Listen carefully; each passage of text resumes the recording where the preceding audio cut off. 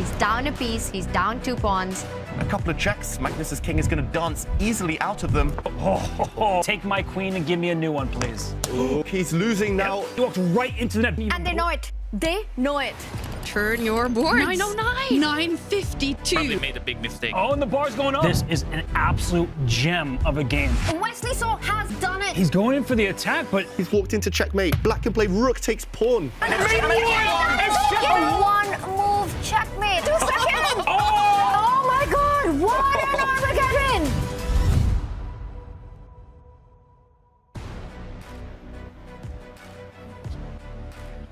High stakes matches today, 4 biggies in the elimination bracket. 2 will be knocked out. The drama is about to begin.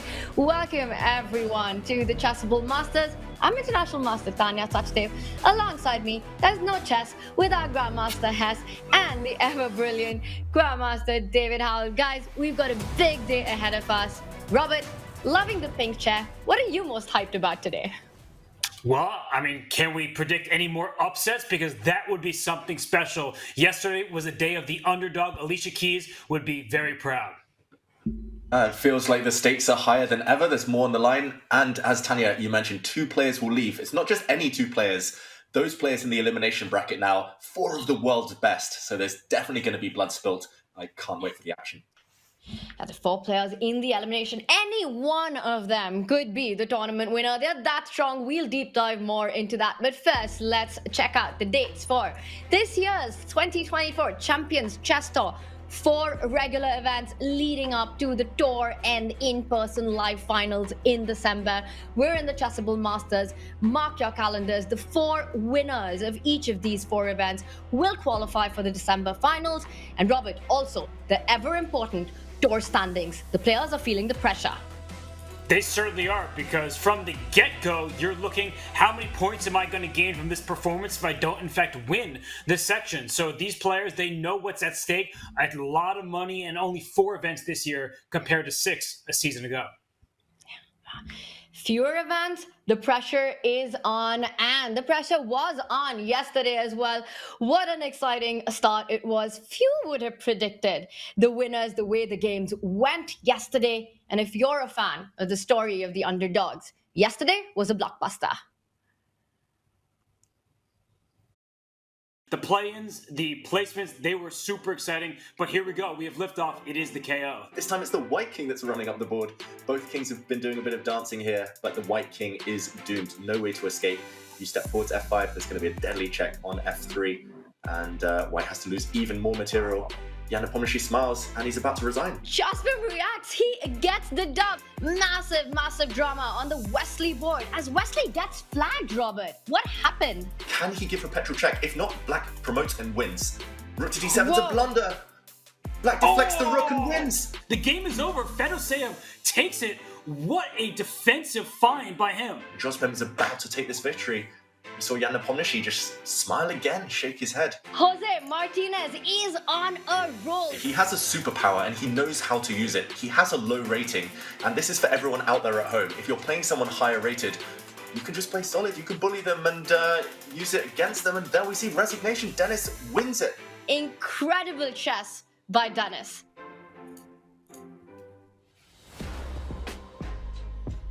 It was a day of celebrations. 3 under 2,700 players have made it through to Division I of the Chessable Masters, and they remain in the winner's bracket. Started with 8 players on Friday. We see 4 go down into the loser's bracket. Meanwhile, Denis Lazovic, Magnus Carlsen, Vladimir Fedoseev continue their run into the winner's bracket. They will be fighting it out. But before that, we've also got the action coming in from the losers bracket, where we've got 4 heavy hitters. Maxime Vachier-Lagrave takes on Jan Nepomniachtchi. Wesley So will take on Alireza Firouzja. Big fights. David, who impressed you the most on day 1 of the knockouts? Well, it wasn't any of those 4 players in the elimination bracket, the losers bracket. Unfortunately, I'm going to go instead, however, for those underdogs. Denis Lazovic and Jose Martinez just showing that being the underdog, having their opponents push harder, trying to take them down, and kind of showing them maybe a little less respect than they deserve. It has worked in their favour, and especially for young Denis Lazovic, nerves of steel, undefeated yesterday in 5 games, including an Armageddon against Maxime Vachier-Lagrave. It was just a fantastic display of solidity. And we have it, Denis against Maxime. 4 draws in the rapid, the Armageddon. The Frenchman never really got a chance and never got his opportunity with the white pieces. Denis Lazovic kept it solid. We've got their post-match stats. Robert, what stands out to you in this one? It's the accuracy from the youngster. He has such a solid style that he avoids really heavy mistakes. But what's interesting to note is down at the bottom there, it was Denis Lazovic who actually had a blunder in one of the games, but it didn't matter because when it came down to it, he only needed a draw in Armageddon. He did not need to win the game. So the blunders, they weren't real, they were not found, and that is why Denis Lazovic, he moved on with that stellar play. And I've noticed he's just so good with these Armageddons. We also saw that in the Toronto finals of the previous season. We saw that in the match play here when he took down Anish Giri. And then yesterday against Maxime, he managed to get the black pieces. He outsmarted him in the bids and then never gave him the chance. Another player who never gave his opponent a chance was Jose Martinez, playing against the 2-time World Championship challenger, Jan Nepomniachtchi. Jan, a big favorite on paper. But David, to my eyes, it just felt that Jan was completely out of form yesterday. Right, we saw Jan Nepomniachtchi not show his best, a blunder in one of the early games, and there was simply no way back. Jose was too solid, too strong after that, and took his chances when they came. Martinez, he's a man in form. He was so impressive during the play-ins as well. And this time format, 10 minutes on the clock, 2-second increment, really seems to suit him. So Jan Nepomniachtchi, he will hopefully step through the gears today. He needs to in that losers bracket, but Jose Martinez, one to watch. He's definitely the man of the moment so far. Jan Nepomniachtchi, one of the 4 players on their last lives today in the elimination bracket. For Jose Martinez, it has been the Cinderella story so far. On his 25th birthday, he convincingly wins the Swiss play-ins, then goes on to book his spot in Division I. Robert, what impressed you the most about Jose yesterday?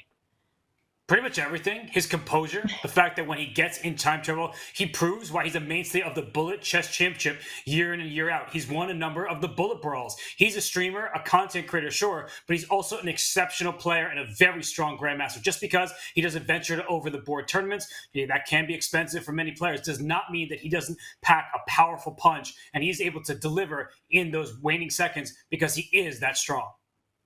He is that strong. And one other player who is super strong, and he needs no introduction at all. Of course, he continues his run in the winner's bracket. It is Magnus Carlsen who won his match against Wesley So, and today he will take on Vladimir Fedoseev. It's the big fish versus the biggest fish.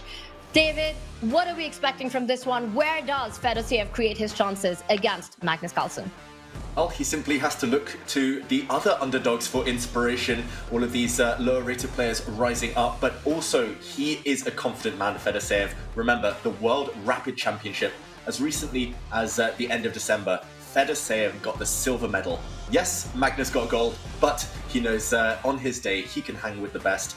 And actually, for Magnus Carlsen, this is not going to be a walkover. Fedoseev has had a few games where he has been successful against Magnus in the past. So both players, if they bring their best, it's going to be a close fight. And one of those famous examples is when Magnus Carlsen, a few years back, he was trolling, coming onto Chess.com, trying to take over the #1 rating in Blitz. And you know who stopped him? The big fish. Vladimir Fedoseev said, "Not so fast, my friend." And he took him down. He was every bit his equal in that Blitz match. This is rapid. It's a different type of show. But the best part of Fedoseev is he bends, but he does not break. He is super resourceful, as he showed yesterday against Firouzja.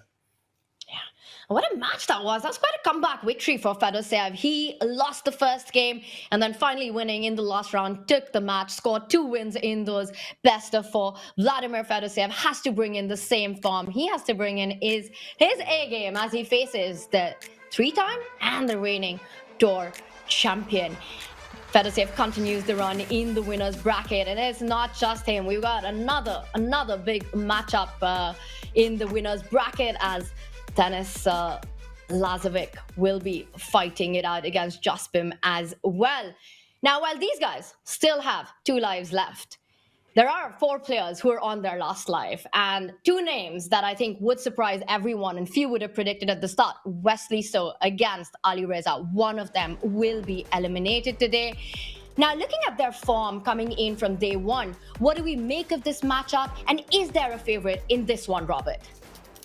Oh, this is a toss-up, but players with very different styles. What we tend to appreciate with Wesley So, super solid. Alireza Firouzja, he makes chaos happen. He's kind of like the Joker, and he is willing to shake things up. So this is a huge clash of styles, a clash of generations. I do not know who to pick because a year ago, they both had 4 Division I appearances. It proves that they are both mighty and hard to take down. A clash of styles, a clash of generations. David, this is going to be a fun one. What do you think will be the key factor, the key decisive factor in this matchup? Just about who can get their style of play going on the board. As Robert mentioned, Firouzja, he's the agent of chaos. All hell breaks loose when he plays these days. It's been up and down, win, loss. That was the story of his tournament yesterday as well. But for Wesley So, if he can quiet down the game, if he can change the pace, maybe go into slower, grindy endgame type of positions, then Wesley will stand great chances. But judging on yesterday's form, Firouzja wants that fire on the board. So the games are going to be fascinating no matter what. It's going to be a lot about who gets their kind of position. Whenever there's a clash of styles, so much depends on how the opening progresses into the middle game, which player is more comfortable with the kind of structures that appear on the board. It's going to be a fun battle with high stakes, but that's not the only one. Our other big match in the elimination bracket as Maxime Vachier-Lagrave takes on Jan Nepomniachtchi. Both players lost on day one. They are on their last life, and one of them will, I want to say go home, but they are playing from home, but they will get eliminated from the Chessable Masters. Now, to me, these 2 players, of course, 2 of the best players in the world, but they were just both off form. Maxime never got his kind of positions against Denis Lazovic. Denis always kept it under control. What does he need to do today against Jan Nepomniachtchi? Both very dynamic players. Both very dynamic players. Maxime maybe just needs to use all of his opening weaponry, his arsenal of these fantastically kind of pinpointed opening prep. But Jan, he's a bit of a moving target these days, especially online. It just depends what mood he's in quite often. So as you say, Tanya, it's about who of this 1990 generation, a kind of clash of the 33-year-olds, who comes into it hotter. I actually feel the first player to win a game here will just cruise through. I think both players at this point, they're just a bit restless. They're just ready. And I don't think either is in the right mindset to kind of bounce back if yet another kind of setback happens. So it's going to be fascinating to watch. I think Vachier-Lagrave was a bit more solid yesterday, but who knows? Jan is capable. And Jan is ready to go as we see him on the camera. He better be ready to go with the players on their last life. And David, you're absolutely right. There is no margin for error in the losers bracket. It's a best of 2. You lose one game, it's so difficult to come back with just one more game left. So they've got to keep things under control. And Jan looks very amused right now. Well, it's because he knows how the horsey moves, apparently. And you see Jan Nepomniachtchi, all smiles at the moment, but when it's game time, he is serious. Yesterday was not his day. He was instead focused on Twitter rather than on the chess. Today, he has to go right back to the board against Maxime Vachier-Lagrave, someone he knows very well. In fact, when Jan Nepomniachtchi won his first candidates, he overtook Maxime. Those 2 were neck and neck in the first half of that delayed candidates tournament. So these 2 have history for Jan Nepomniachtchi. He does not want history from yesterday to repeat himself. He wants to continue here in Division I. It's a big matchup coming up. Jan Nepomniachtchi taking on Maxime Vachier-Lagrave. Well, earlier on Twitter, it looked like the 2 were friendly. Right now, David, all friendship has to be kept off the board. It is all focus. The gloves have to come off. The players, high pressure right now. What do you think is going to be the opening approach in this one for Jan? It's better to leave that Twitter sideshow to one side for now. I feel that Jan, it depends, right? He's got the candidates on the horizon. He doesn't really want to show off his best openings. But if he does employ his best openings, the Spanish with white, the Petrov with black, all of his kind of his kind of A game openings, then I actually feel he has a chance. But yeah, the players, when they freestyle, anything can happen. It's so hard to predict. That smile on the face as well, it was there throughout yesterday. It seemed to distract him. He wasn't fully focused, Jan, and both players actually smiling. And yeah, really rare to see this mindset. It's just about who settles in quicker. This 10-minute time format traditionally might favor Maxime Vachier-Lagrave. He's super quick, super instinctive. Yesterday, Jan was kind of yet to find his rhythm, but I'm not making a prediction, Tanya. I'm not brave enough. How about you? Yeah, it's going to be tough to predict this one, David, Robert. And David, you mentioned this time format, 10 minutes with a 2-second increment. Very different from last year where the players started with 15 minutes and 3-second increment.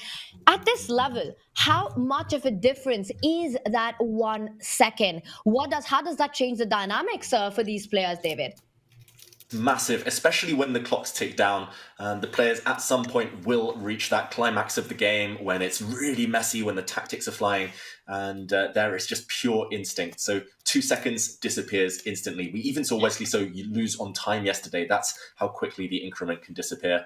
And both of these players, known for their speed, they don't really want to get down to those time scrambles. And usually it's just about who's in the better shape, who's in better form. Here we go, though. It is the Petrov defense, one that I name-dropped earlier, showing how much Jan Nepomniachtchi wants to win this game. He's taking it seriously this tournament, the Chessable Masters. He wants to win it. We see a trade of pawns in the center. This is still the main line of the Petrov defense. Until now, not the most common move. White bringing out a bishop, blocking the d-pawn.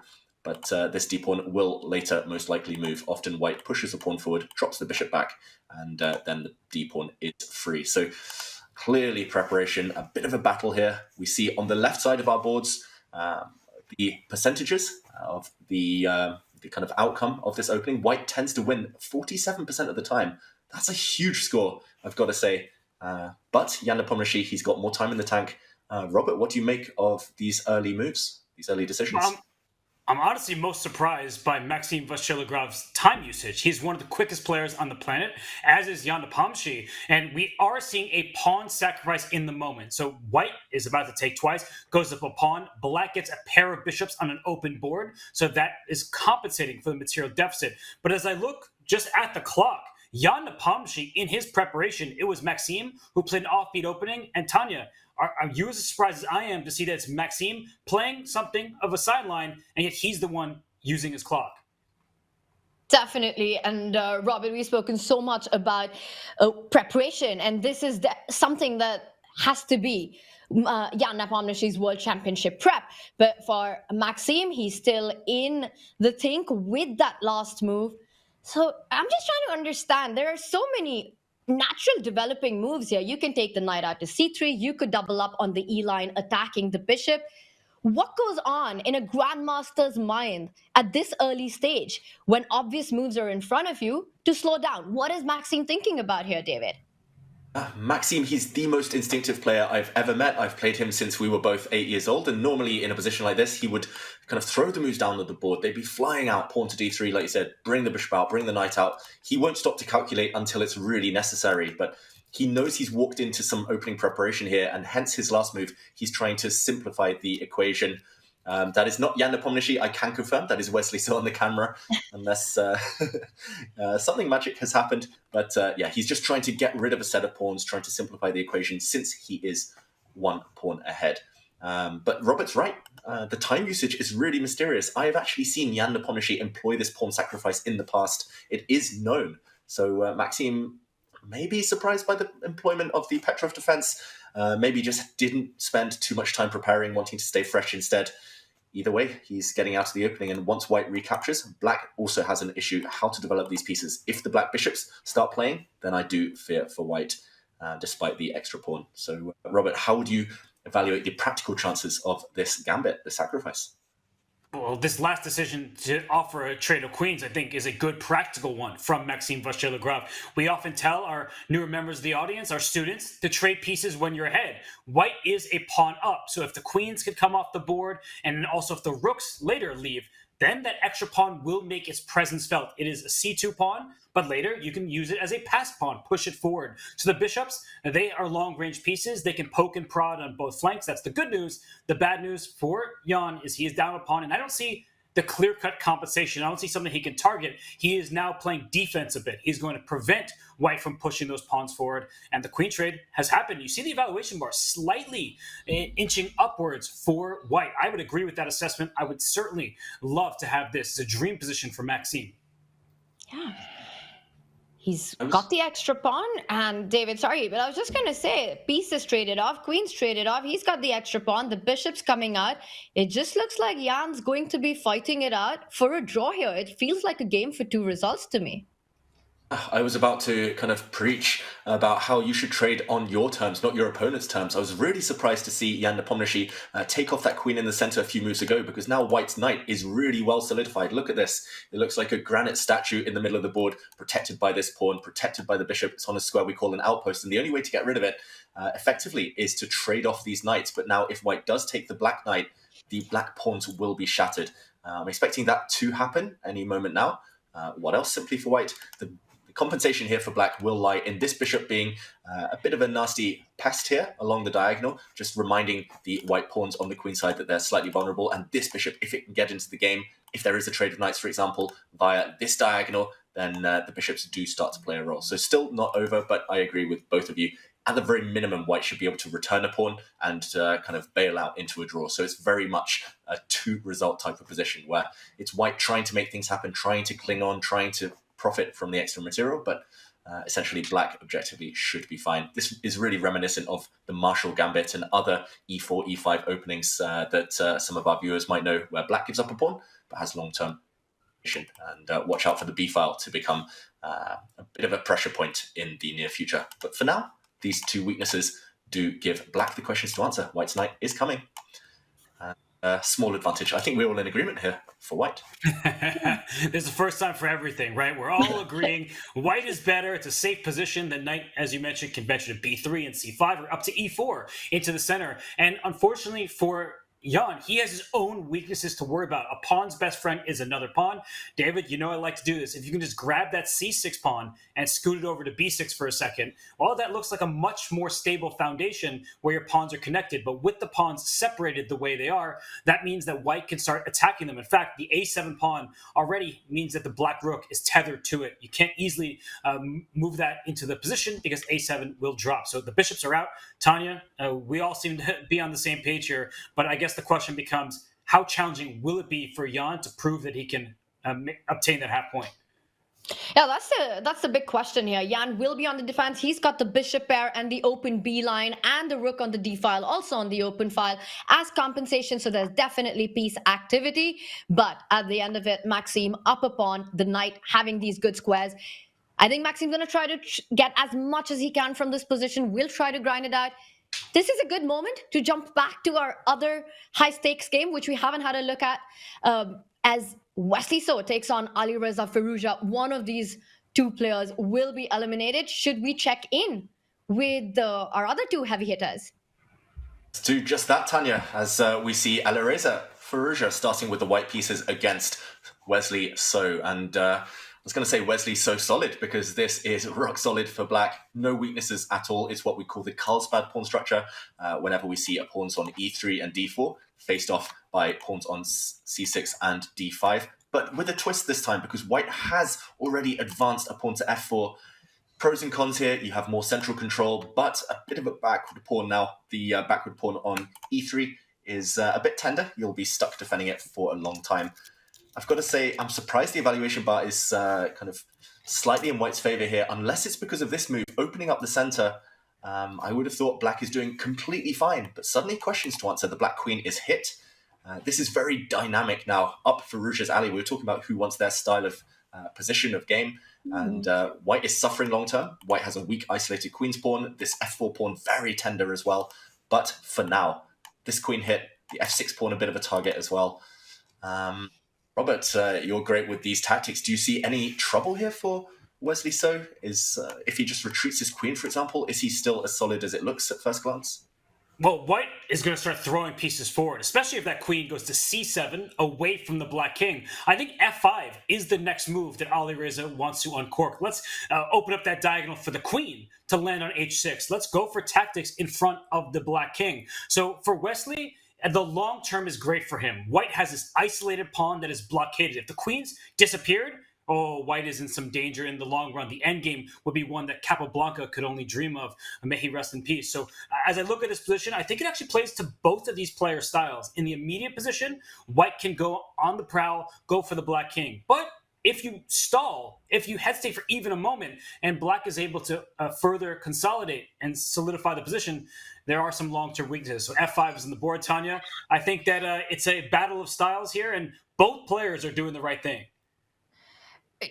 I completely agree with everything that you've just said, but I do like White's position, especially after that move F5. And to complete your thought, if we just back up before knight to D5 was played, David, as Black, you really want to keep things close and you want to keep your king side solid. But I think the tactics that you were pointing out earlier, if Black does make the move like G5, they're already on the board. Because after G5, White can go knight takes F6, pick up that pawn on F6, and suddenly queen takes G5. Once you recapture, the F6 knight falls and the whole king side falls apart. So there's really no way for Wesley to keep the king side blocked, which means that the white bishop on D3 and the pawn on F5 can open up after a trade on the live board, and I see the G6 pawn indeed has been traded off.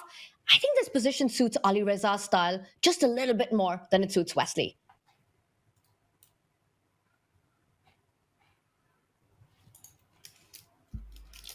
I think David might be muted right now. As we could see him chatting, but nothing said. David, you back with us? Excited about the position. I was just saying that this position, I like it for White as well. I'm on Tanya's side. It looks very attractive for Firouzja, but he has to keep pedaling. It's like riding a bicycle. If you stop, you might fall off.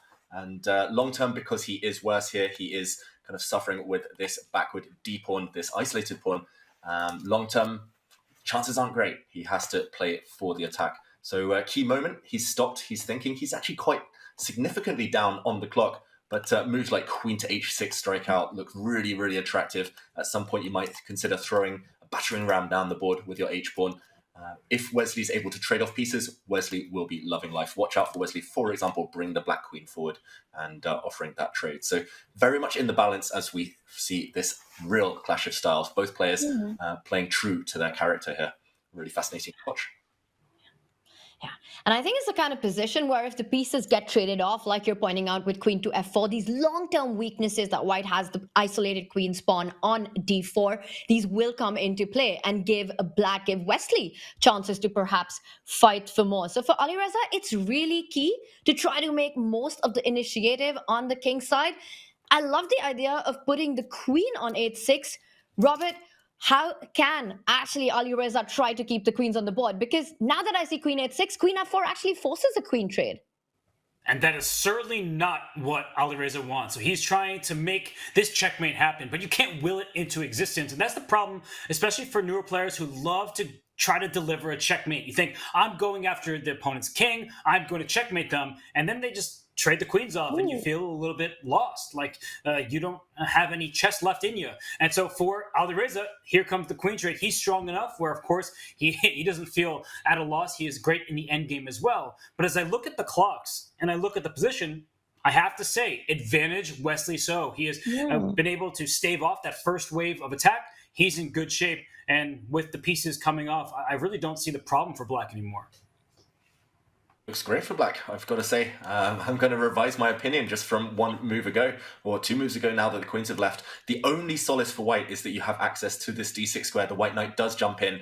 So the trade of the queens, long term, again, great for Black. But short term, White is hitting this pawn. White is trying to cause some nuisance, now infiltrating potentially on the 7th rank. Will the rook jump in? Again, you have to play actively, you have to play dynamically to keep the momentum before you fall off that bike. And in the meantime, threats. Black threatening to take this knight, maybe threatening to take this pawn as a deflection. But yeah, Firouzja playing energetically as predicted, hitting this knight. Evaluation bar stubbornly in the middle. Who's, just before we switch back to the other game, whose position do we feel is easier to play now that the queens are off? I would say White's activity now is speaking to me, but Black's position is better. But on the other board, we see a rook trade on offer between Maxime Vachier-Lagrave and Jan Nepomniachtchi on the left. And this is a critical moment in that game, because if Jan trades rooks, he better have calculated 15 moves ahead as his pawn structure is weaker. So this is one of these endgames on the left-hand side of our screen here that we do not take for granted. It is pure calculation if you're Jan Nepomniachtchi. That's why he's invested already over 30 seconds. I could see him thinking for another minute. But even if you don't trade rooks in this position, you've still got to be careful, right? Because white's king can try and march over to d4. It just feels like black's pawn structure is so terrible on that left side of our screen right now. So if anyone's trying to push this, it's got to be Maxime. But David, realistically, what are the chances with the rook on the board, given black's weaknesses? Is there real metal to try in this position? Unfortunately, I think that chances are minimal. He's playing a great defender in Jan Nepomniachtchi, someone who'll defend actively. I really like Black's last move on that left board on our screens. Black's pushing the H-pawn forward, just edging towards making yet another trade. The Black king might march forward to, I think it's just too little material. It's too reduced. Your artillery here, just no real winning chances. If you were playing someone lower rated, maybe Maxime Vachier-Lagrave would get excited, but unlikely against Jan. Also, look at the clock times in that left on that left board. 2 minutes against 4. I simply don't think Vachier-Lagrave is going to be anything at all. A draw, by far the most likely result in that one, even if white is having slightly the better of it symbolically. So, yeah, we're predicting a draw on the left side of the board. In the meantime, Wesley So has frozen on the other one. The white rook has landed on e7, and suddenly the clock times have balanced out there. Robert, you mentioned that board clock slightly favoured Wesley. Are you still of the same opinion after this long think? And then he makes a move. Oh, but this is actually a huge moment on the right-hand side of our screens because Wesley So, his rook is the only piece protecting his knight. So the white knight can put pressure on the rook. I know this may be a bit difficult for people to visualize, but on the right-hand board, the knight can attack the rook to try to kick it, but the black king will step closer to the white rook. That is what's holding on for Wesley. So he invested the time wisely, and he's worked it out. You see the evaluation bar still in the middle, but actually on the left-hand side of our screens, the evaluation bar is going up and up in Maxime Vachier-Lagrave's favor. This isn't just a drawn endgame. Maxime is pushing. Oh, commentators curse. Tanya, I might have jinxed him there, Maxime Vachier-Lagrave. You were asking about winning chances. Maybe he's created some. It looks like he's just pushed his f-pawn. That d5 weakness is forever there.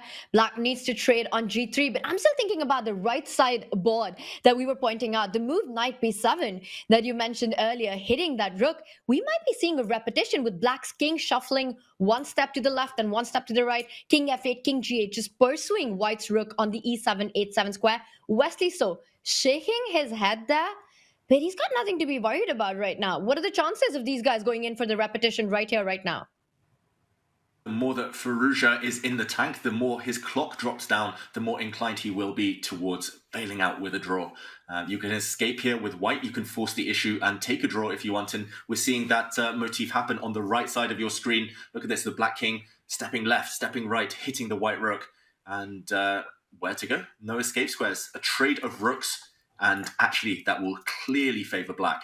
So I think this is the time for Firouzja to bail out. Meantime, in the other board, the evaluation bar's gone through the roof. Suddenly, is white winning? Maxime Vachier-Lagrave. Is he going to win this rook endgame? Firouzja against So is indeed a draw by repetition. It's time to focus. Maxime Vachier-Lagrave. This endgame, he's working some magic. Suddenly, Nepomniachtchi leans back and realises there's big trouble. White's c-pawn is simply going to march up the board. How to stop this simple plan of promoting the pawn? What he missed, because as you said, the carpet has been rolled out for that c-pawn, and black is down a pawn even though material is equal. Let that sink in. The material is even. Both sides have 2 pawns, but black kind of has 1. And this is why double pawns are so bad. This is why your coaches tell you you want to avoid it if you can, because 1 white pawn stops 2 of black's. David, I'm going to have you do that thing again. Pick up the f7 pawn for a second. Just hover it. Or that one, yes, to e6. You can create a passed pawn. And you can't do it when there are 2 pawns in a row like this, and white on the other hand plays c4, c5, c6, and so on, and it gets the other side. Really nicely explained there, Robert, that essentially white has an extra pawn, it's pushing forward, and the rook on d5 is so nicely placed because it makes sure that the black king can never actually pass through and defend that c-pawn from a queening. It's attacking the f5 pawn, it's blocking off the d-file, and it looks like Jan Nepomniachtchi is in big trouble. Easy moves for white. moves, and he's calculated so well here. The mathematician, Maxime Vachier-Lagrave, with that education, he is so good in these positions where it's just a race. White is marching forward. Not just that, but once the white pawn steps forward, the white rook will actually step behind to block any attempts by the black rook to give itself up. And I'm not sure if there's even any time to go and grab this white pawn. He has to try it, because what else? You have to take that pawn and hope to get the black rook back. But 2 squares away now, and it will be soon touchdown. Once the pawn lands on c7, it will be unstoppable. Nepomniachtchi is shaking his head. He knows it's inevitable now. He's let it slip. What was, I think commentators curse again, I was claiming a dead drawn endgame. It's gone. 5 moves later, he's busted. That's how difficult these endgames are. I need to go back and study my rook endgames, that's for sure. Nepomniachtchi, maybe just rushing a bit. He still had a few minutes left on his clock when he made that mistake. But fair play to Vachier-Lagrave. Impressive. Smooth sailing. We said it was a 2-result game. He squeezed water from a stone here.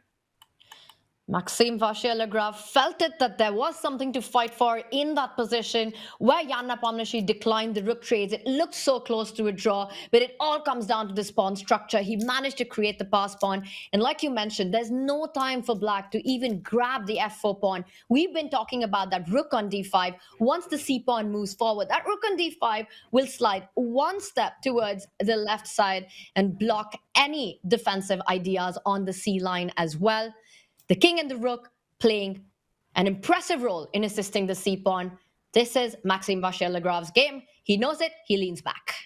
And the graph below the board tells the full story here. It was even, and I think that Jan Nepomniachtchi, he was lulled into a sense of complacency. I'll make a draw every single time I get this position. Not today, not now. And the problems were with his pawn structure. He had these split pawns, and his d5 pawn in particular was a weakness, and now it's off the board. Only white has a passer. Black's king, it's slowly marching towards the side of the board. White can even give up the rook to get a new queen, but I'm not sure if that's necessary. Like, why don't you just bring your rook to the final rank and then push your pawn after it? Just don't give black even a semblance of hope here. Queen versus rook is a win, theoretically speaking, but when you don't have much time on your clock, it can be difficult to prove. So I like keeping the rook on the board and then pushing the pawn.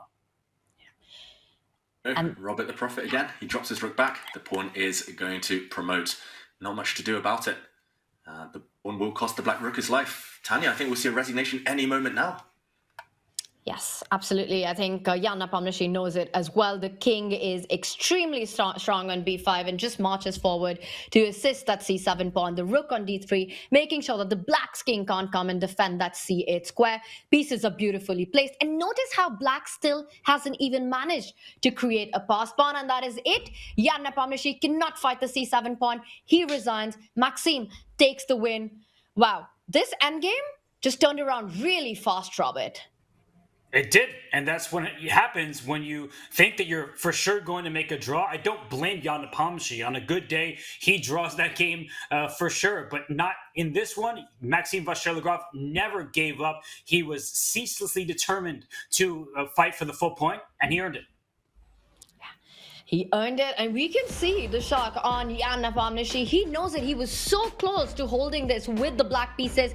This is our scoreline going into the final game of the elimination bracket. Jan Nepomniachtchi has to win on demand, or it will be the end of the road for him in the Chessable Masters. Meanwhile, Wesley saw Alireza Firouzja after quite an exciting battle there in the opening. The middle game ended peacefully with a draw. David, this endgame, I'm still thinking about it. What was the turnaround moment there that you felt for white?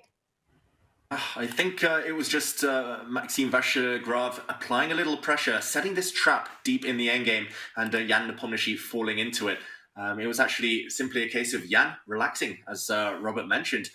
If he'd just protected his all-important central pawn, if he'd activated the black king a bit earlier, then it would have been a very different story. It should have been a relatively simple draw. But never relax in rook endgames. Always think about what the opponent wants. Think about the opponent trying to trick you. Jan, his guard simply wasn't up. And in rapid chess, that is brutal. Opponents are ruthless, and we saw it there. One move, and he was done. That was. And now for Jan Nepomniachtchi, he has to get over it. There is no time to recover. Only one rapid game remains. He must win on demand. Meanwhile, of course, for Wesley, so Alireza Firouzja, it remains level and they've got to fight it out in the next one. What are the chances of this matchup going into the Armageddon, Robert? I think very high because Wesley doesn't take tremendous risk if he doesn't have to, right? If he's down a point and needs to win, he'll go all in. But he drew game one. He has a ton of experience in Armageddon from the Champions Chess Tour a year ago. And as we see a King's Pawn opening from both sides, the big question, will we get an Italian game? Oh, the answer is yes, instead of a Berlin. And he's trying to outmaneuver Alireza later on. So I do think that this is Wesley's style. Oh, but he is playing this trendy line.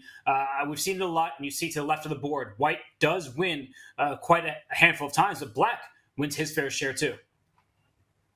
My big question here is whether Alireza Firouzja has done his homework. Wesley actually employed this opening yesterday against Magnus Carlsen when he was behind in the match and needed a win with White. And Firouzja here acting very quickly and differently to Magnus in that game yesterday. So often you need to keep an eye on what your opponent's been doing in recent times. You need to prepare. You need to have an idea up your sleeve. Firouzja here dropping the Black bishop back. I'm just waiting. It's something you referred to yesterday, Robert, just for the chaos button. Pawn to g5, for that to be unleashed. Yes, it kicks back the White bishop, but it also weakens the Black king. So really double-edged type of position. And I'm really glad, I've got to say, first of all, we're seeing the Italian, not the Berlin. I was dreading it. I thought, oh, straight to Armageddon. But no, this one bubbling nicely. There we go, g5 on the board. This is definitely a bubbling up, and we'll explode after that last move, g5. It's a lot about the blink first game in these openings. Both sides wait for a castle from their opponent before deciding to go g5. But in this position, Alireza does it with Wesley's king still in the center. And what are the chances, especially after that last move, that we're going to see Alireza's king castle on the other side of the board? Is he looking for safety on the queen side? In an ideal world, yes, but that's the nature of this opening where it's hard to make that work because there are these pawns for White already pushed on the queen side. The a4 pawn is extended quite far, and the c3 pawn helps White push b4 next and eventually to b5. So I think the Black king is safest in the center for now until White makes his intentions clear, and only then will you decide where your castle. It could still be the king side. Many players do that, especially if the White king heads there first. Just to say, he says it, he plays, as you say it, he plays it there, Robert, and now it feels far safer for Black to commit to this side of the board. Now you know your opponent's intentions, no commitment issues there, for Wesley at least. He gets the White king to safety, but Firouzja, he's actually going on a bit of a knight dance here. The Black knight wants to retreat, come round and sit on a really nice perch, not just defending the king side in case he wanted to castle there, but also getting ready to push these Black pawns down the board. Now that he knows his opponent's intentions, watch out for this diagonal as well. Black's bishop, a raking piece from afar. And this is going to be mutual attacks. White advancing on the queen side, Black most likely advancing on the other flank. And there we see a blue arrow. That wasn't me. That was the computer saying Black's best move by far is knight to f8. So I'm expecting that move to be played. There we go. The players clearly within their homework. A bit of home cooking here, and I can't wait to see this pawn march down the board. For better or worse, Black is all in for the attack now. And the speed with which the players are playing, it clearly implies that they're still in preparation right now. That last move, bishop to d5, avoiding any trade. You're pointing out the h-pawn moving forward. White will have to tackle the threat of that bishop on g3 getting trapped, which means that he'd have to push his own h-pawn forward. And very often it's to h4 to make sure that Black has to take a decision with that g-pawn. Either you close it with g4 or you try to open up the g-file. I think we might see a structure with h5, h4, and Black pushing g4. You're very, very likely to be correct here, Tanya. I've spent way too many hours of my life analysing this type of position, and that usually does happen. Here we go. First step of the plan. Big threat on the board. Trying to trap this bishop. It's got no squares. Pushing a pawn to h3 is simply too timid. You give Black a free hand to choose which pawn to push. Black will blow open the position on his terms. So why not fix the structure, or at least ask the question on your own terms? And this is what Wesley needs to go for. I'm trying to recall. My memory's getting worse as I get older, but I'm pretty sure I've studied this exact position before, and h4 is the best move. But we'll see what Wesley has in store. As Robert mentioned, the Italian game, there's so many ways to play it. You can put your own personal stamp on these lines, but Style-wise, to my eyes at least, this is going to favour Alireza. If both players are on their own, he prefers this type of position over Wesley. That is 100% true, and your memory does serve you well if my memory serves me well, because I do believe that h4, as you and Tanya both just mentioned, is the response that White needs to play here. And after g4, well, then the difficult decisions continue to arise, because do you hop forward to go for the attack, but your knight could get trapped in enemy territory? If we just show this variation, the pawn often could push up to f6. And your knight has nowhere to go. It can continue jumping into the position, but that's the last stop on the knight tour, because the rook slides up to h7. You're getting ready to take, or try to play a move like bishop e6 first to win that knight without giving material back. So just to point out, the knight often retreats rather than hops forward. And if that's the case, White will step his own king into the corner, play pawn to f3, and blow the whole position open. So I don't know whose king is safer. I don't know what to make of it. I've seen positions like this before, and they're always just crazy and chances for both sides. Well, this We like to see. Yes. It's exactly what we like to see, and I think we're going to see this one blow up. Meanwhile, the other game that needs to blow up for Jan Nepomniachtchi is his one against Maxime, and I think it's a good moment to check in with them, because look at what we've got on the board. It's definitely started from a Sicilian, and now the fight for the d5 square, that last move, knight to g8, it surprises me, and it looks like, at least from the eval bar, that Jan Nepomniachtchi is on his way to make a comeback. Oh, Robert, this last move, knight g8, given a cross, a miss by our harsh game review. But yeah, it's just an ugly position. I think no good choices there for black. Look at this pin, it's ugly. The white knight, beautiful. Even if you just cement that knight with a move like pawn to c4, how is black ever going to break this bind? Looks beautiful for white. Well, when we have a miss, I do think it's important to show everybody what was the improvement over this. And it wasn't actually pretty for black. So this decision was made out of several bad-looking options. If you take this knight on d5 with, say, your f knight, after the pawn takes back, there is a little fork the bishop has to take because the knight on e7 is pinned. And now this is where loose pieces drop off. So I do think there's a tactic that starts with bishop takes pawn on g6. Because the bishop on d5 is loose. You take my bishop back, great for you. I will take your knight first step, and then take your bishop on d5. And I know we just went down a deep variation, but this is what's going on in these players' heads. And what Maxime is suggesting is that this position is beyond hope for black. The engine doesn't hate it, but practically speaking, white controls all of the key squares in the middle of the board, namely the light squares. So you have a knight that can occupy light square in addition to the queen. The bishop, it can't do anything about it. It's on the dark square. It's inherently stuck to its color complex. This is an overwhelming advantage for white. I think practically speaking, white wins a position like this a healthy majority of the time. And that's why Maxime said, look, I'll play a passive move just to avoid making Jan's life as clear as possible. I think it's a good try in a bad position. I think, Tanya, that no one would want to play this position from Maxime's shoes. Really well explained there. I think from a practical perspective, what Maxime has done, he's kept maximum number of pieces in the board. It also gives white the opportunity to go wrong. But the other position that we saw with all the trades and the good knight versus bad bishop, all the weaknesses for Maxime would have been on the defensive side. I'm just thinking about the fact that this looks like it came from some sort of a knight-off that became a hybrid with a dragon. Now, the knight-off is Maxime's bread and butter. How did he manage to get into so much trouble early on in something that he's a big expert in? Well, the problem for Maxim, and I liked your maximum pun there, Tanya. The problem for Maxim is he's employed the Najdorf, but that was also the stomping ground of Jan Nepomniachtchi for most of his career. We're seeing the two biggest world experts in the current age, at least, of the Najdorf, the Sicilian Najdorf. And unfortunately, if your opponent knows just as much as you do, they also know what openings you fear, what variations are the most testing, the most tricky. And look at this, blowing open the kingside now. This is a pawn sacrifice by Jan Nepomniachtchi, but he's zeroing in on this black king. He knows that this is a big target. Open lines are the currency of this position. Who cares about pawns? The fewer pawns you have, the more open lines you have. And this black king now in huge trouble. Not much to do. If you slide your bishop back, it will simply get traded off this defender. And if the black bishop disappears, then black is doomed on the g-file. So many targets lined up. And look at the body language. Robert, Maxime just hating his life, questioning his life decisions with Sicilian Najdorf here. I don't know about his life, but I hate his position. And while he is in the think tank trying to figure out a way out of this, I think we should go back to our two-board view, because it's not just this game that has fireworks. The other one, we knew it was coming, it was brewing, but now it's reached that point where we look at the right-hand side of our screen. It's Alireza Firouzja, whose time in this tournament is on the line. The advantage, according to the evaluation board, is in White's favor, and I think it's easy to explain. So why don't we dive in quickly to Wesley So with the white pieces against Alireza, because Wesley, he's on the door of eliminating this candidate in Firouzja, because the knight on the rim is dim. And I'm not talking about the knight on h4, which snagged the pawn. I'm talking about that knight on a5 that's trapped over there, and White's last move, it hits a bishop, yes, but it also shuts down any possibility of defending the knight. If the bishop saves itself, queen up to b4, and I think, Tanya, it's pretty clear that that knight on the rim, it's not dim any longer, it's gone.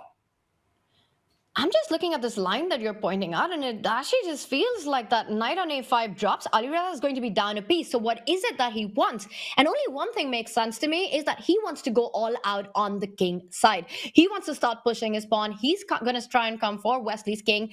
Clearly, the eval bar, or the evil bar in this case, for Alireza seems to say the plan isn't working. But let's say if White was to force this line, bishop goes back, you can capture the knight on h4 or go directly. Either ways, either the knight will fall back or the queen will fall back, and knight g6 here. You take on a5, black starts going h4. It at least starts to get a bit messy on the king side with White's queen on the other end of the board. And maybe, David, you will help me follow up with the attack like you're showing. The queen moves forward, the g-pawn pushing forward. This is far from over. You're up material, but you might be down a king if you're not careful on the king side. Certainly slightly deceptive, the evaluation bar. We now know that White should be winning with best play. If you find all the best defensive moves, for example, here maybe pawn to f4 due to a nice little skewer on the 5th rank. Maybe you defend here, but this is rapid chess, nerves involved, high stakes, and so hard to evaluate for the players. I think both players will probably guess that the evaluation bar's on White's side, but Firouzja is one of the best in the world at just hustling, swindling his opponents, and he goes for it immediately, not even caring about this black bishop. He might even be down 2 pieces. This black bishop might be snacked on. Next, the black knight might disappear if the white queen steps forward to b4, but he's all in. It's all about the white king. And here we go. It is a race. Material versus the attack. Who is going to... Wesley playing super fast, though, with a couple of minutes extra on the clock. Robert, it just feels like too much now, especially with the dark square bishop gone as well. He's following our plans, this line, but do you foresee this attack being successful?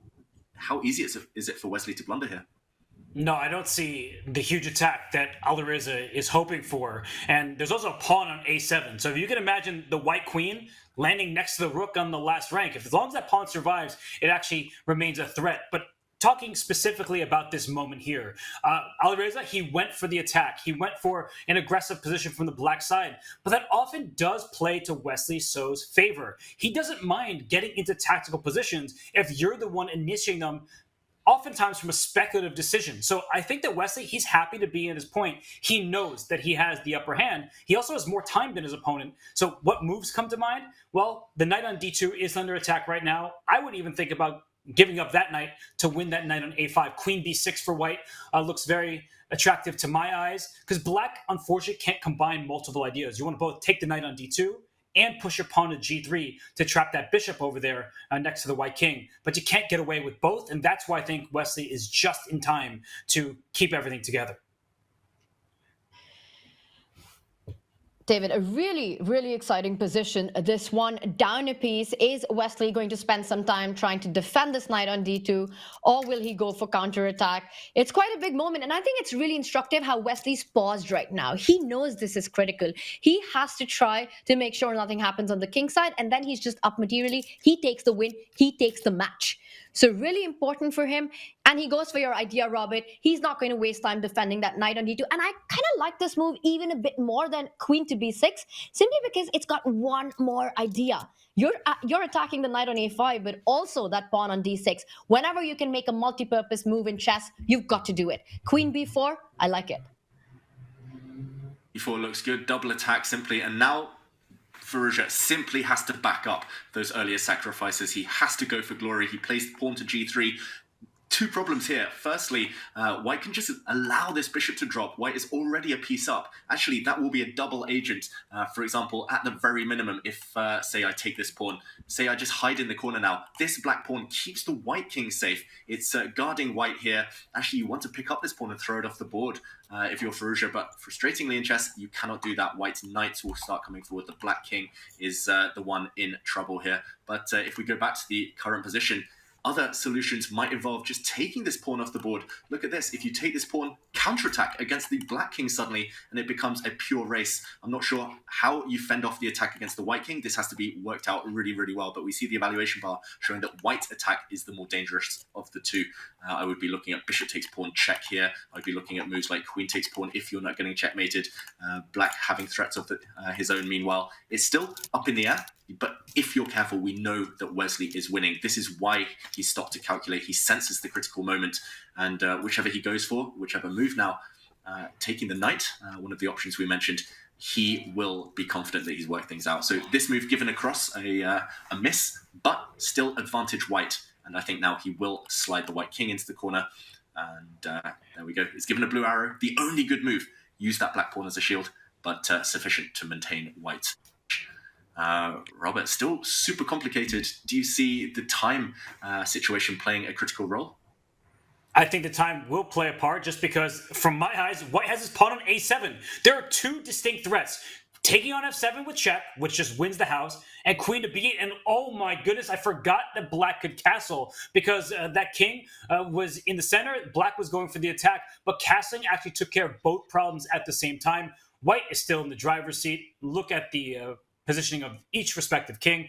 Knight f3, I don't know if that was your arrow. It's probably saying it's the only move that keeps the advantage for White at this stage, but it's also a very natural move. So I would prefer Wesley's chances at this stage. Tanya, do you see anything that would counter that?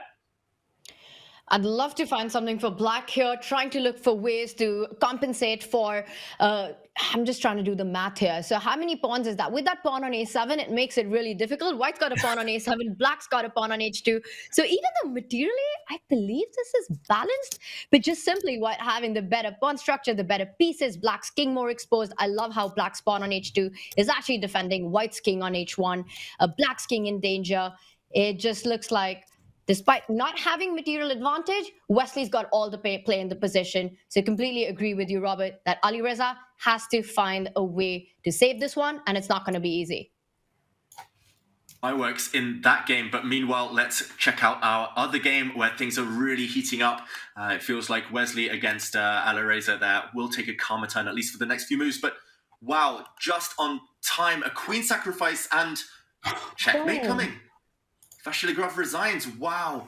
We will break that down for you a bit later, but Nepomniachtchi finishes off in style and strikes back. 1-1 Armageddon guaranteed now. The Black King about to be mated in the next two moves. Wow. We said it was one-way traffic. Black was suffering on the king side. Rare to see such flamboyant checkmating patterns, though, at this high level. So congratulations to Jan Nepomniachtchi. Yeah. How do you think he's feeling now? I mean, this last position with queen takes pawn that we see on the left side of our screen, this looks like a massacre that just happened. But from start to finish, Jan was in driver's seat. We got an Armageddon. And the kind of games that we've had, the two decisive games between these two, we can expect a lot of fireworks in that one. But let's shift our focus onto Wesley versus Alireza, because big things are happening in that one. Black has grabbed the c3 pawn. White has just made the move that gets rewarded, should I say, with a question mark. And Alireza is going all out on the h-file. You've got to try to keep things under control, Robert, but how do you do that? He walked right into this. Now the queen on c3 is in line with the white knight on f3, so the g2 pawn is frozen. Earlier, the white pawn was one square back, so there wouldn't have been an attack on this knight. And if that g2 pawn is gone, the white king will also probably leave the board with it. That attack looks too powerful. So that was I don't know if that got the two question marks that normally blunders get, but that was a blunder from Wesley So. And his time in this tournament might be done. Look at him. Look at his clock. Look at his position. This looks terrible. It's turned around in the space of one move. As you say, Robert, just the fact that the Black Queen now has access to the third rank and can sneak over to get this White King. The eval bar is dropped through the floor. White's going for a counterattack. I'm not sure what Wesley's trying to do here. He's trying to force the issue, maybe trying to take this pawn off the board at some point, but surely just drag the White King out from its hiding place. There we go. The White King forced forward, and where's the killer blow? There are knight checks in the air. Black's rook can soon slide over. And it feels like at the right moment, the Black Bishop's going to join in, the Black Queen's going to join in. The White Knight is the only piece covering the key squares. But if you find the right ingredients in the right order, this is simply going to be checkmate. Alireza, he is so strong at attacking. Surely he's going to find something. But only 1 minute left. And Wesley now needs to just cross his fingers, hope, pray. This White King is surely living its last life now. Do we see it? Do we see the checkmate? Tanya, wow, rook h8. Do you approve of this one? I like it. It just gets the rook into the attack. You're threatening to blow open with the h-pawn moving forward. Knight f4 check now will be a big, big threat. Perhaps the idea is to go h1 queen. White takes it with the rook, and then knight f4 check would have been the killer blow. So Wesley needs to stop the h-pawn. He uses it as a shield, comes back. Now the bishop joins the attack. And Alireza, all his pieces are playing. But this is getting crazy. Where is the checkmate coming in? Do you just... There we go. Oh, Bishop g2. And h1 was queen. He gives up his bishop, then his passed pawn, because the White King is hunted. Resignation. What a finish. That was sick from Alireza. Wow. Wesley So is eliminated. This is it. Alireza stays in the tournament. He wins a game that he was in so much trouble. But in the end, what happened there? That attack, Robert, I'm still reeling in from it. Wesley was in driver's seat. How did this even happen? Well, the tenacious defensive resources of Alireza Firouzja. You see his score in gold. He feels like he just earned himself some gold. A heftier payday by moving on in the losers bracket as he eliminates Wesley So, the finalist in the Champions Chess Tour Finals. What a match that was. And not to be overlooked was the match on the left-hand side of our screen. 1-1, but they were trading blows like two heavyweights going at it. I feel like we were just treated to some spectacular chess.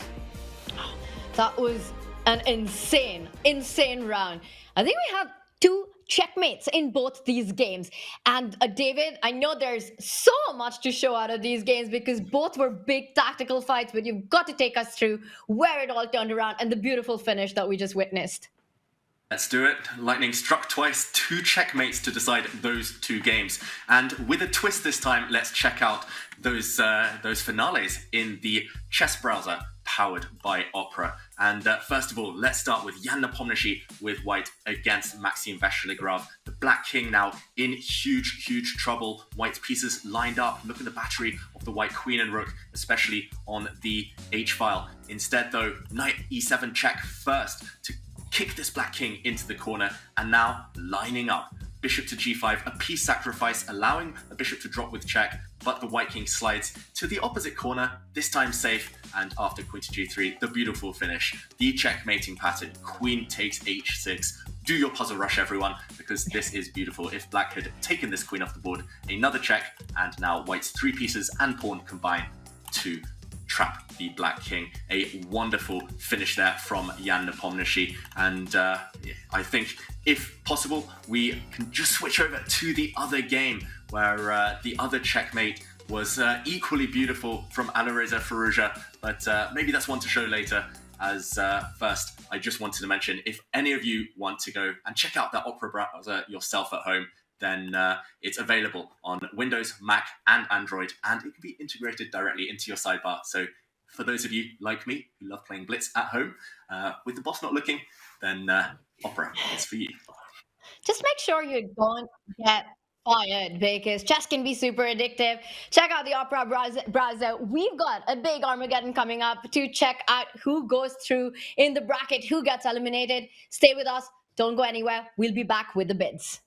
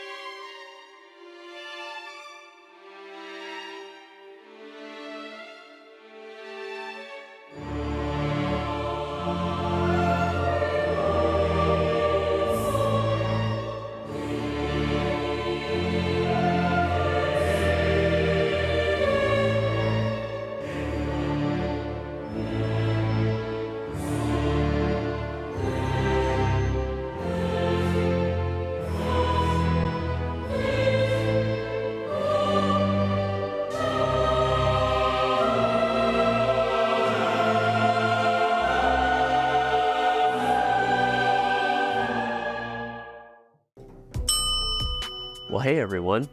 We're here at the Chess.com Champions Chess Tour Finals, and of course, fair play is a huge topic for everyone around the world, as it should be, including questions like, can you actually keep a venue secure? Can you actually stop cheating, even if it's some of the most advanced spyware level stuff out there? The answer is yes, you can. And where I just entered is where the players enter. They can go directly to their rooms and back from here. But now we're gonna walk through as if we're a regular person. This guy's gonna say, you don't belong here. But okay, jokes aside, all right, now we're gonna get into the real stuff, all right? Players are brought down into this area before games at a scheduled time so that they have enough time to be fully checked for fair play. This right here is the private lounge area where only staff are allowed to have electronics. The players are not allowed to have any electronics with them once they've entered this area. But when they come early, they do so because they need plenty of time to get fully checked by our fair play tech. I'll try to talk a little softer because they're actually playing their games right now. But okay, at some point here, a player will come over and they'll wait in this line before being asked to enter the private fair play screening area. Once we're in this private fair play screening area, the players wait, only one player in here at a time. I'm standing here right next to a sir who looks like he has a fancy device. What's your name, sir? My name is George. I work with the fair play department. My job is to detect cheaters, is to find out if anyone is trying to get a gadget that helps him win the game. That's not gonna happen on my watch. Not gonna happen on his watch, okay. All right, this is a little bit fancier than the normal kind of thing you see in RFT scanner. What exactly is this doing that's different? It's called a nonlinear junction detector. Its job is to detect any signals transmitted from another device outside or transmitted from a device that is on a player who's trying to cheat outside to a foreign sender. It can only be acquired from specific countries. It's not like a normal metal detector that you just buy on eBay. It's a microphone, I guess. I don't even know why we're doing this. I'm full of the things that are going to get detected. I didn't actually hide anything here, which is good to know. Maybe I should have. But okay, we're going to find out. We'll see. That's right. Don't assume anything. It's pretty phenomenal stuff. Thank you, George. This is pretty much just a bunch of cameras for the show. We do have cameras everywhere, so we're watching the players no matter what. Now, after they've been scanned, they are not allowed to leave this area, like, period, during active gameplay. So you're talking about an area that is maybe more secure than any over-the-board chess tournament that has ever been secured. That's what you're talking about, right? And I hope that watching this video showed you what we're doing. I hope you appreciate it. It's some pretty high-level stuff.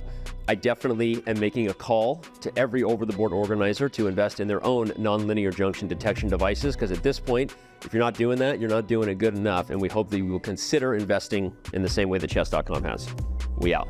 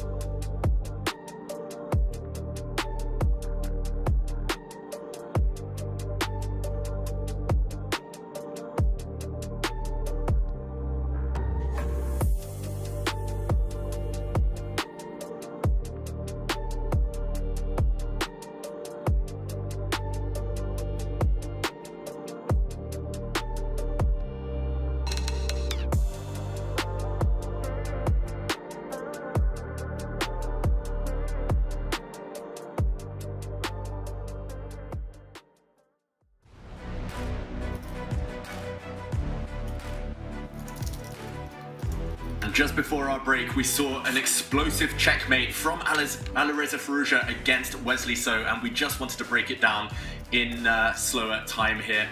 The big mistake by Wesley So, opening up the third rank for the Black Queen, was terminal, but the punishment was spectacular. Pawn to h3 here from Firouzja, zeroing in on this White King in the corner.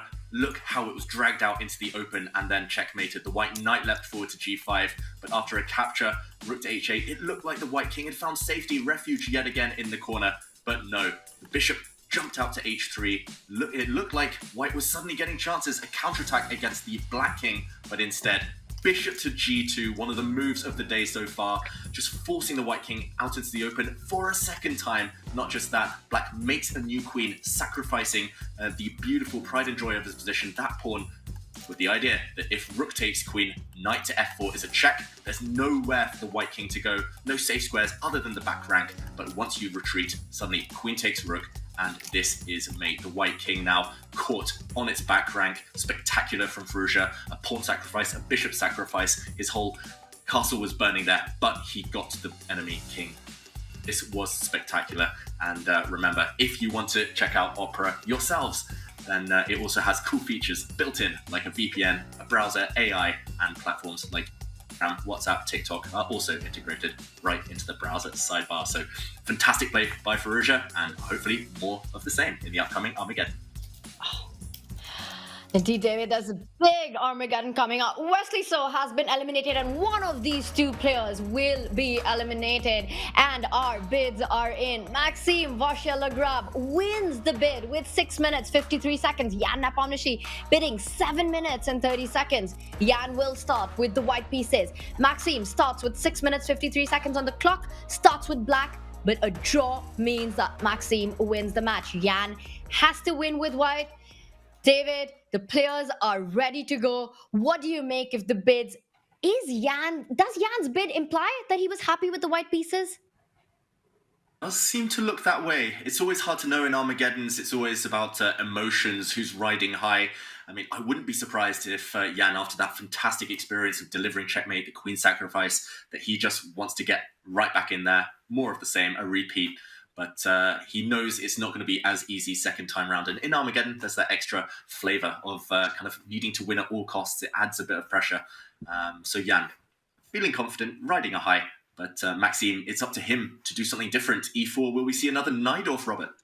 Wow, apparently we have seen a Najdorf, an aggressive opening. And for Maxime, I think he's also happy to have the black pieces. After all, yesterday, he couldn't get anything going against Denis Lazovic. So now we have the start of a Sicilian where the players are playing for different ideas. We don't have a symmetrical pawn structure. The kings have yet to castle. And curious moment for Jan to pause. Tanya, I'm surprised that he's spending time, but the good news is he has time to use because of his bid. Yeah, absolutely. And the two decisive games that they had in the Rapid, both were won by white. The last game played Najdorf by Maxime Vachier-Lagrave did not go too well, but it kind of was like a hybrid with Maxime going with g6, bishop g7. He's doing none of that. Like you said, this is a more strategic Najdorf. The fight will be around the d5 square. And as soon as I say strategic, the h-pawn is up the board. Throw that strategy out of the window. We've got fireworks already. H4 coming in. What do we make of this? Wow, but he goes with development, David. It feels a bit inconsistent from Maxime Vachier-Lagrave. He said A, he threw the black h-pawn down the board, but he didn't say B, he didn't kick this white knight away. Maybe reluctant to drive the white knight forward into this f5 square. And watch out for him, if he gets time, black to control the knight by putting a pawn on g6, dominating this steed on g3. It is a target. It's just about whether Nepomniachtchi ends up having to retreat this knight or leaping forward. If he can jump forward successfully, he will do it. He will love life. But if he needs to retreat, not a good sign for white. And look at the clock situation. Maxime's been so speedy, smacks of opening preparation. Nepomniachtchi, on the other hand, much, much slower. And with the white king castle on this flank, it means we will not see a repeat of that earlier game. No big attacks against the black king, which is yet to declare its intent. Robert, definitely an upgrade, considering the previous game for Vachier-Lagrave. Well, it couldn't get any worse, that's for sure. He was blown off the board. He was moving his knights to their starting squares. But one of the big questions about this position, and in any Najdorf, is can black successfully play the move d6 to d5? Because that d6 pawn, it's a backwards pawn that white wants to barrel down on. And if you could play d5, the good news is you get rid of that potential weakness. You open up a diagonal for your dark square bishop in particular, but you also maybe leave some vulnerable pawns behind, namely the e5 pawn, which can become a target. So these are the central questions. And speaking of central squares, knight to d5, giving up a pawn temporarily. Wow, what's the follow-up here? Because loose pieces drop off, and yet Jan has not made his move. Wow. Tactics already? Yeah, David, already. I was about to say that tactics on the board, and you said a pawn sacrifice, and he picks up the h5 pawn, so temporary one, but the computer, the Valbar, does not like it. What's wrong with knight takes pawn? It looks like the most natural move to me. It's simply that that pawn wasn't actually too relevant in the position. If anything, it's helped black. A bit like that Fallujah game with the checkmate. Getting rid of your pawns opens up lines for your own attack. Look at this black rook now, poised. And the bishop also on this diagonal. The white king is not feeling comfortable at all right now. It's also cost white 2 whole tempi, 2 moves to go forward with the knight and then retreat to take this pawn. And if you compared the quality just a few moves ago of the white e pawn versus the black h pawn, no way should you trade a central pawn for a flank pawn like that, opening up your opponent's rook. So I think just a step in the wrong direction, a misevaluation by Nepomniachtchi. He's not dead, it's not over, but wow, queen to c8, he's lining up big threats. This arrow isn't mine, but white's only good move, according to the computer at least. Bishop takes g6, but look out. If you don't take this pawn, for black to strike on g2, the black queen is actually lining up against this h3 square as well. All hell is broken loose. It's chaos on the board. Robert, help me through. How should Nepomniachtchi even start trying to calculate this position? Well, I think that the reason why bishop takes g6 even works is it looks like black is going to do the same thing. One of the big ideas is a sacrifice in front of the white king with bishop takes g2. But that white bishop, it can slide back now that there's no g6 pawn anymore. And in fact, white wins this game because the queen is kicked off the diagonal and the h3 pawn is defended. So this is a big tactical opportunity for Jan. In fact, we see it on the board. But look at what Maxime has responded with. Knight d4, bishop takes g2 doesn't work, but it might work on the next turn. That is the threat. The g6 bishop is hanging. And while the engine can be critical of the objective evaluation, when all you need is a draw, if this can force a draw, you're happy to play in this style. I think that the white king is very vulnerable. Tanya, I don't know if you're with me here, but how could you play this way from the white side? It looks too dangerous. This is terrifying for white, and I absolutely love Maxime's last move, jumping in with that knight to d4. He barely took any time to make that move. Now the bishop on g6 is hanging because the d5 bishop doesn't hang anymore. You've taken control of the f5 square. So as you pointed out, bishop takes g2 is a massive threat right now. Not just that, also watch out, if you were to play a move like bishop h5, trying to block out the h line, trying to fight the threat of bishop takes pawn, bishop takes g2, the c2 pawn will be hanging then. The queen on c8, the knight on d4, all lined up, attacking the c2 pawn. You might fight on the king side, but your queen side's falling apart. Knight d4 is a star move, and Jan Nepomniachtchi is in big trouble, David. Totally agreed. There's so many threats. He's trying to neutralize the threats now by trading pieces. A good move, good classical wisdom from Jan Nepomniachtchi. Again, this arrow indicating that black should be trading pieces off, and he does so. Remember, everyone at home, if you're being attacked, trade pieces, trade queens. Just try to survive. The downside, as Tanya pointed out, you're losing a pawn. Now simply this pawn on c2, you were for a moment a pawn ahead, but that is a valuable pawn. White is stuck with these 3 flank pawns, which are going to take an age to ever march up the board. But watch out for black's central pawns to connect and dominate the whole midfield, the whole center of the board. This is just one-way traffic. Considering he just needs a draw, this is a dream for Vachier-Lagrave. He's not only survived the opening, not only was he asking the questions, he's ahead on the clock now, and he's got the advantage on the board. Why not push forward for glory? Yeah. And Robert, I didn't even realize the clock. I mean, this is crazy. Jan Nepomniachtchi is the one who had more time to start with. Now he's behind on the clock. It looks like Maxime has managed to pick up all the central pawns, giving up his flank pawns. The D pawn is moving forward. How do you see Jan fighting this one? How does he keep the game going? And that's what he needs to do. I don't have an answer specifically, but generally, he needs to keep the game going and try to get a mutual time scramble, because that's the way he comes back in this position. He needs to win. He doesn't need to equalize, because let's say the way to equalize is trading off all the pieces and shaking hands, making a draw. A draw is a loss for the player with the white pieces in Armageddon. So how do you stir up some trouble? I don't think you rush it. A lot of people think when they have to win, they just go all in for an attack. They sacrifice pieces. Here, you just need to keep the game going somehow, because white has an outside pass pawn, this h3 pawn. So in certain endgames, that can be at the minimum a decoy, or at the best, it can become a passer and hard to stop. For white right now, but I've got to say, what Maxime is doing. Central control. These pawns control everything. They dominate the board. And he's also marched his king out into the center. We normally say don't try this at home, but with queens off the board, you're unlikely to get checkmated. Now, knowing that a draw is sufficient, he's aiming to trade off the rooks. This was shut down, but watch out for these pawns advancing. I also love the fact that the king is going to support the pawns. pawns are the pride and joy here, the foot soldiers, but the king is going to support them and just enforce their advance inexorably towards the promotion squares. And look at this, they're just going to steamroller everything in their way. The white bishop's now lost 2 full tempi. The black king is going to come. I'm itching for this move. The black f-pawn's going to roll. And I just don't see anything for white to hope for here. Not just that, but he's reminding the white king that on these lines, look at this, the 2 black rooks still poised, just in case you let your guard slip. So right now, Vachier-Lagrave, it feels like only the clock or a blunder can trip him up. 4 minutes. Robert, you mentioned the time situation, lack of increment. Oof, it's going to become a race at some point. Do you think the position's easy, natural enough for Vachier-Lagrave to play under time duress?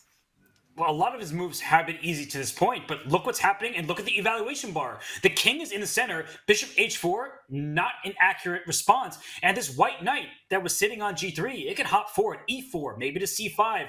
The center might collapse at any moment. So Tanya, as I look at this position, and wow, he takes a step back, which actually is the better option. I think that it's Maxime who needs to prove that he can stabilize here because his king is in worse shape. Yeah, because it just felt like you come back with the knight, you're actually inviting black's e-pawn to move forward, and Maxime doesn't make the move. I think he's calculating what happens after white gives a couple of checks. f5 comes to mind. If you go forward with the king to e5, perhaps bishop f4 check is the big threat. Watch out that d4 pawn is hanging with the knight and the rook on d1 lined up. So decision to be made in the center by Maxime, and it's not an easy one. He is going down on the clock once again for Jan Nepomniachtchi. There is a minute up right now. It's going to be a big scramble. It's going to be about who's got the faster mouse skills. Talking about that, what do we know about these 2 players? Who's faster on the mouse right now, David? I think they're equally fast. Both are super speedy. Vachier-Lagrave, when he's on form, he's so instinctive, but he's lost his rhythm. He didn't keep things simple. And your idea now on the board, Tanya, and the evaluation bar rising in white's favor, he overcomplicated it. He was trying to win King of the Hill, something we discussed yesterday, but this king's just walked into the lion's den. It's now a clear target. This pawn attacked 3 times due to the pin. And for black, you're struggling to hold everything together. Moves come to mind like dropping the bishop back to f6 to defend this pawn, but suddenly there are other threats. This check is going to hit the black king. Again, due to the pin, cannot be captured, and white's knight is going to soon snack on this central pawn. Multiple threats. Vachier-Lagrave's lost control on both board and clock, down to 2 minutes. He didn't keep things simple. He didn't trade off pieces. He went for the attack himself, and he let things slip. And now, okay, attacking the knight, but a check. This pawn surely is going to drop off. He's holding things together with his king. This is the bravest king I've seen in a long time. Well, again, it gets an exclamation point. It was the best move. And white is just a couple coordinating moves away from winning that e4 pawn, as you said. Not so easy. And as I look at the clocks, I mean, white is well ahead. But look at this last move. The evaluation bar, it keeps going up and down. This is the clear best move. And there was no other choice. And as we look at the scorecard beneath the board, both players have made a couple questionable decisions, but they also keep finding these only moves when they must. And for Maxime in particular, that's important because he is the one who has to defend. His king is in the open. And Tanya, people like to think queens are off the board. It's an end game. This is a queenless middle game. A checkmate could happen, especially against that black king. Jan Nepomniachtchi has been on the receiving end of a checkmate with the king in the center against Jose Martinez. He might be the one delivering it today as well. And we see that the bishop from h4 has been pushed back. But as long as the e4 and the d3 pawn remain alive for Maxime, that gives Maxime a lot of chances. So Jan hasn't been successful in grabbing one of these 2 pawns. We're seeing inaccuracies. But you can't blame the players for that. There's no increment. It's high tension, high pressure. The loser of this match gets eliminated out of the Chessable Masters. Anything can happen, but I'm loving those 2 pawns. It's advantage Maxime right now. Oh, those are the strongest pawns you'll ever see, not just the bravest king you'll ever see. Leading from the front, leading his army to victory. And this looked a dangerous move for black because this walks into a check, a skewer, and this pawn drops. But after a check, the black king simply steps out the way. And actually, we're going to see this play out on the board. The black bishop's ready to poach on this knight as well. And actually, the more pieces disappear now, the quicker, the kind of safer it becomes as well. And yeah, I think he's going to at least bag the draw here. At the very minimum, I was going to say take off that knight. Was this a mouse slip? He's trying to remove the bishop instead, given a question mark. A bit of a mysterious move that, because now white blocks, and suddenly the black king is under fire again. Suddenly pawn to b3 is going to be a nasty check. This one's turning. It's the time. It's the clock situation that's going to decide this game. A minute up for Nepomniachtchi and a pawn up now on the board. Black's pawns suddenly unable to progress. Mistakes come in pairs, and sorry, Tanya, I was just going to say that several mistakes in a row from Maxime Vachier-Lagrave, including this last move to take this knight on c3. It was David's idea before, but Tanya, it's a bit too late at this stage. Because what you really wanted was to force Jan to take it with the pawn. I thought he was going to grab it with the bishop, but Jan anyways takes it with the pawn. Now again, we saw the Ivar bar not approve of that. The knight is jumping in. It's coming on to c4 to start targeting that blockade on d2. Right now, rook takes pawn is the big threat, which doesn't allow Maxime to jump in just yet. Maxime's got to rush. He's touching the 1 minute mark. There is no increment. This will come down to flagging. This position is one where there's a passed pawn on d3. White is up a pawn, but Black has the most impressive one. And you see the last couple moves from Black, they are great decisions.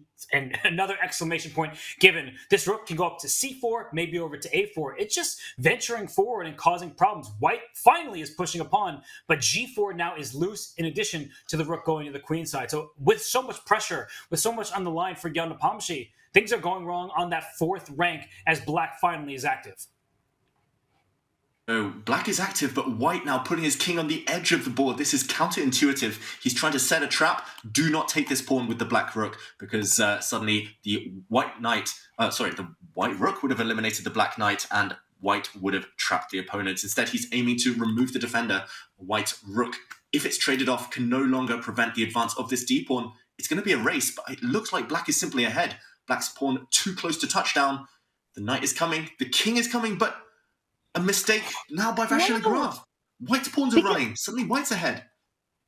And that's the point. The king was needed to stop those pawns, and Maxime Vachier-Lagrave reacts. He knows he missed this idea. Jan Nepomniachtchi is back in the game. All Maxime had to do was jump in with the knight to attack the bishop, but he's one move too late. Can White just continue marching down the board with the g-pawn, ignore the bishop hanging on d2, Robert? You absolutely can. As you see those arrows, that is what White should do. You can also first move the bishop back to safety, but look at the evaluation bar to the left of the board. Look at the trajectory of the game beneath the board. It was White being worse, then White being better, then suddenly White's completely winning after Black was winning. The advantage has exchanged hands. Unfortunately, it's not changing anymore. White is winning. Two passed pawns are better than one. And now Maxime, King David has to fall back, but it's too late. And that's it. Maxime Vachier-Lagrave resigns. The g-pawn is unstoppable. Maxime is eliminated. Jan Nepomniachtchi with a big turnaround takes the match. Wow, David, just unbelievable what we just witnessed. Crazy stuff. So many turnarounds. We said it. Maxime played a great game. He was so brave with his king, but ultimately the clock situation punished him. One slip and it was all over, and he is out of the Chessable Masters. Maxime Vachier-Lagrave and Wesley So have been eliminated. Jan Nepomniachtchi and Alireza Firouzja continue their run. What an Armageddon that was, an absolute roller coaster. Robert, heartbreaking for Maxime.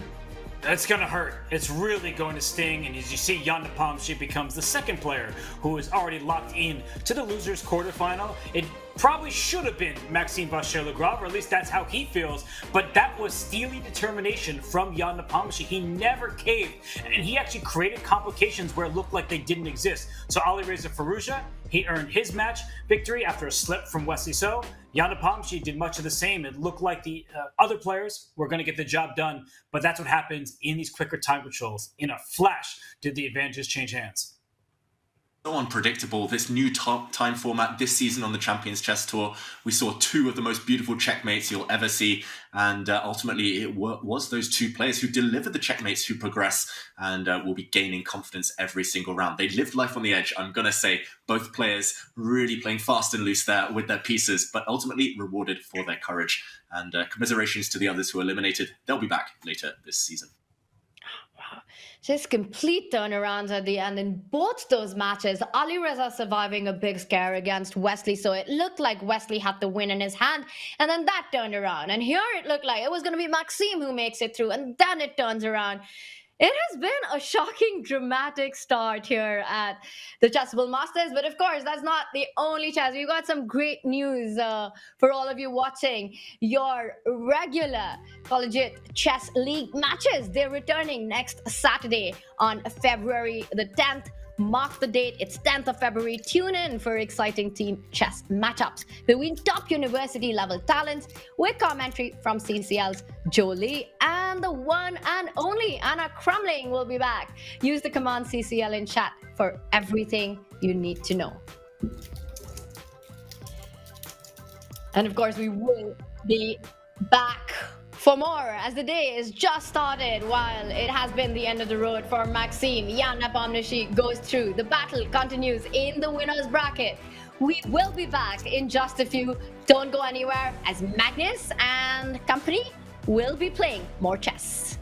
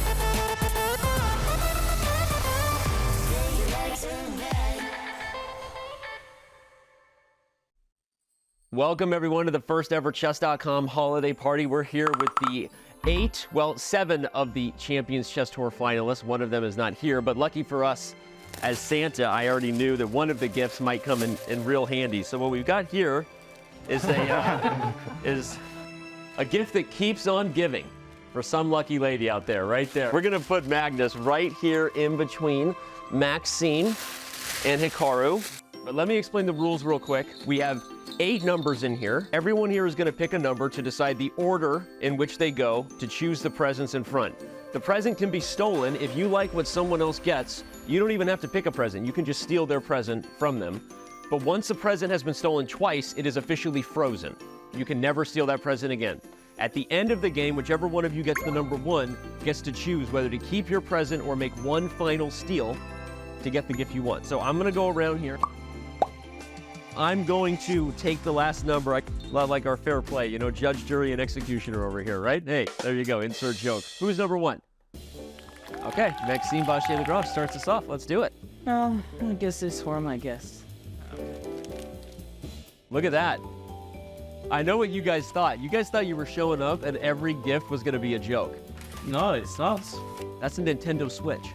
Maxime plays that every day. I'm number 2. Okay. I have the best number. The worst number. Worst number. Oh, is that worse than 8? Oh, 8 is the second best. Oh, really? Yeah, because 8 you get to have all the information. Oh, no choice. Thank you. I got a box. Okay. What's in the box? I have a smaller box. I got AirPods. Wow. Oh, sweeter. Every white elephant has to have an ugly Christmas sweater, and you're the one who got it. Okay. All right, who's 4? Okay.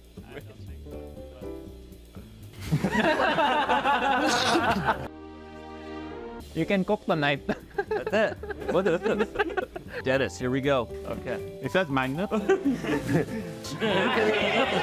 Collectible. Show it to the camera. The proud owner. All right, Hikaru is shaking. Shaking big, or is he stealing? Who did that? It's Danny. That was not my idea. All right, so I'm gonna use this one here. Certificate of Disposition and Proclamation, Lord of the Bong Cloud opening. Okay, I'm a Lord of the Bong Cloud. Okay. Here we go, Wesley. I'm gonna steal, yeah? Yeah. It's hard to choose. I'll steal Fabi's AirPod. Okay, There we go. that's fair. Okay, AirPods have been stolen. It's official, game on. So we have to keep the game going, so I'm taking your... All right. Okay, he's rolling the dice. He loves the niche that much. Okay, Denis, you've been set free. Oh, you got the switch. Okay, Denis Lazovic officially owns the Switch. Party in his room tonight. I guess I'm taking He's these. taking the AirPods are off the table, which means Wesley, you have the power to choose a new gift. Oh my gosh. What is Are you it? kidding? You're paying, right?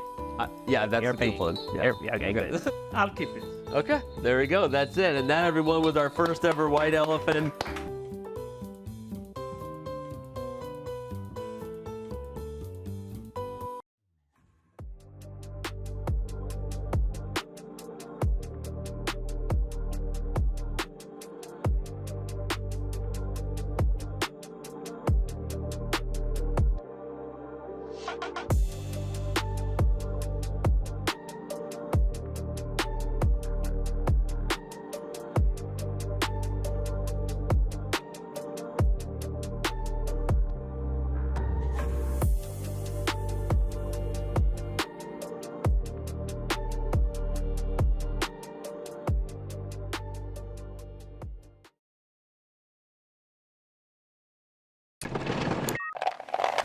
He's down a piece, he's down 2 pawns.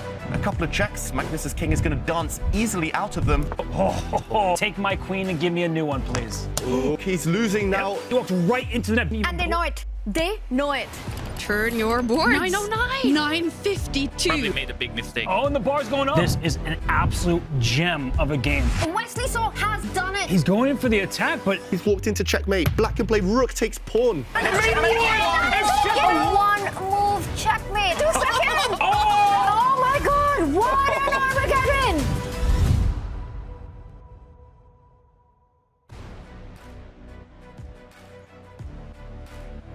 The 2021 World Blitz Champion and the 2023 Champions Chess Tour runner-up, Vachier-Lagrave and Wesley So have both been eliminated of the Chessable Masters. Jan Nepomniachtchi, Alireza Firouzja advanced through into the losers quarterfinals, and now it's time for our big winners semi-finals matchup. We've got 2 underdogs fighting each other. The 2 big storylines, Denis Lazovic and Jospem, Jose Martinez, with fantastic performances. They will play against each other. One will go down to the losers bracket. And of course, the reigning tour champion, Magnus Carlsen, will take on Big Fish. Fedoseev, which matchup are you most excited about, David? Oof, they're both juicy, but I've got to go for Magnus Carlsen against Fedoseev. It's 2 of the best rapid players in the world, as evidenced by the World Rapid Championship at the end of 2023.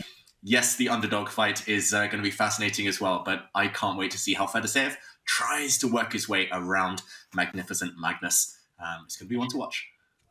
It's really hard to pick one out of these 2, Robert, but I'm going to put you on another spot here. Denis Lazovic taking on Jose Martinez. Now, Denis, in the last 2 days, has taken down Hikaru Nakamura, Anish Giri, Maxime Vachier-Lagrave. He is on some of the best chess that he's ever played. And Jospem, Jose Martinez, what a performance he had in the play-ins. Then he takes down Jan Nepomniachtchi. So he's someone you can't write off. Robert, is there a favorite in this one? Who do you think will take it away? We've got 2 players on an absolute tear. Jose Martinez to the left-hand side of our screen. He just celebrated his 25th birthday by winning the play-in, then making his way to Division I, where he beat Jan Nepomniachtchi a day ago. And the right-hand side of our screen, we have Denis the Menace, Denis Lazovic, who took down, as you said, Hikaru Nakamura, Anish Giri, and then yesterday, Maxime Vachier-Lagrave, 3 of the best players on the planet. So I started today with a reference to Alicia Keys and her song Underdog. Go Google that, listen to that song. I don't know how to pick between these 2. And just like Alicia Keys, I'll root for them all. This is going to be an absolute great clash between players with very different styles. Jose, he likes to get down to the waning seconds. He's a speed demon with accuracy. And I think that Denis has the superior openings between these 2. He's a classically trained player, but he's only 17. So it's a bit odd to see him play alongside some of his contemporaries. Really interesting, the clash of styles that they bring, as well as you mentioned, the precision of Jose Martinez in those seconds. We've seen him take those dynamic decisions, and it will be Fedoseev as well who'll have to take some big decisions on his board. He will have to make the most of any opportunity that presents himself because he's up against Magnus Carlsen. David, break down this matchup for us. Where do you see Fedoseev should rely on his chances? Fedoseev has to make it messy, simply. Both players can do everything. Both players love the endgame. They love kind of outmaneuvering their opponents as the material dwindles away. But I do feel Fedoseev's best chance is in that deep, dark forest. He needs to strike again. We've said it before, while Magnus isn't quite warmed up. Magnus did beat Wesley so yesterday, but he wasn't quite at his magnificent best. It felt like he's just still moving through the gears. Fedoseev has played a bit more chess in recent days, especially at this time format. So make things messy. Try to attack Magnus if you can. Do not get bogged down into a long strategic fight. It will not end well. In the meantime, though, Magnus does start with white. So first job for Fedoseev, survive the first game. Then you can think about outmaneuvering the opponent when you have white in the next. It's a really good point. Starting with the black pieces, just make sure no disaster strikes early. And you alluded to Mikhail Tal's forest of complication, where the path out is wide enough for just one player. So try to make the water muddy. Try to get him into messy situations. Robert, do you agree that that is Fedoseev's best chance here? Try to get as much chaos in? Well, I think for Fedoseev, he is a combative player by nature, but it can backfire. And look at this. He plays the Petrov defense from the black side, which I think is a good choice against Magnus, because Magnus Carlsen is the better player. That's clear. But what Fedoseev, where he can backfire, is just like against Alireza Firouzja. In that fourth game, he was lost, right? He was down a couple pawns, but in the time scramble is where he was able to shine. So I think that Fedoseev, he needs to keep the games going. Magnus is a brilliant speed chess player. He's won the speed chess championship. He made it to the finals of the bullet chess championship, but that's where he has the most opportunity to go wrong, late stage of the game when you don't have enough time. So I think that Fedoseev, he chose a wise opening in game one. Times have changed. When I was young, okay, Magnus there, a bit distracted, maybe closing the curtains. But when I was young, this opening, if anyone played this way against the Petrov, trying to trade off queens early, we would have laughed them out of chess. We would have told them, this isn't the game for you. You know, you're too timid. Nobody likes players who play for a draw, but Magnus plays this type of position for a win. It's so symmetrical, but white has 2 extra tempi for now, and it's all about placing the pieces on their best squares. Yes, the queens have gone. I guess Magnus is simply arguing that there's enough forces, there's enough of his army left to cause some problems later. He's beaten the likes of Jan Nepomniachtchi before in this type of position, but I'm still skeptical. Magnus, why? Why not entertain us? We want to see more checkmates. But Fedoseev, he's going to emerge unscathed from the opening, and the battle's really going to be postponed towards the endgame now. Robert, surprised at all? Are you as scathing as me? Maybe I'm being a bit too harsh about this opening choice.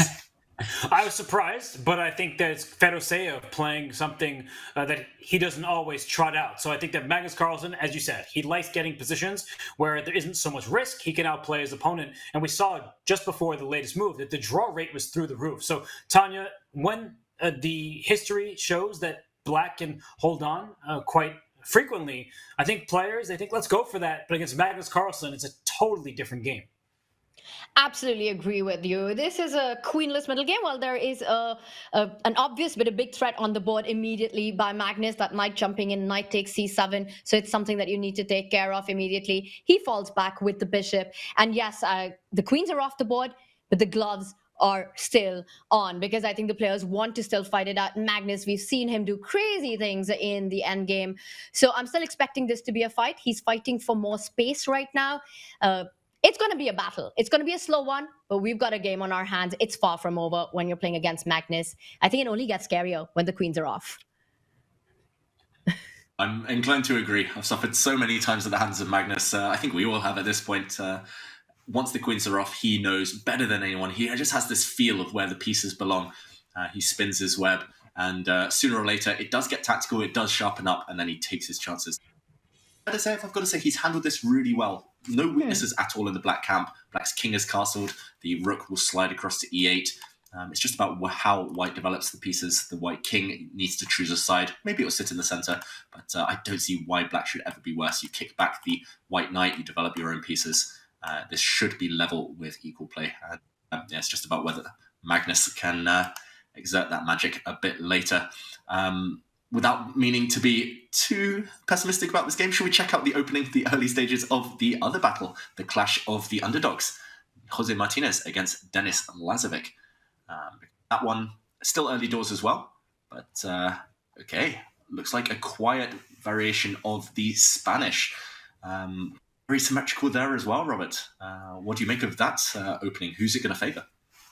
On the left-hand side of our screen, we see a position with no pawns have left the board, only a pair of knights for each side. So it's a slow start for both of these games. Both matches, I think they're just settling in without creating any major threats. And Denis Lazovic, he has the black piece in this game. He is incredibly difficult to defeat.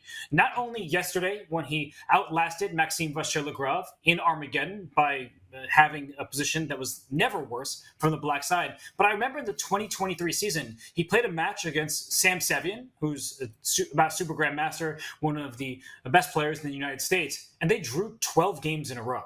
All right, he just doesn't lose no matter who he's playing. So it's a rare sight for him to actually get in trouble because he's so solid. And it's no surprise to me in this game, Tanya, that Jose, he is trying to come up with some ideas that give him an advantage. And Denis is saying, no, you're not going to get that because I am one of the most grounded players on the planet. Yes, I think it's so important for Jose to try to just keep as many pieces on the board, try and get Denis low on the clock. But Denis, so far, has been doing great. He's got about a minute and a half advantage there. I think the one spot where perhaps Jose would have a better chance is if it becomes a true time scramble.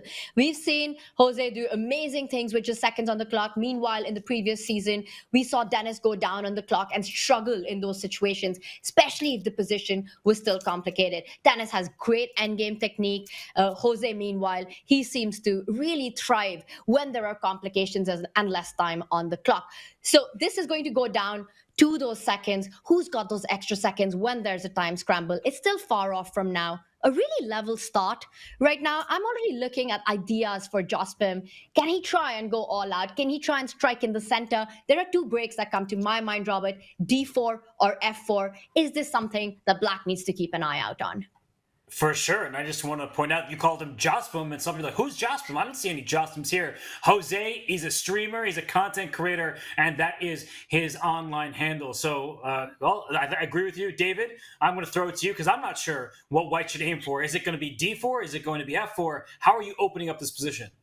Or D5. I think the answer is neither after Denis Lazovic's last move. Tanya, your ideas scared Denis so much that he decided to strike first. And why not? If you are able to set up a strong pawn center like this with either color, normally you're the one holding the key to the center. You're the one who decides when to trade off later.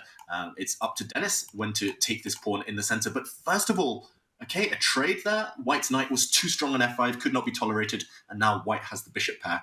So I'm liking Black's pawn center, but I'm liking the potential of these White bishops, especially if White gets one or two more moves, is able to unleash the beast. And this bishop and queen on the same diagonal, checkmating threats in the air. Not right now, but Denis has to watch out for that. First, I'm expecting him to just continue in his trademark style, Denis Lazovic, improve his pieces, bring all the pieces to the party, nice coordination, and that's why he very rarely loses games. He doesn't leave any structural weaknesses ever. I very rarely see him with double pawns, for example, and he nearly never has bad pieces either. So yes, White has the longer term advantage of the bishops, but I think he's doing everything. Robert, how should Jose start playing now? What would give White reason for optimism? Well, I'm not entirely sure, and I don't think Jose knows what to do either. He is below on the clock, and as you were pointing out, when you have bishops, you want open space, open diagonals, but any pawn move or capture, it leaves either a square or a potential weakness behind, and we did just see that exchange of pawns in the center. Black can take back pretty much with any of the three pieces that can take on d5, but it's also this bishop on c7 that may get an open diagonal in the future if Black continues to push in the center. So I love this from Denis. Tanya, he takes with the pawn on d5. That would have been my first instinct. Do you like the pawns in the center or the fact that White can challenge them? I like the pawns in the center. I think they control not only the squares like c4 and e4, but also give black more space. Once the e pawn might move forward in a certain time, the bishop on c7 will open up. The d pawn might move forward at the right time, opening up the d file. It's just more flexibility. Look at that. The queen and the bishop are already lining up. There are threats along the diagonal. e4 is something that white always has to watch out for. I think c takes d5 is a choice that a lot of us would also make intuitively in this position. What do you think, David? Is that a recapture that would have been your choice as well? Definitely. I think these top players, the reason they're so good and the reason they're able to get so many wins in Rapid is because they're always looking for the most ambitious move. And Denis, he had to play some solid choices earlier. He had to give up his light squared bishop for a knight, but now he's playing ambitious chess. He's lined up his rooks. Look at those pieces. He's lined up the queen and bishop. Yes, they're not going anywhere now, but more importantly, he's got the pawns in the center. What to do next is anyone's guess. Who knows? It's become very strategic, very cagey. It's about when one of the sides decides to push in the center. Pawn to d4 for black, pawn to d4 for white is going to be the key as well. But I like the way that Denis has handled this so far. I think he needs to keep pieces on. Bishops gain in power, especially the bishop pair together. The kind of deeper you get into a game, the more the board clears up. But for now, everything under control. And yeah, Robert, I think the clock situation as well, we mentioned it. Denis, he's doing everything right. He's keeping his time advantage essential long-term in this match as a strategy.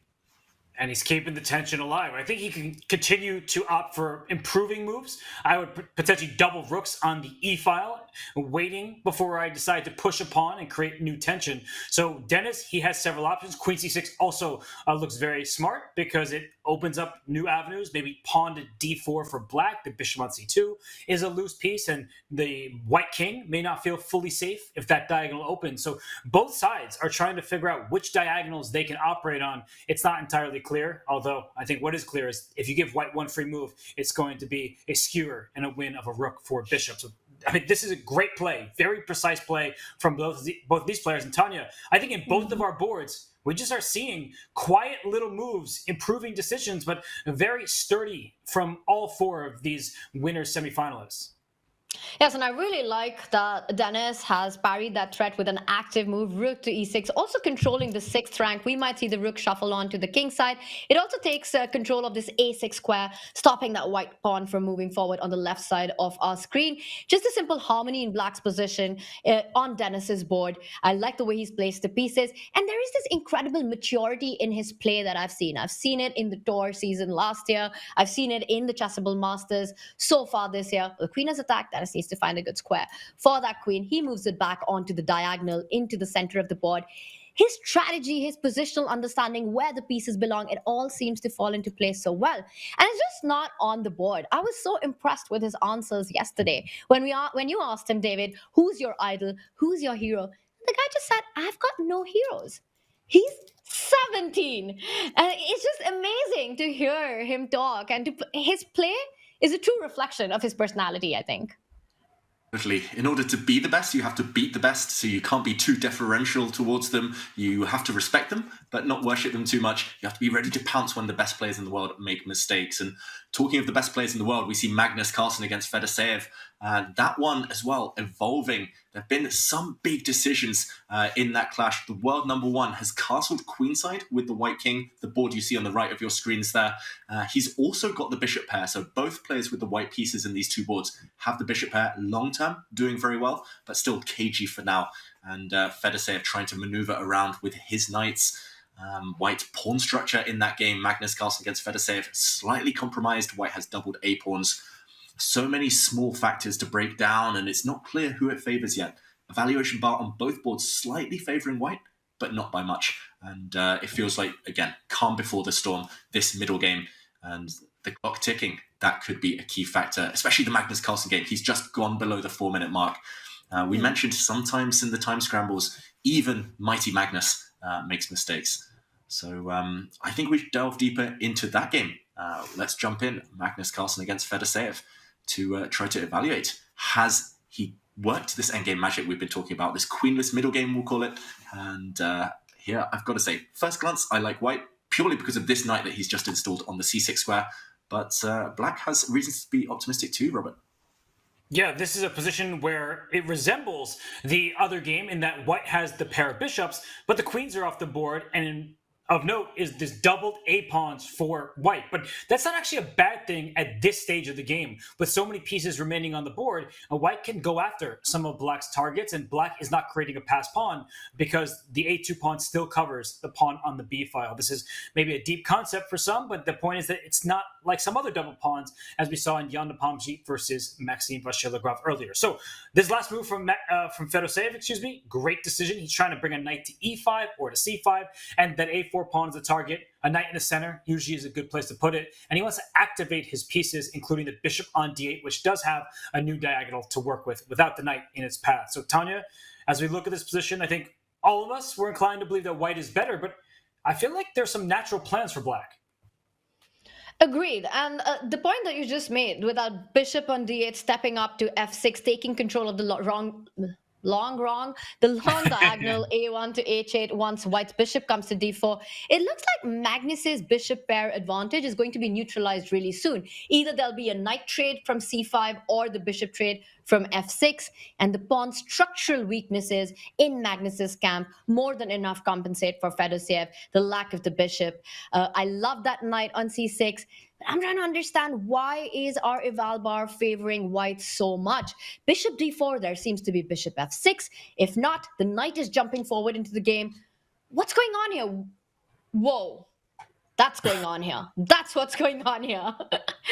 Oh, we didn't expect that. And again, the blue arrow indicating that black's only move, or at least by far the best move, is rook takes bishop. That would not have been on my radar, Robert. An exchange sacrifice pretty much demanded by Fedoseev right now. This is a pawn sacrifice, and I just wanted to point out, let's jump in. If this pawn is captured, if you just whip this pawn off the board, what could be more natural? Go up material. Suddenly a new diagonal for white's uncontested light squared bishop, and tricks, tactics in the air. Black has two loose pieces on this diagonal, and something might well just drop off. So don't be too greedy. I think likewise, if you capture this pawn with the knight, there are problems tactically. Bishop takes, and suddenly watch out for your back rank. You can trade off a set of rooks, but now you have to be careful. If pawn takes, suddenly a deadly check, and your bishop will simply drop off next move. So Magnus initiating the tactics. Let's just show what he... Okay, he's played pawn takes pawn. He needed to play rook takes bishop and basically admit that, okay, if rook takes, there are tricks in black's favor this time with a nice pin. But pawn takes pawn, Robert, do you think this is going to backfire? Fedoseev playing that move instantly. And look at Magnus's reply, what you were calling for, David. Bishop to b5. There are too many tactics now. And so what Magnus did is he gave away a pawn to free up diagonals for his bishops. And I say bishops plural, because now that knight on d7, if it continues to move, say to e5, well, oh, and he does it a move too late, does Fedoseev. The right idea, wrong move order. I still feel like he has chances to survive this game. Let's not count him out just because the evaluation bar is slightly in Magnus' favor. The material imbalance now is knight and one pawn for rook. And let's not forget about those opposite colored bishops. So black can use the dark squares to his advantage. White is going to try to operate on the light squares, but to what end? What light squares are actually valuable? That's an essential question. So I like the way that Fedoseev is handling this. I think this gives him the best practical chances. We're far from out of it. It's they're just imbalanced, as we would say, Tanya. The players have no idea who's better. And Fedoseev, I could see him, especially if he gets this pawn 2 squares further down the board, him working things in his favor. Do you think Magnus needs to be careful as well? I'm materialistic. I love the fact that there's an extra exchange for white, and I agree that black's got compensation, but that knight on c6, the bishop on b5, there are these tactical ideas of either knight takes a5 or knight takes b4 next. Watch out, the knight on d7 is still hanging. It's a threat that you need to take care of. To me, it just feels that Fedoseev needs to be on the defense. He needs to keep the activity going. He has to play active to defend this position. The plan that you're pointing out of the c-pawn moving forward, the bishop on b5 right now takes control of that. So it still requires a bit of prep. Right now, I'm expecting Fedoseev to move his knight. He does it. Knight to b6. The eval bar hits it. And Magnus just continues to keep opening up the position. The lines for the bishops and the lines for the rooks and the diagonals for the bishops. And now it's busted for black. This is a problem. Once this rook gets in the game, you can see that Fedoseev is in trouble. I think it's important to analyze what he could have done instead. And it was just a one-move play from Fedoseev that would have kept him in the game rather than opening the rooks up. Bishop to g3. Just trying to blockade this d-pawn so the rooks don't have open files. When you're down material, especially when your opponent has two rooks, just one for yourself, you need to keep those rooks contained. So this would have been a good choice. Instead, what we see in the game, the rooks are loose, they are free to roam about the board, and now one of them is off the board, and that's bad news for black because that a5 pawn is tender, the d file remains open. Black can't keep everything under his control, and Magnus Carlsen for sure is winning this first game, David. 100%. It's all about that target on a5, pretty much indefensible in the kind of short term. And this white a pawn, not only does it promote on a light square guided by your bishop, but it's pretty much unstoppable. You have no rooks left as black. Yeah, knights are terrible at stopping these corner pawns, these rook pawns. So once the white knight retreats, takes this pawn, it's a matter of time before Fedoseev has to resign. We saw him sit back, exhale a moment ago. He knows it's over. The white rook doesn't look impressive now, but it will soon join the fun. And I think we'll see a very simple plan. Black's counterplay, far too slow. And Magnus, he's going pawn hunting. He's going to hunt down the full point in this game soon, closing out the victory. Again, just in the space of one or two moves. This is how strong the top players are. They punish you, one small imperceptible slip. And here we go. Knight takes pawn, inevitable. It's just a straightforward plan. Magnus about to bank it. We think, Tanya, shall we go to the other game where there's still action on the board? Definitely. I just want to say this is how strong Magnus Carlsen can be, especially in these positions. I mean, we were talking about an equal opening, an outcome where white had nothing. And then just out of nowhere, Magnus comes up with a winning position. How did it happen? When did it all go so wrong? It's just unbelievable how he makes these things just appear on the board and makes chess look so easy. It's insane. He's playing against one of the best players in the world. He has a completely winning position out of a completely equal opening. Magnus Carlsen just doing Magnus things. I think it's a good time, David, to jump over to our other board, which is far from a queenless position. It's an exciting middle game. Robert, what do you make of what we're seeing on the left side of our screen between Denis Lazovic and Jose Martinez? It's definitely heating up on the left-hand side board because there are open diagonals for both players. Usually, open space, it is good for the player with the pair of bishops as Jose Martinez. His camera's on the bottom left-hand side of our screen. But Denis Lazovic, he just doesn't back down against anyone. It's super impressive. The game between Magnus and Fedoseev is officially over. No surprises there. Magnus takes game one. So now we can fully be attentive to this game on the left-hand side of our screen between Jose and Denis. Magnus up 1-0. One of these players would like to join him. I mean, David, look at Jose's clock. He's down under that minute, but we know he's a bullet brawler. He's won a number of them. We're used to seeing this from Jose at this point. Yesterday against Jan Nepomniachtchi, every time we jumped into that game, he had like 5-10 seconds on his clock, yet he was able to maneuver. He checkmated Jan Nepomniachtchi twice, and whoa. Wow, is this a blunder from Denis Lazovic? Why is this a mistake? Queen to f6, he's trying to trade off the queens, but rook takes d5, just wins a piece. There's actually, wow, some brilliant tactics here, some back rank ideas. I wonder whether he'll see it. If not, we will show it. A double question mark, a blunder, but an understandable one from Denis Lazovic. And Jospem, Jose Martinez spots it. Queen sacrifice, double exclamation mark, and he's going to show the reason. Look at this. Rook takes d4 at the end, a pin, and you win. You're going to emerge with a rook and two bishops for a queen. Mathematically, this one is pretty much over. Brilliant, Robert. Just in the blink of an eye. And you could see Jose, he was quizzically looking at it. Wait, this doesn't look right. I didn't spot Queen f6 on my radar. And Denis shakes his head like, I should have seen that. Come on. And the point is that loose pieces drop off. A rook and two bishops, they overwhelm a queen. It's worth more in value. Two bishops and a rook, that's worth 11, maybe even 12, so queen's 9. So this one, it should be easy conversion now. Tanya, I mean, Denis Lazovic, he doesn't blunder often, but he just had a critical error at that moment. And now it seems game one for Jospem. Robert, we've been talking about how Denis makes no mistakes. We haven't seen that happen. And this was a big tactical blunder. And this puts him on the back foot. I think it's a hard one to recover from. The bishop can line up, now threatening bishop to e4. A huge pin you have to watch out for. There will be coordination between the rook and the two bishops. One of the rooks will come on to the open file, either the B line or the A line. And for Denis Lazovic, it is a desperate situation. Too much material down. You have to be a little careful. White needs to fall back with the bishop. The d3 pawn can be picked up at the moment because the rook on e2 is tied down to defend the bishop on d2. Yes, that pawn may drop, but David, I feel like this is, for someone of Jose's caliber, just so easy. This is a cakewalk for him because you're going to have to push your pawns. That opens up more diagonals, and the white king is too safe. Simply black has fewer pieces. You've got a queen, great, but rooks and bishops do a great job at containing a queen, and you have two of those bishops. So, yeah, it feels like a matter of time. Jose, he's done the hard work. But then again, there are tricks. I was going to say, is there a trick? He was, wow, double attack suddenly from Denis Lazovic. Whoa! Oh, what a Double blunder. attack.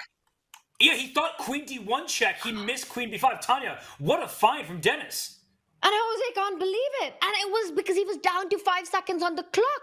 He's in big danger now. And maybe white is still fine because you've got that extra pawn and you can set up a fortress. But this is heartbreaking. Jose needs to get himself together and make sure that there are no more misses right now. He's down to seconds on the clock. I think he's still going to win the game. David, I don't know about you, but I'd much rather have all of these pieces for the queen.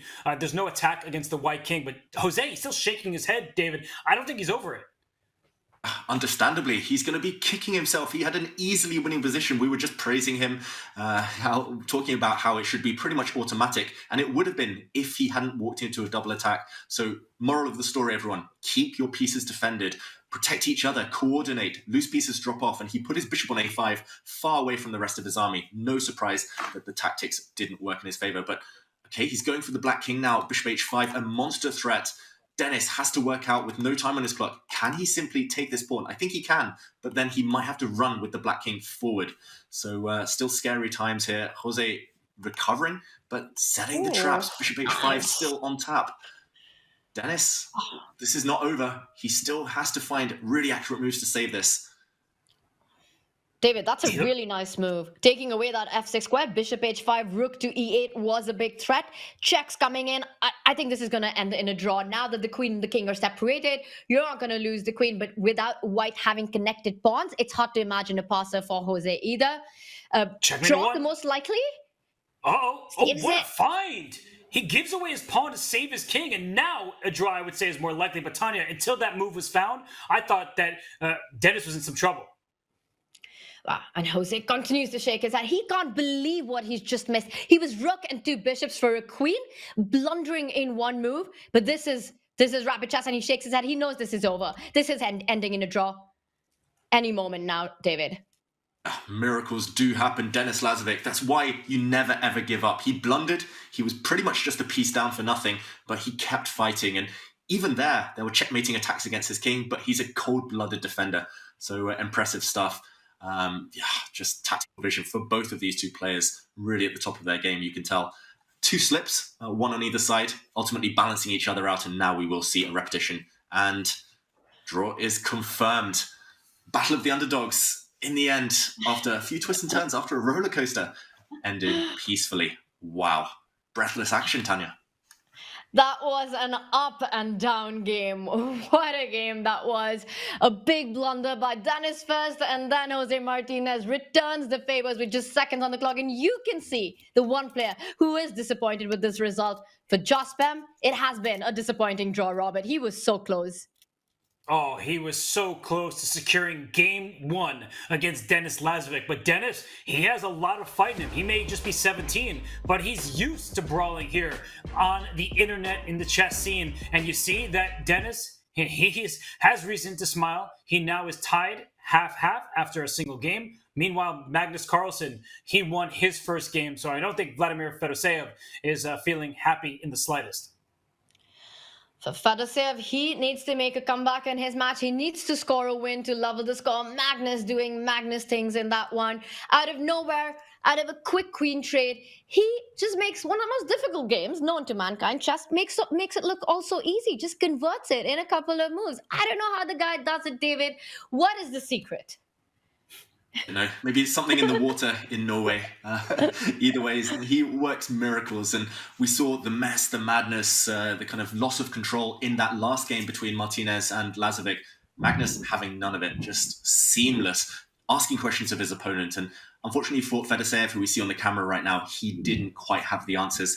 He looks very philosophical, I've got to say, staring out to the distance, just wondering where it all went wrong. Maybe he's just coming up with a new strategy, but that is what we were talking about. You cannot let Magnus assume control, assume dominance in one of those slower strategic type of positions. He outmaneuvers the best of us. You need to take your chances, ask really difficult questions, make the position irrational, and just hope that it pays off.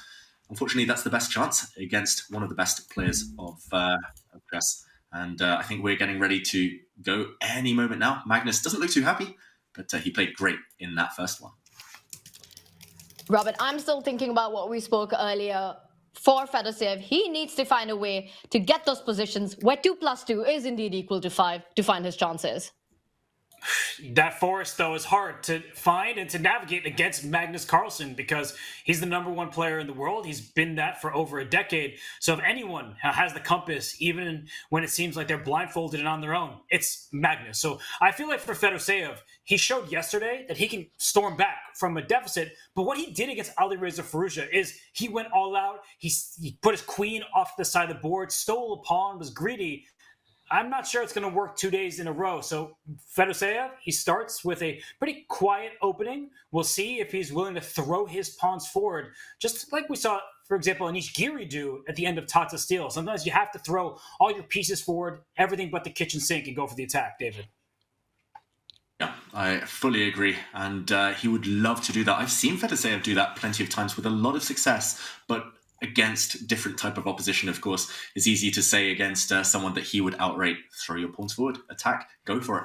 And it's another whole mindset to do it against Magnus. So right now, it's a Queen's Gambit declined. It's the Carlsbad pawn structure we've been talking about with pawns on e3, d4 against pawns on c6, d5. But Magnus loves these types of pawn structures. Now he's aiming to trade off these bishops, and the fewer pieces on the board, the better Magnus becomes, remember. So I love this decision. I was about to say, keep those bits on, keep those bishops, just in case you need them for a later attack. Magnus doesn't look too happy. What do you make of the body language and the start of this game, Tanya? The way he won the first game, I think he's got all the reasons to be happy right now. It's hard to say how he's feeling, but I think he's very pleased with the quality of play from that game one. He jumps in with the knight to the center of the board. And for white, I was just about to say, needs to take a decision. Fedoseev, does he put the knight on f3 or the other plan that we see with the knight moving in front of the king to e2? Instead, Fedoseev chooses the approach where eventually the knight can jump further on, the knight can land onto e5. We might even see him try to build chances with shock castle, the f-pawn moving forward, f4, f5 in certain positions. But having white, he needs to make sure that he does create as much of a possibility to get a game out of this one as much as he can, because it only gets harder on from here. Well, with the white pieces, he has 2 whites in these final 3 games, does Fedoseev. As you're saying, Tanya, he needs to make the most of it. And I like his position. Optically, it's pleasing. You have all 4 of your minor pieces out on the 3rd rank. You control key squares, and namely the f5 square. Like, black can't easily jump forward in this position. And so the next moves aren't obvious for how black should develop. Your bishop on c8, it's tucked at home. You may want to go all the way out to g4, but that walks into Tanya's plan with knight to e5. So, David, as we look at this position, you know Magnus very well. He might have to settle for a cramped structure. Do you think that he's quite displeased with what he's achieved out of the opening?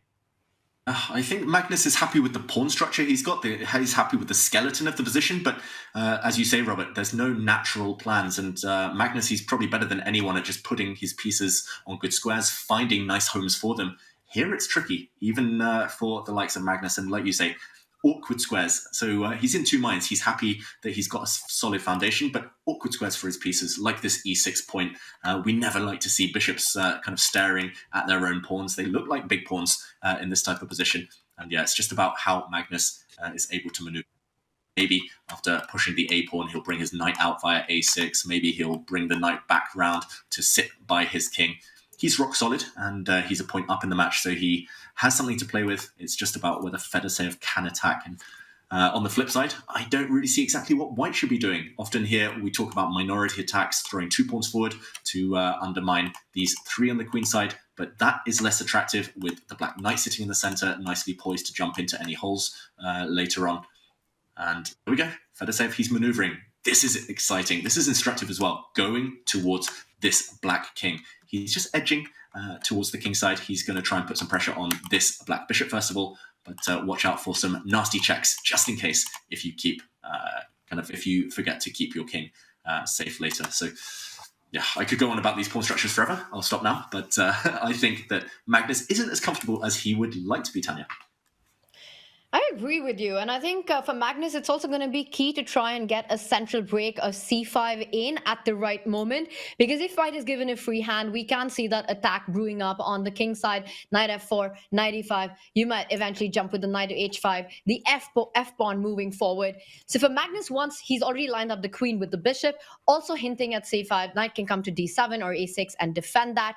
I was expecting Fedoseev to land on the e5 square with his knight, but we see a different plan here. Bishop to e5. Robert, does this surprise you? It does, and I think that Magnus suddenly has fixed all of his problems because his latest move, bring his queen to c8, may look unusual, but he's lining his queen and bishop up. So bishop to f5, trade pieces when you have less space. And in this position, black is feeling a bit cramped. You haven't fully developed. So trading pieces should be favorable for Magnus Carlsen, and as soon as I say it, he plays it. I think that he has neutralized the opening advantage from the white side, but the game continues because there isn't complete clarity. As David pointed out, white's knights are heading towards the black king. It can be a bit scary if you are not accurate, but now that the development is complete, I do think Magnus, he has everything under control, and it's a timely sip of water or whatever's in that bottle there because he's feeling good about his position, Tanya. Yeah, I think, David, you were asking about Magnus's body language. I think this has got to be a lot more relaxed for him now that one set of minor pieces are off the board. He's managed to get rid of, well, what is considered one of the big problem pieces in these kind of pawn structure, the light squared bishop. You really want to trade that off, and he's done it, which solves a lot of problems. But still, white feels like setting up for that minority attack you had mentioned earlier. The rook now lined up with the queen, b4, a4, b5 in the air. How does black continue to improve and fight these ideas, David? Well, Magnus knows better than me, but he has a few options. I just wanted to say completely on your point, Tanya, the pawns control light squares now, the bishop will control dark squares later, so great strategy. And also a note for everyone at home, if you're cramped, if you're struggling for space, if your pieces are suffocating, just trade off one set of minor pieces, knights and bishops, and you live, you kind of breathe easier. And I was going to say, actually on the last move, Magnus could have gone for a double attack. I was slightly surprised the black knight didn't jump in to hit this pawn, first of all, which has just moved. It was sitting on b2, but also the black knight from c4 would have hit this bishop in the center. So Magnus, he could have actually forced the issue, traded more pieces off, and felt probably safer. But now what he would love to do is somehow get either the queens off or maybe one set of knights off. He'd love to trade off white bishop sitting pretty in the center. Ultimately, though, there we go. I was going to say, just before that, Magnus's trademark move is to push rook's pawns, flank pawns. Reinvigorated by AlphaZero in 2019, Magnus had one of his best years, and he loves kind of gaining space on the flanks. Watch out now for this backward pawn to be an issue later. The black rook could slide across. So Magnus has got a bunch of ideas. In the meantime, I don't really see what Fedoseev should be doing right now.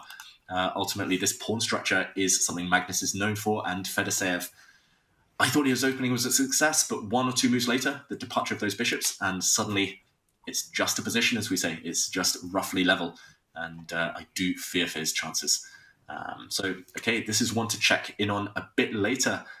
Maybe let's zoom out and go to the bird's eye view to check in on the other game, the clash of the underdogs after those mutual blunders a bit earlier. Who will recover best? And Robert, we see it on the left-hand side there. First glance, who do you favour? Oh, we got that Benoni structure on the left-hand side of our screen, and Jose Martinez just hops in with his knight. I have to say that his position looks very solid from the black side. Denis Lazovic, it's not like he's done anything wrong himself. He's pushing pawns into center, but I think that there are chances for black to strike, and that is the standard for this opening. So as we dive in to the X's and O's, I just also want to note that the clock, the situation seems perfectly acceptable for both players, but I'm looking at strikes over on the queen side for black with a move like pawn to b5. That's one of Jose's main ideas. And for Denis, he's expanded his center. Can he push f4 next to boot that queen out of there? Tanya, these are not easy decisions, but you're a d4 player, so you must have experience in the structure. You're right, Robert. And in these positions, it's so important for white to keep as many minor pieces as possible because white does have the space advantage. You were talking about the break on the queen side, a very thematic b5 idea. But Jose Martinez goes for another thematic idea, which is to try to get play on the king side. He pushes the g pawn forward. You have to watch out for this g-pawn from g5, going one step ahead to g4, really cramping down on the king side, gaining more space, isolating that e4 pawn, making sure that the f-pawn remains a backward pawn on f2. I really like this aggressive play by Jose, and it really puts Denis into the think right now. Two sets of minor pieces off the board. In these structures, it does favor black, David. Yep, and exactly. This Benoni is all about trading one set of pieces, so you're not struggling for space, as we mentioned in the other game. And talking of fighting for space, he's been stopped on the king side. He's now throwing pawns forward on the queen side. I was going to say black's pawn move, pawn to g5. It's the sweet spot. It's active and it's strategic. It's kind of playing dynamically, but also stopping white's main plan of pushing a pawn to f4 for good.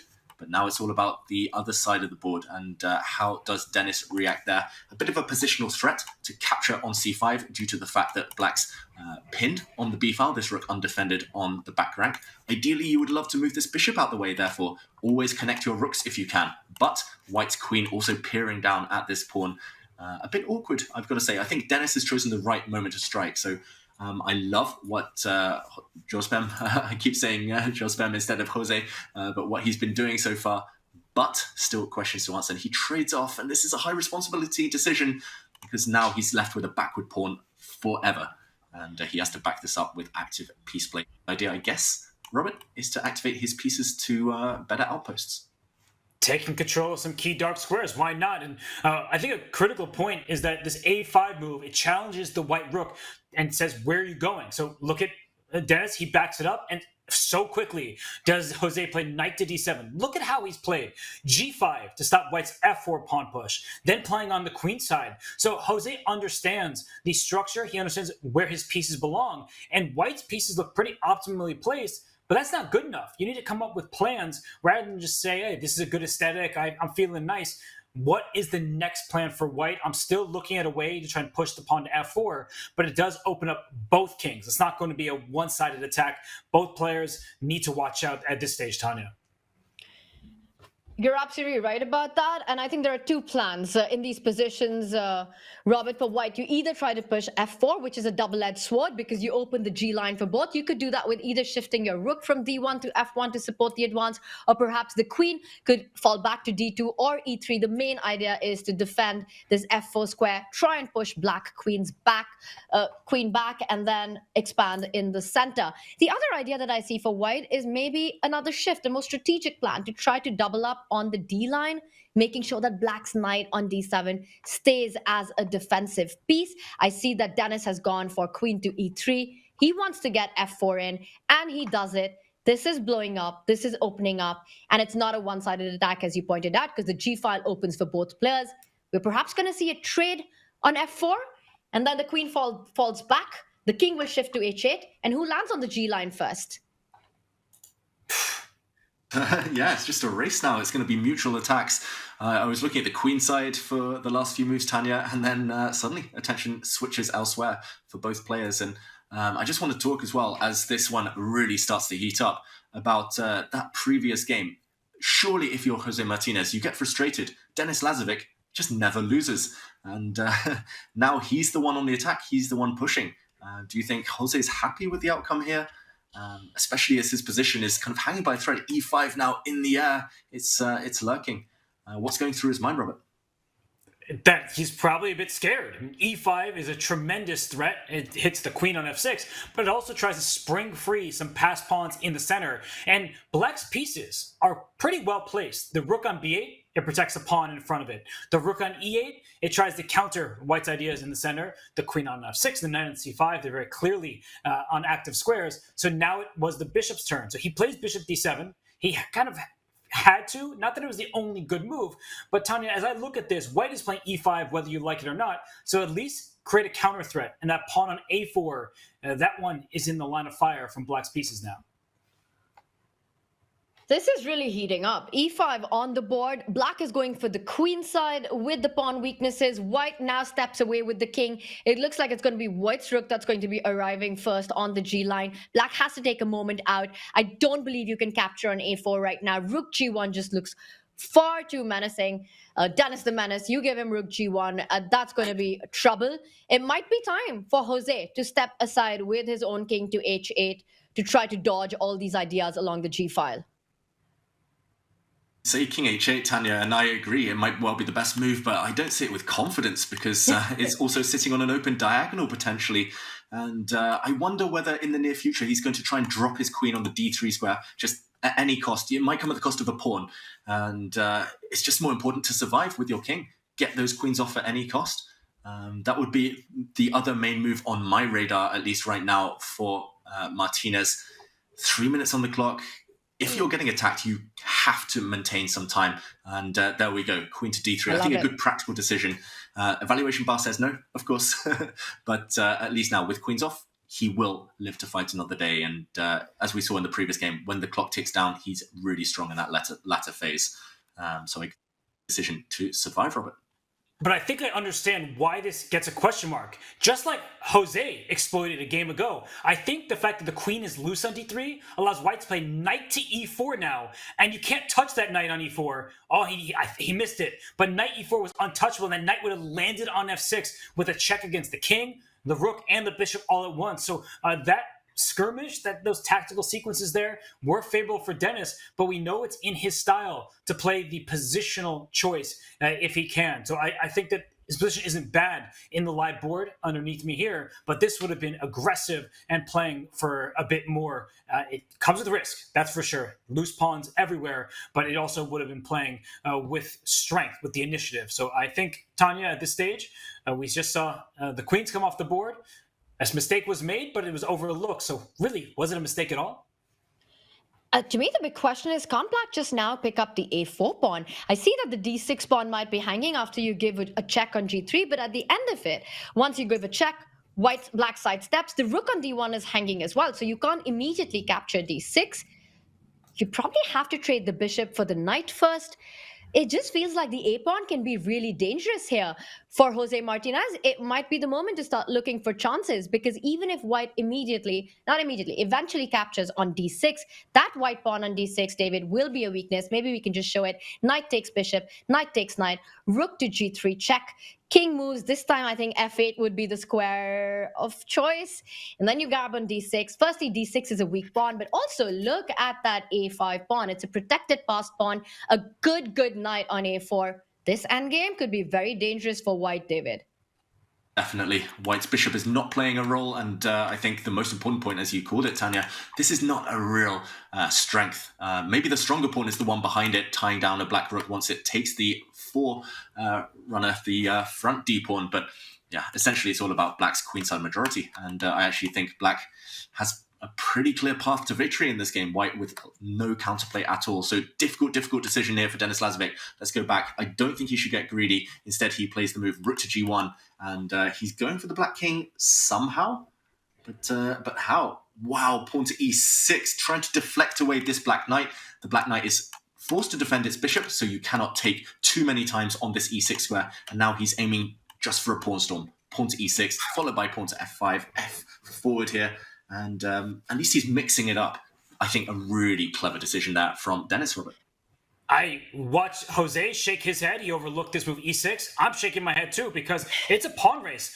This e-pawn accompanied by an f-pawn, that looks scary. But as Tanya mentioned, there's an a and a b pawn for black, and those pawns can rumble forward too. So I'm worried about the black king. I'm worried about all of these passed pawns, and I'm also worried about Jose's clock. Tanya, we keep talking about how he's doing well on, even in time scrambles. This is very tactical, so you are going to have to be extra careful here to survive this position against Denis Lazovic. Couldn't agree more with that, but we've seen Jose just how accurate he is with little time on the clock, even if the position's really complicated. And although White's the one who's down a pawn, and yes, we pointed out that A pass there, but this last move by Denis, that's terrifying. White's got a protected passed pawn on E6 now, and our computer is showing the best move, the knight rerouting itself to D4 via E2, attacking that F5 weakness. I'm picking White right now, despite Jose being the one who's pawn up. I think Black's got to be the one who has to be careful in this position. But David, he chooses another plan. He wants to put this bishop on H5. Love it. The bishop's coming in. It might just come in anyway. Bishop to H5, plonk it down on F7, and there's going to be all sorts of checkmating ideas around the Black king. The all-seeing overlords, the silicon overlords there, the computers say knight to E2 first, even stronger. And again, same plan, knight back. And once it lands on E2, comes forward into D4. Beautiful outpost. And this is the big weakness in Black's position, the F5 pawn. I think Jose needed to bite the bullet and just trade off pawns earlier, because this one, yes, he's blocked up White for a move or two, but it's going to fall in the long term. Instead, Denis puts his bishop on H5. Very natural move. And again, the blue arrow indicates Black's best move by far. You need to trade off one set of rooks. But I'm going to say that's not obvious. It's not instinctive. You normally would want to keep a rook behind passed pawns, throw this pawn down the board. It's simply to stop White's checkmating ideas. If you allow this bishop to land on F7 and the White rook to slide over to G3, then Black will be doomed. So you need to trade before it's too late. Rook to G8. Only way to save this game. He's got 30 seconds left, though. Oh, Jose, I don't envy his chances, Robert. No, and you could see it on his face. And look, he was bishop E8. The evaluation, it goes all the way up. And I think it's because White can bring the knight in. And there Denis goes. Knight D4, hitting F5, going to C6. With checkmating threats, the loose pawns in Black's position, I just feel like they're going to drop off. A rook goes to G5 as well if you want to win F5 directly. This looks painful as the White's pawns feel faster than Black's, Tanya. David, I'm looking at this and I'm thinking, Denis, he's got this under control. He's got race. And you're ahead. You've got a head start. Pawn on E6, Tanya. And Robert, this is something you've always said. It's not about the quantity of pawns. It's about the quality of pawns. And that pawn on E6 is worth more than just the one pawn, a deficit that White has right now. Look at the piece activity. Denis also up on the clock. Jose shaking his head. He's down to 30 seconds. The F5 pawn is falling. The knight is coming in. The A pawn hasn't really gone down the board. That move E6, Robert, I think that was the moment that it changed the game. It changed the dynamics, and it took Jose by big surprise. The key word is dynamic. It changed the game from one where both players were pushing pawns, trying to gain the upper hand, and then made it dynamic. And look at this position as David draws the arrows. David, you take it away. This is such a nice find from Denis to secure victory, it seems. He's calculated so deeply, he's going to throw his knight out the way with a check now, a fork, clearing the path for the coronation of his e-pawn. He's going to make a queen. This is game over. Beautiful there from Denis Lazovic. He spotted it all a mile away. This is just wonderful play. Queen coming. Jose Martinez is going to resign. And there we go. Denis gets the win. Beautiful play. Wow. I think we're all so impressed right now. Just incredible precision by Denis Lazovic, starting from that move E6. Amazing conversion and spectacular end with that move Knight G6. You cannot stop the pawn from queening, and Denis Lazovic takes the first win of this match, which means that for Jose, he needs to win a game to level the score. And meanwhile, Fedoseev is about to bounce back in his match against Magnus, Robert. Oh, a long time ago, in a position far away, it looked like Magnus had everything under control. But look at the evaluation bar, but also the last couple moves. It is 2 extra pawns for Fedoseev, but maybe Magnus could use one of his pawns as a distraction and try to grab a couple of his own. A reminder to all of our newer audience members out there, if White just has a knight and a king against an enemy king, there is no way to checkmate. So that's what Black is aiming for. Get rid of all of White's pawns, even if it costs you a knight, and that's what Fedoseev will avoid. So David, do you see any chances? You know how to grind like a grandmaster. Can Magnus try anything? He can, and he is trying everything possible to draw this game, to give up the Black Knight, give up the Black pawns for all of White's remaining foot soldiers there. But computers indicating actually only one winning move. Fedoseev doesn't find it. He had to give a knight check first, and actually maybe needed to keep more pawns alive, because suddenly Magnus, as you said, is going to use the g-pawn as a distraction, and then the Black king is just going to eat up White's remaining pawns. The Black king is going to come in, and some easy targets. now that...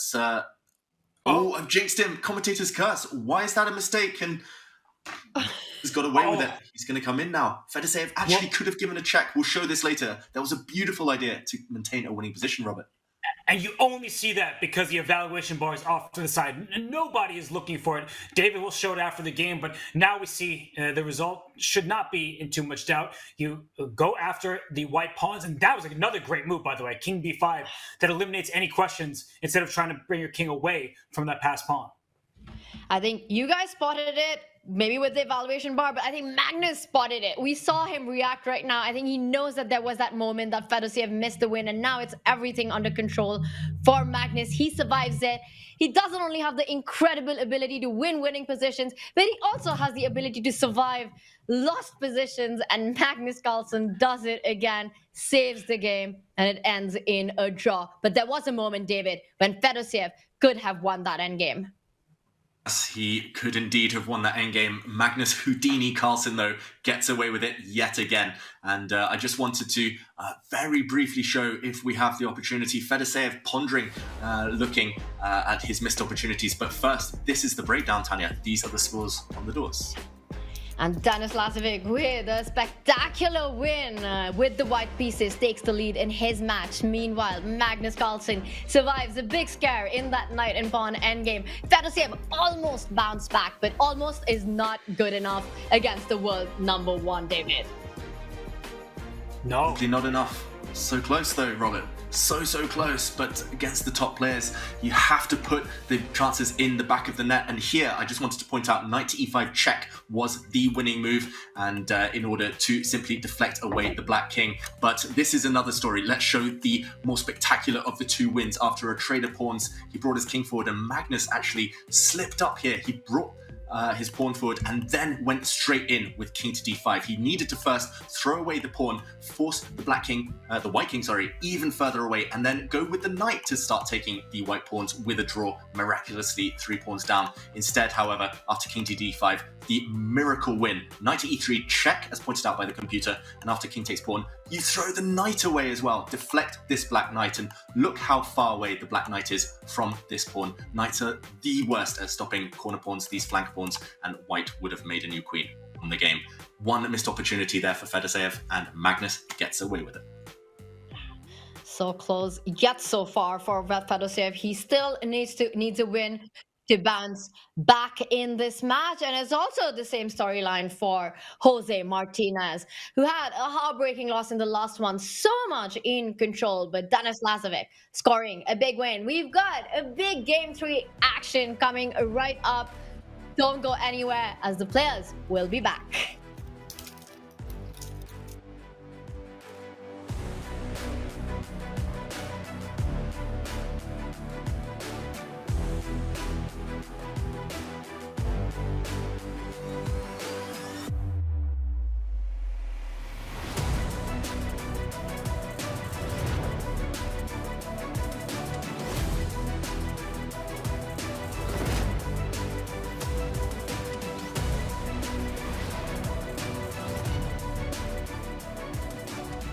Welcome to a world where each game writes a new story with endless possibilities and surprising twists.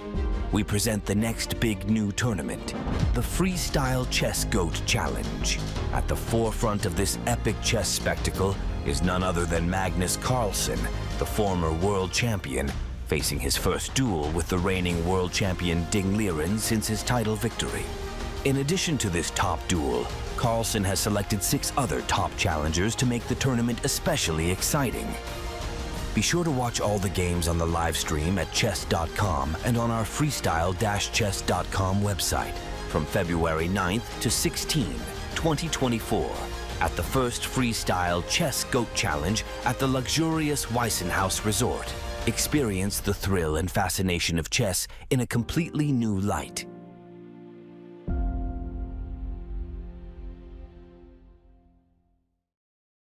Our once magnificent kingdom of chess lays now in ruins, our king slain. But some say that a new ruler will come and restore the realm to its former glory. Solve puzzles, fight epic battles, and earn gold swords, and scrolls full of chess wisdom on your way to reclaiming the throne. Download the app today. And this month only, face off against your favorite Kingdom character bots. Only on Chess.com.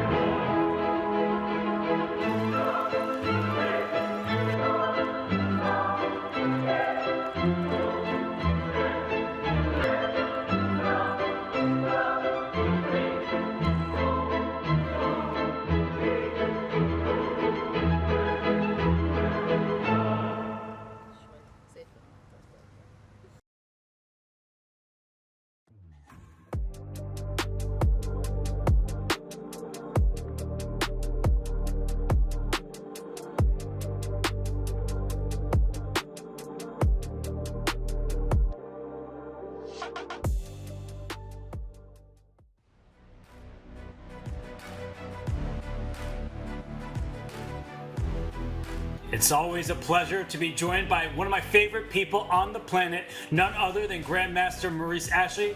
Maurice, how you doing, my friend? Yo, Robert, what's good? What's good? You know, I'm so happy to talk to you. We haven't chatted about the Knicks of late, so happy to be on the show. We could talk about that for hours, though, so let's get back to the action.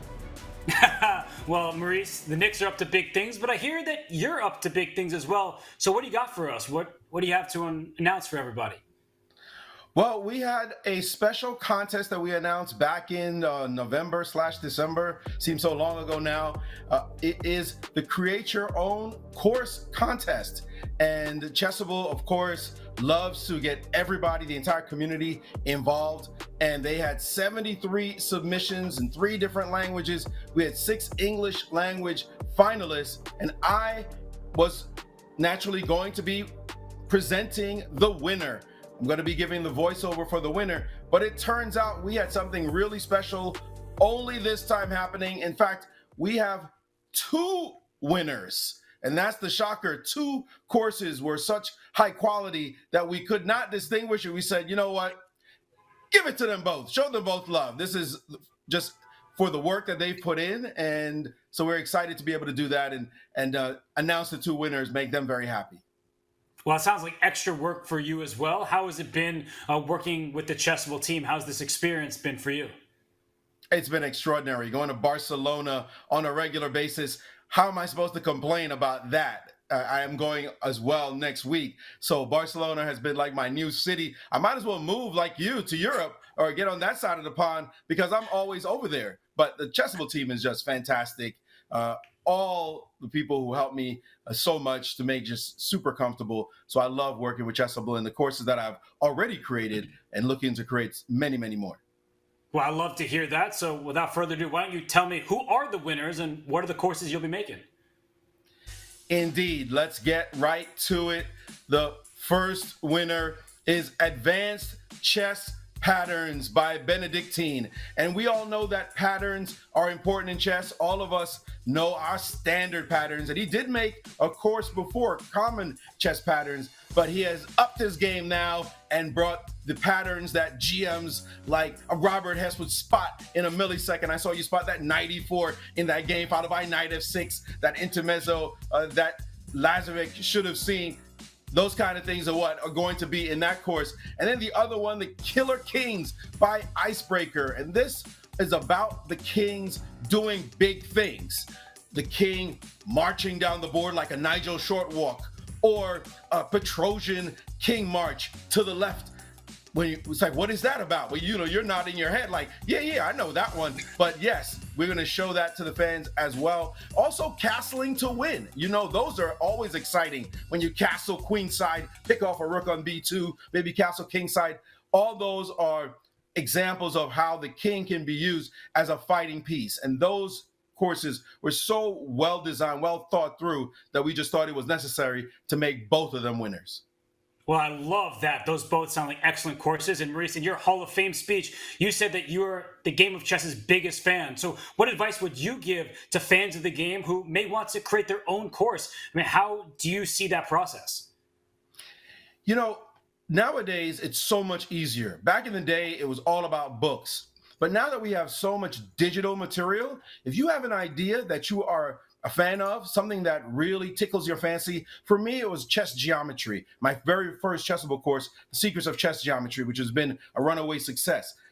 The idea of geometry in chess, it's so beautiful when you see all kinds of these geometric maneuvers, zigzags, dominations, and the like. So when you have an idea, nowadays you can take a database and filter that database to show you, comb through that database to show you the way your idea can be presented in pure form. There are millions of games, and in those millions of games, there are going to be 100, 200 examples of whatever idea you consider to be one of your favorites. And that's what I would recommend. Come up with an idea, just learn how to filter it through databases like Chessbase, and once you do that, you're on your way. Wow, I mean, you couldn't have said it any better. So it sounds like, Maurice, you recommend that teachers and those who want to improve, they maybe get and enjoy the waiting list for the courses that you're about to make?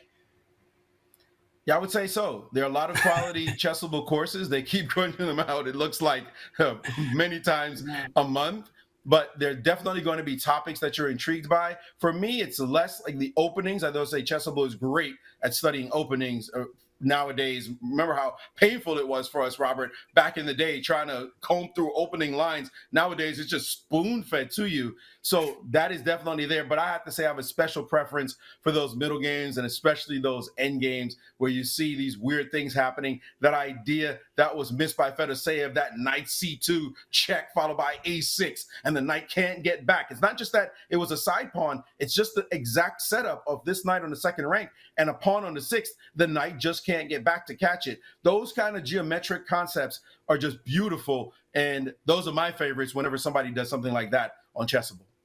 Well, those are your favorites. As I said, you're one of my favorite people on the planet. Your energy is contagious, and you may be one of the chess's biggest fans, but I'm one of your biggest fans ever since I was a kid. So thank you, Robert. We'll catch up. We'll catch up soon, of course, man. But continue doing what you're doing. We love to see all the content you're bringing there, and I'll continue being a fan and watching the Champion Chess Tour. I'm a fan of what you all are doing. Absolutely. You, David and Tanya, you are killing it. I've retired from chess commentary on a regular basis, but there's no loss because you all are keeping it at an extremely high level. So keep up the good work. Well, thank you, my friend. Thank you for passing the torch. And we are heading back to the Champions Chess Tour. You heard Grandmaster Maurice Ashley. He is creating his 2 courses, but a course can be written just about these matches here in the Champions Chess Tour. The Chessable Masters is our first leg of the season. David and Tanya, you're back, and we'll be back with a 1.5 lead for both Magnus Carlsen and Denis Lazovic. And the games, they're getting underway. Robert, the games are underway. We've seen our storyline. Magnus Carlsen survived in that last game. These endgame geometry that Maurice was pointing at, so beautiful, such a big miss by Fedoseev. He starts with the black pieces. If Magnus gets the dub in this one, if he wins with white, it's match over for Fedoseev. So he needs to make sure things stay under control. And speaking of things staying under control, I think this is an opening that needs to be broken down, David. Knight takes e4, offering white to pick up that knight. It looks like it's for free. It looks like it's for free. This is the four-night Scotch, as we call it, one of the most drawish openings, if you believe top grandmasters, but not this move. Fedoseev throwing a knight away. I'm just going to show a quick action replay before it's too late. There we go, of black's last move. Let's go back a couple of turns. It was here after knight takes d4, knight takes e4, a big shock. The main move in that position being, for example, bishop out to b4. But instead, knight takes e4 on the board, and Magnus, wow, he goes for a variation that's forcing the queens off again. Just a slow action replay here. Knight takes knight would have been met by a couple of different moves, but queen to e7 is one of them. You pin, and you do win back the material due to this line and the white queen being tied down to the white knight in the center. Let's catch up with the game, however.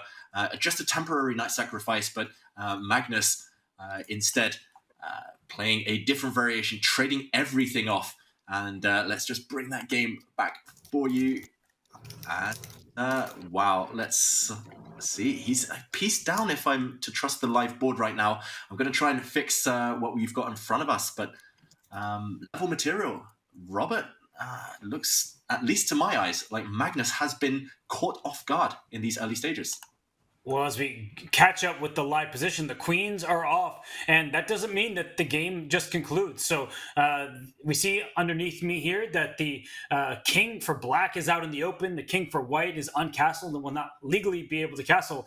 But while I have a quick second, I do want to shout out Maurice one more time. And I said that I was one of Maurice's biggest fans. It's true. I can't believe I'm saying this publicly, but Tanya, I know you'll appreciate this. When I was a kid, Maurice was at a tournament playing, doing analysis, all that stuff. And I was too nervous to go up to him and ask for his autograph. I was like 9 years old. And my mom, she's ever the bold character, she just storms right over to where Maurice is. It's like, my son, he's a big fan of yours. Can he get an autograph? I don't know if we have a photo. I'll have to ask my parents. But ever since I was a kid, I've had so much respect for Maurice. I'm honored to call him a friend. And now that we have said that, I'm happy to go back into the chess where there's a check against the Black King out in the open. Deadly, well, I was going to say deadly. It's not that deadly. The Black King can retreat. I'm just so used to all those king marches. Maurice name dropped some of those great king walks of all time. And I don't think we'll see the Black King continue its journey down the board, out into the open. It's, well, hopefully learned a lesson from actually Vachier-Lagrave's king. We'll see the Black King surely just retreat and drop back. There we go, to safety. And now the game will take a slower turn. Black's bishops can come out to very nice, sensible squares. I think roughly level position. The fireworks in this game happened right off the bat, really, really early. And yeah, just before we move on from Maurice, I just want to shout out to him as well. I remember one of my first chess memories watching his commentary, 1994, those Intel Rapid tournaments where he was commentating with Danny King, and that got me into this beautiful game. So a big shout out to one of our chess heroes. And in the meantime, Tanya even. Roughly I'm honored. But David, I'm going to join both of you in that I'm also a big Maurice Ashley fan. I think he knows it. I've always been so inspired by him. I've seen him commentate. I've worked alongside him. And I think, of course, he's a really strong player, was a really strong player, but even his commentary, it's been so amazing to watch how he's changed that, the energy that he got into the game. It's influenced, I think, so much of chess broadcast. And Robert, I don't know if you remember this, but for me, one of my first commentating experiences was Millionaire Chess, and a chance that Maurice gave me all the way from India. He called me, and you and I covered that event together, and it's one of my core memories, and I enjoyed it so much. And yeah, I think everyone in chat, everyone here commentating, we're all Maurice Ashley fans. Maurice, yeah, maybe, you're awesome. Except for that one kid in the video where Maurice slaps all the pieces off the board. I feel like I've seen that a couple of times where he's imitating searching for Bobby Fischer. But we are in the midst of a heated match between Magnus Carlsen and Vladimir Fedoseev. So sorry for distracting. I just wanted to give Maurice that shout out, and it's always great to be joined by him. But I don't think it's always great to be playing Magnus Carlsen. When you slip up in a winning position and you start kicking yourself, that's when Magnus, I feel like he is feeling his most confident. He's probably upset that he allowed Fedoseev all that play, but now he says, I can survive even that terrible endgame. And what do we make of this, David? I mean, there are so many tactics in this position, even without queens on the board, some loose pawns, some open lines against each king. Would you say that Magnus or Fedoseev is happier to be in this position? I think Magnus is happier that he's still ahead in the match because he really was kind of fortunate to survive that previous game. Fedoseev deserved the win there. But as you say, you cannot relax against Magnus Carlsen. I was writing this off as a level draw-ish, but not drawn yet. And like you say, tactics in the air. Wow. Including this move. I was going to say, there were tactics like bishop takes f2, which would have walked into a pin on the last move. But Magnus first deflecting away the black king, forcing the king to move in order to win the black bishop. So actually a level trade in the end, but Magnus now has the opportunity to capture this pawn to hope that he gives his opponent an isolated pawn, something to work with potentially long-term in the game. Isolated pawns tend to be weak in endgames with rooks. So, okay, mixed feelings here. Magnus, he could, if he's feeling safe, just retreat his rook back, but then black will take on his terms on the c4 square, giving white the isolated pawn. So I'm going to stick to my original evaluation, say it should be a draw with best play, but we all know Magnus. That endgame touch, those endgame skills, Fedoseev still needs to bring his best in order to counter. And I would suggest starting with a rook move to win this pawn. Yeah, don't take it back with the pawn, he plays it. And he keeps the integrity of his pawn chain intact. Connected pawns tend to be better than isolated ones. Tanya, draw prediction here, or am I wrong? I really like that last move by Fedoseev. I think it's a key move to keep the balance going. And look at this. Magnus makes sure that he can really trade on d5 on his terms, get that isolated queen spawn, something to play for long term. Game one that Magnus won. It was the queens got traded early on, and yet he kept fighting. He got the dub in. And this one as well, I have no doubts that he's going to try and create something. The one thing that white is aiming for is to force black to take on d5. The bishop falls back to d6. Rook goes to g5. g7 is hanging. This is getting tactical because black is yet to capture on d5. Fedoseev, Robert, he needs to be careful right now. And we see that there's only one move here that holds the balance for black, rook to h7. It's a very natural move, protecting your pawn next to your king that's loose and keeping contact with the h5 pawn. So Fedoseev, I mean, he just outplayed Magnus in an endgame. So I know that I often lead the charge talking about how strong Magnus is in the endgame, and it is true. Fedoseev, I mean, he had his chances, and maybe he'll have chances in this one. But while he sits and thinks, why don't we zoom out for a second? Because we could have a winner's bracket finalist after this game on the left-hand side of our screen. Denis Lazovic is up 1.5 to half. 2.5 points sees you sail through. And with the black pieces in this position, oh, David, I'm looking at this one. I'm thinking I would love to have the space that Denis has been able to secure for himself. He's won Connect 4, my favorite game other than chess. He's got this phenomenal pawn chain, and this pawn chain, not only is it beautiful, but it blunts this dark square bishop. This, I mean, calling it a bishop feels wrong somehow. It doesn't roll off the tongue when a piece like this one sadly staring down at a bunch of pawns. Also, looking at the white king, it's not going to feel safe anytime. It can no longer castle kingside. The white rook has moved on g1. It doesn't really feel comfortable castling on the other flank either, because you've pushed a pawn out to b4, meaning the king will be really airy long term. So I like his space, Denis Lazovic. My question, Tanya, what does white try to do to break the bind, to break this Connect 4 pawn formation? It's really hard. They say that to break a pawn chain, you have to attack the base, but the base is far behind on c7. It's so hard to get to that. You are thinking about ideas like perhaps a4, expanding on the queen side, maybe an eventual b5, b6. We will see that pawn chain, the base being into trouble. But right now, the first thing that Jose has to think about is taking care of the king side, his own king position as well. And I like this move by Denis. He gets rid of the active bishop that was on b3, the light squared bishop, with white's king in the center. Denis is not only eyeing the kingside advance, but a potential d5 break to really start asking questions. White isn't feeling safe on the queen side with the pawns advanced. Once d5 comes in, the center opens up as well. So bishop e6, d5 ideas in the air. I'm liking black's position here, Robert.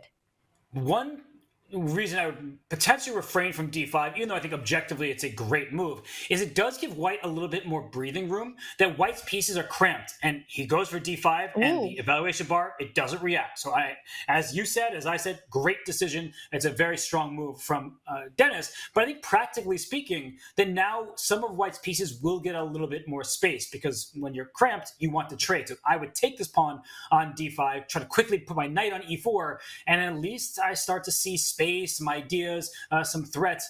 Denis doesn't mind. Tanya, you didn't mind either. And David, well, now the question is, what do you think about that latest decision? Are you also a fan like Tanya and Denis himself? I would say yes, but it's all about this bishop. I think here, I still favor black. I think all of us would, purely because of this piece, purely because of the fact that the white king can't castle. But I'm caught in two minds, Robert. You probably heard the hesitation on my voice, because at least now white has one compensating factor. It's a beautiful outpost on e4, one that you can never really challenge. So yeah, it's kind of mixed feelings. It feels like Denis a bit impatient now. He senses the finishing line in this match. He's 1 point ahead. A win with black here would end it on the spot. No need to go the distance in the fourth game. And he's trying to rush, but he doesn't need to. He's got the long-term advantage. He has to just ensure now that white isn't able to, for example, push this pawn forward, move this rook out the way, relocate this bishop to a new diagonal. It's going to take 4 or 5 moves. But Denis cannot allow the opponent that luxury. And okay, another question mark attached to this move. I think it's actually quite a healthy one. The knight on the rim wasn't great. But now, what is the idea? What's he going to do if white simply sets up this barricade of pawns? Tanya, do you like it as much as you did just 2-3 moves ago for black? I'm going to be honest, I thought it was an idea that you want to prepare a little bit first. Get your rook into the game, perhaps transfer the knight from c6 to a better square, maybe bring back the knight on h5. Denis decided to go for it immediately. And this e4 square, it really looks like a stronghold right now. Looks like everything is under control. That said, I'm still surprised with the question mark awarded to knight to f6, because it feels like the most natural move. The knight on h5 isn't doing anything. You want to trade off your opponent's most active piece in the center. David, f3 on the board. And the big question is, how does black follow up? To me, it looks natural that you want to start placing the rooks into the center of the board. You want to get one rook to d8. You want to get the other rook to e8. But then you have to watch out for ideas like b5. Meanwhile, Denis just decides to get rid of the minor pieces. If you take with the knight, I think he wants to jump in with knight d5, knight e3. Sorry, I was just quickly going to note that the other game between Magnus Carlsen and Vladimir Fedoseev has concluded as a draw. There wasn't much to it. A few pieces came off. Magnus still sitting in his chair, probably looking over that opening before getting into the next game using that game review feature. But for Fedoseev, I think when he clicks on game review, he'll say, all right, I played like a boss, nearly perfect chess from the black side. He was never in danger. So all of our attention will be back to the left-hand side of our screen between Jose Martinez and Denis Lazovic, at least until the fourth game, because there will be a fourth game between Magnus and Vladimir. But for now, I'm starting to see Jose with some chances. I know the evaluation bar, it's suggesting that Denis is still in charge, but I just don't feel like the last couple moves have gone his way. So, David, I mean, do you see any specific plans that black can execute to sort of punish white's king in the center? Or is white's king actually going to feel safe and sound? Or, whoa, apparently there was a big blunder. Whoa. Wow, double question mark. And we see it. We're given a big clue here by the computer, the blue arrow. Black can pretty much win on the spot. He needs to pounce now. It's a one-off opportunity. Denis, look at that camera, frowning. Jose Martinez shaking his head. They both spotted this. Knight takes pawn. And let's show this on the board. If it happens, this is quite simple tactics here. Now, I think a bunch of moves win, but this is a simple pin. You've bagged a couple of pawns in the process. If white tries to defend, then you unleash the bishop. This beast from afar, pawn to e4. And the bishop uncaged simply wins material. You're going to win either the white knight or the white rook in the corner. This is resignable, and it's simple tactics. Jose Martinez, let it slip, and there we go. It's on the board. Knight takes c3. Look at that. Sips his water, Denis Lazovic. Double exclamation mark from the game review. He's through. Just as simple as that. I was about to say things have got better for white, the best position he's seen in a long time, but not that move. A big blunder there, rook to h1, too slow. You always have to be vigilant for tactics, these one-off shots. And there we go, resignation. Game over. Wow. Sudden abrupt finish to this match. It's game over and it's match over. Denis Lazovic advances through, while for Jose Martinez, he will go down to the losers bracket. And what a turnaround it has been for the 17-year-old. He was in big trouble. The one big miss in game one. He blundered, but being resourceful, held on to that one.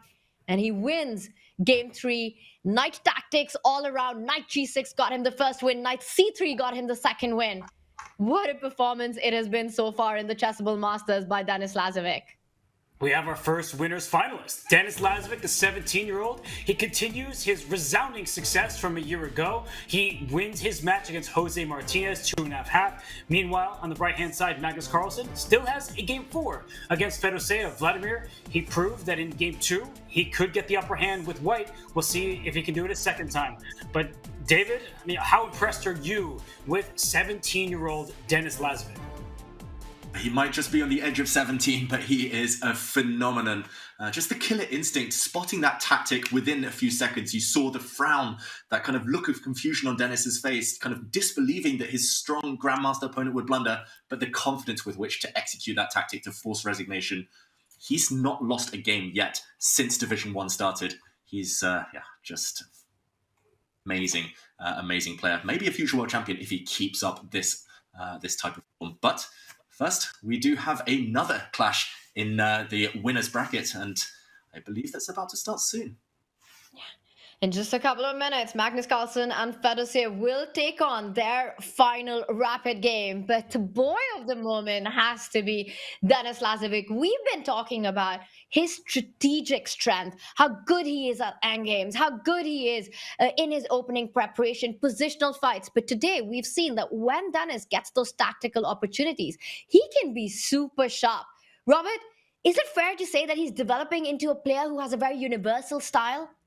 I think that Denis Lazovic, he's known for his opening prowess. He has a sound repertoire and a very high-level one. I think there's been a lot of comparisons to him as being Wesley So 2.0. He doesn't necessarily take risks, but he is able to strike if you give him the opportunity. And so Lazovic, he is improving, he is growing before our very eyes, and he has become a top-level grandmaster in the Champions Chess Tour. And now he awaits the winner of this match between Vladimir Fedoseev and Magnus Carlsen, and we are off in game 4. We're off, and Fedoseev needs to strike. It's a must-win game for him, David. He starts with the white pieces. It's a Nimzo. Take it away. That's a Nimzo Indian defense, where black brings out the bishop very early, and now Magnus challenging for the center. White's last move, putting the queen on the c2 square, isn't regarded as the most ambitious, the most kind of aggressive line. This is more positional, so a bit of a surprise there. And a trade of pawns in the center. We're heading back towards one of those Carlsbad type structures, and it looks like a mishmash, I was going to say, between the Nimzo Indian and the Queen's Gambit declined. And there we go, the white bishop just exerting pressure now along this diagonal, an awkward pin. Will Magnus break the pin? That's the big question. If he does, he would do that with the move pawn to g5, but that would be risky in a situation he just needs a draw. Robert, do you have any experience in this exact position? If so, do you think this is a good opening choice by Fedoseev? I think it is. I think this type of position is definitely up his alley, something he enjoys. And look at Magnus. He understands what's called for. Not often do we enjoy bringing our knight out in front of the pawns, but this is the trendy main line where black goes after this bishop on g3, pawn to h4, threatens to more or less trap that bishop. It can go forward to e5, but you capture it. And if you save this bishop by pushing h-pawn yourself up to h4, then the black knight jumps into e4. So I have seen this opening a number of times. It's a very tricky line. I think it's a bit too forcing, though, and that's going to be the problem for Vladimir. It doesn't create complications in a way that are more difficult for Magnus to navigate. And you see Magnus, he kind of has like a frown on his face for a second, but I think it's just because he's uncomfortable in his chair, not in the position. Tanya, I think we're seeing knight e4 next from Magnus.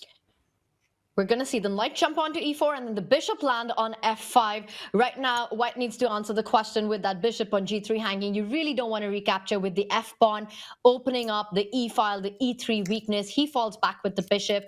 Now, black has the opportunity for Magnus. He can jump on with bishop f5, lining up the bishop and the knight and the queen with potential ideas of discovered attacks. And I think for white, you've got to develop that bishop from f1 on d3 if black was to play bishop f5, David.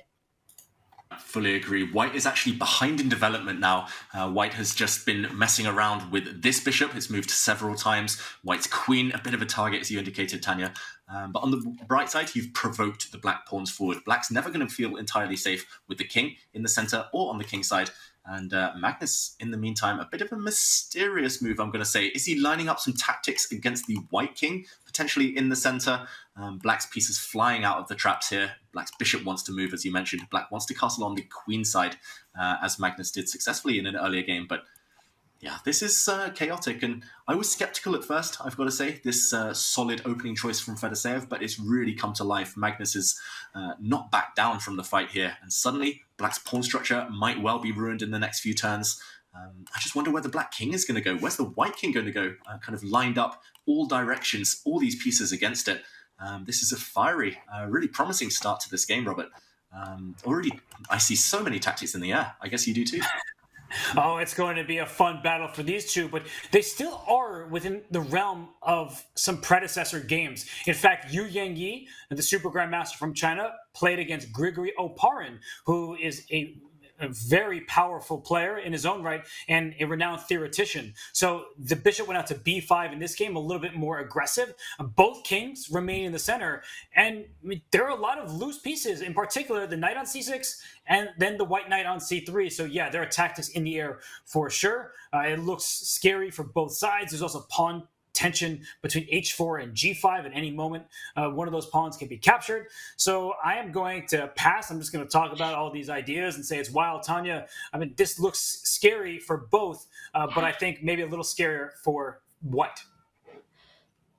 Absolutely agree, especially with that last move, bishop f5. We've been talking about this, and I just want to point out one of the tactics that are possible. We mentioned that white wants that bishop on d3 when black plays bishop f5. But now that Magnus has a queen on e7, if you play bishop d3, actually unpinning that knight on c6, there might be big tactics. Knight takes d4 is the first move that comes to mind. You want to open up e takes d4. The queen on e7 is suddenly the power piece. Knight takes c3. Maybe there are better checks in the position, but knight c3 looks like it would be game over. So in fact, Fedoseev does not have the option to counter this last move by Magnus with retreating his own bishop. But David, if that's not on the table, how are you fighting the threat of a knight jump? Fedoseev doesn't care. He literally doesn't care. He plays the move knight to e2. And wow, this is a big, high responsibility move. I guess the idea, just before we move away from the analysis, is if knight to g3, which looks really strong, double attack against the white queen and against this rook in the corner, then white will take off this knight. And if you recapture, the white queen jumps out and it's counterattack time. Remember, this knight is hanging. If you take this rook, then the white queen actually feasts on this rook in the corner due to a double attack. So this is kind of the essence of chess. The essence of tactics are all these double attacks.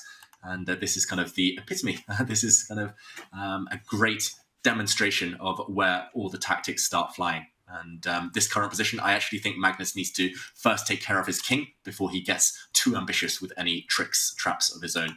I wonder whether that's just dodging, getting the king to a safer square off this diagonal. I wonder whether that's biting the bullet, castling into it, as we say, getting the king hidden on the long side. But either way, this is really, really heating up. And what a start for us. He takes this pawn instead on h4. And now the blue arrow strikes again. Pawn to a3. That's by far one of the most difficult moves, I'm going to say. It looks like you just want to get to safety with your king. A slow pawn move, Robert? Is that surprising?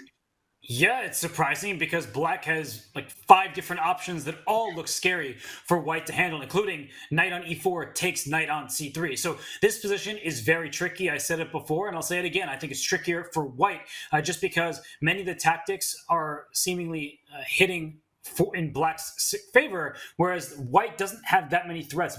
Just the knight on c6 that can be piled up on. So a3, good luck to you. And I just want to note one more defensive move that black always has is that rook coming up to h6, or in this case, we see the blue arrow, castling queenside. David, that was your suggestion before, and apparently it's the only move that keeps the edge for black. Oh, castling queenside. It's brave, but it's got to be on his radar. There's multiple threats here, including queen takes pawn on d5, and castling queenside does defend against that. It takes a brave man, though, Tanya, a brave player to just kind of commit the king on a side that is going to be wrecked, ruined in the near future. This is such a difficult position. It's just so complicated. And to come to a decision right now, it is already a moment where you need to start being precise. As we've seen, queen b3, not an accurate move, but from a practical perspective, it asks questions. I really like this idea that you mentioned, Robert, of actually a rook lift on the king side, because I would hate to destroy that pawn structure on the queen side. I want to go long castle eventually, but whenever you take on c6, you want to recapture with that rook. But the question is, does black have enough time? Can actually black make the move rook h6, just postponing castle for the sake of the structure here, David? Possible, but I'm reluctant to give up the beautiful d-pawn. The white queen then would be attacking this bishop as well. Like you said, time. I think that is the key word right now. That's why moves like castle's queenside, kind of long-term, strategically, they're risky. They don't make that much sense, but it's all about saving time. And castle's queenside achieves multiple things in one go. You get your king to safety, Magnus plays it. You protect your pawn on d5, everything at once, and you unpin your knight. Now, big threats are jumping out this way, maybe knight to a5 in the near future. Only now does Fedoseev challenge the black bishop, and okay, this one, it feels like this is going to be decided somehow by a tactical shot, Robert. I'm not sure where, I'm not sure when. It might not be for another 15, 20 moves, but it's that type of position.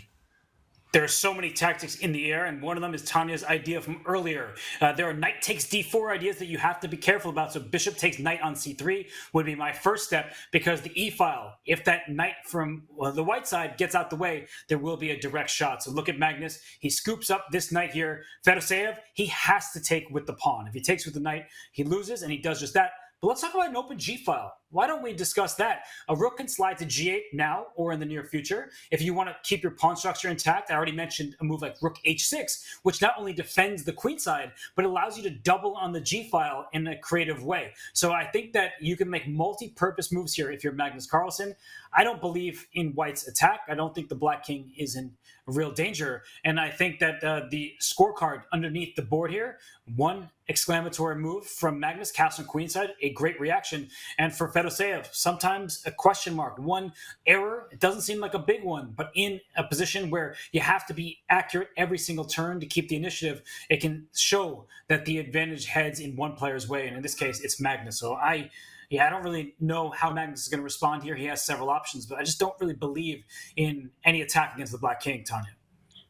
He's touching the 4-minute mark, so he needs to make a decision quick, because there are still a lot of pieces on the board, and there's still a lot of fight in this position left. I completely agree with you that now white will not be probably given the chance to actually destroy the pawn structure on the queen side. Again, I really like the idea of rook h6, and I think it's just been played by Magnus. Really nice call there. Just a really good concept that, we often think about developing rooks. You want to move them sideways, but rook lifts in these kind of positions can be so multi-purpose. You're thinking about not only defending that knight on c6, but eventually attacking white's kingside pawns. For Fedoseev, his king is feeling very unsafe. I can't imagine a safety on the queen side. The f2 pawn is hanging. King side looks equally dangerous, which doesn't only mean that the king is unsafe, but it also means that the rook on h1 remains out of the game for a really long time here, David. I don't envy Fedoseev at all. I think the only thing going in white's favor now is the clock. I was going to comment on his camera. He was leaning back for a long time. He looked a bit kind of out of love with his position, and understandably so, but he needs to hustle. Magnus, he's so hard to kind of throw off balance. You see it sometimes, you see Magnus get emotional, you see him shaking his head, but it's so rare. You really have to kind of shock him with a move. Even if it's not the best move, just throw something, kind of throw a spanner in the works, but suddenly it's all lining up and it's not turning out well for white. He's kind of forced Magnus to play a move he wanted. The clock situation is dramatic. Magnus is lower there, but it feels like white's position is so much harder to play than the opponent's. And Robert, I'm trying to find some reason for Fedoseev to get optimistic. I must admit, I'm struggling. Do you see any in this position? Do you think he looks happy at all? No, he's definitely not happy because he needs to win this game just to stay alive up in the winner's bracket. If he loses, he's still in the tournament. That's the good news. But we saw the Sharks that are down in the loser's bracket. We watched Alireza Firouzja and Yana Palmashi make it through. So it's not like you get to the loser's bracket and suddenly things are easier. And as for the chess, he makes a pawn push, pawn to f3, and we saw the blue arrow. It comes back to us. I don't even think that's the only move here. Like, if I'm being honest, I think that Black has a number of moves that keep him with a huge advantage. And a draw is good enough for Magnus. He's got the odds here. So he could play it safe. He could play aggressively. And of course, Tanya, he finds the best move even when there are 5 different good-looking options. Magnus Carlsen just always seems to find the best moves in positions. I don't know how he does it, but to me, it looks like it was game 3, which was Fedoseev's big chance. Missing that opportunity with that knight coming back in that knight and pawn endgame. I think it was game 2. I'm sorry, I'm going to correct myself. Game 2 with knight e4 and eventually giving up the knight for that a-pawn moving forward. That was a golden opportunity missed by Fedoseev. And against the world #1, when you miss those opportunities, they come far, few, and rare. It's very hard to bounce back in this match. And now, this position, it's Magnus who's playing for more.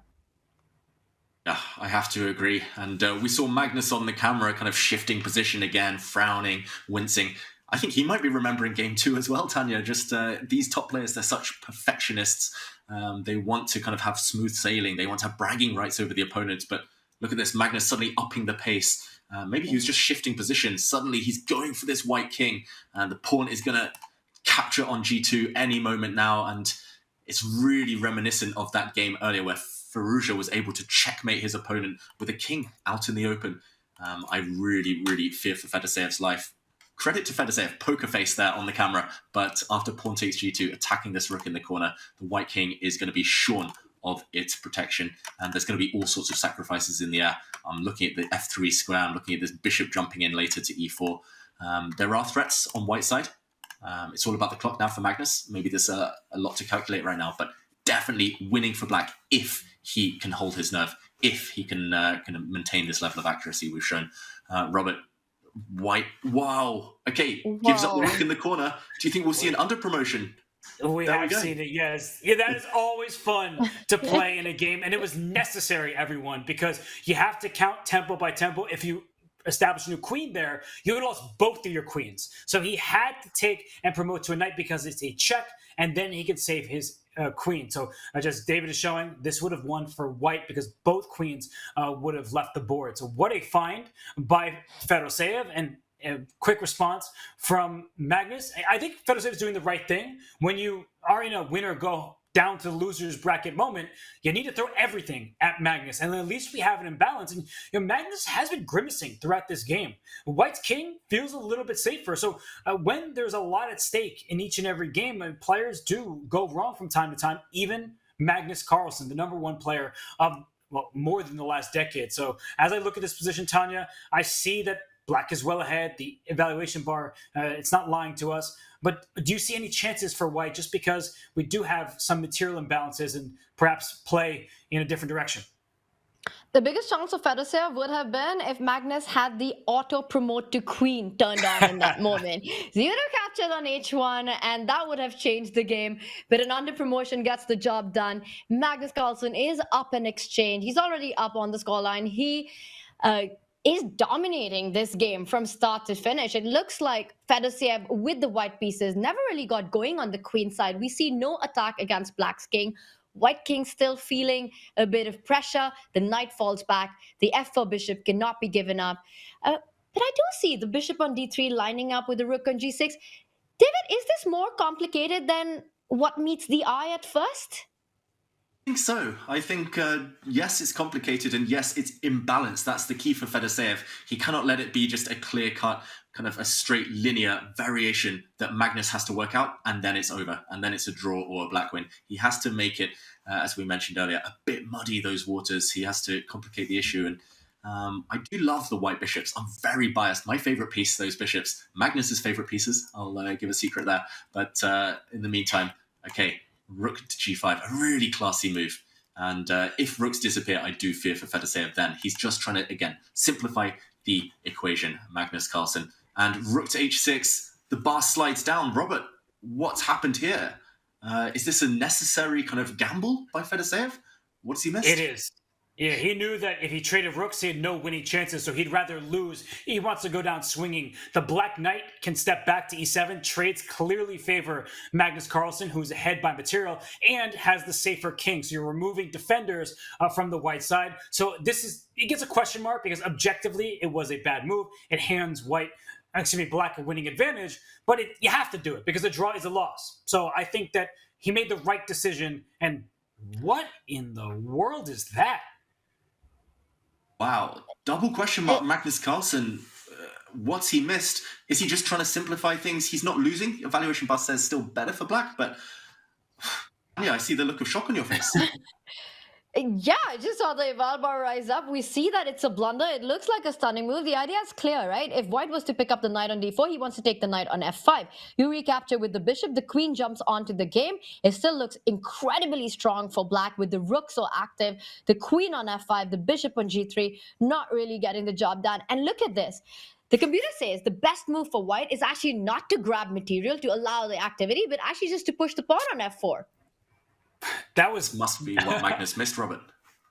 Well, I think it is hilarious that the best move here is not even to take the sacrifice material, but just to push your pawn to shut in your own bishop. But that shows how sad Fedoseev's position is. And that actually means that Magnus' decision, it deserves exclamation points, not question marks. Because what is f4 here? He might play it, but where are the winning chances possibly going to come from for Robert, Vladimir no Fedoseev? one's playing f4 here. I'm sorry. Nobody's playing f4 here. What was that? Oh my gosh. Oh, that was commentator's kiss. I'm putting it on that. David, are you as surprised as Tanya that he played f4? Yes, I'm glad, Tanya, you jumped in before me. One more second and I would have said the same, so don't worry. And f4 is such an ugly positional move, but it's based on tactical reasons. The rook is trapped. And I think this is what Magnus underestimated. This is why we saw the bar sink. Even the world number one is human. He didn't spot in advance that the rook could actually be left on this square. f4 is a really classy move. But ultimately, as the computer's pointing out here, king to b8, the blue arrow, showing that black is still fine. You just need to shuffle into the corner. Always step towards the corner if you castle on the long side. If you castle queenside, good tip for everyone. But still, this is uncomfortable. I'm going to say for Magnus Carlsen, 40 seconds on the clock, a trapped rook. Suddenly, for the first real time since we jumped in here, the nerves are going to be jangling. Magnus, he's going to try and focus. He plays the best move. Of course he does. It's the best for a reason, but it's going to be uncomfortable. He's got to untangle. This piece is a big problem long term. And Robert, he's going for it now. Fedoseev.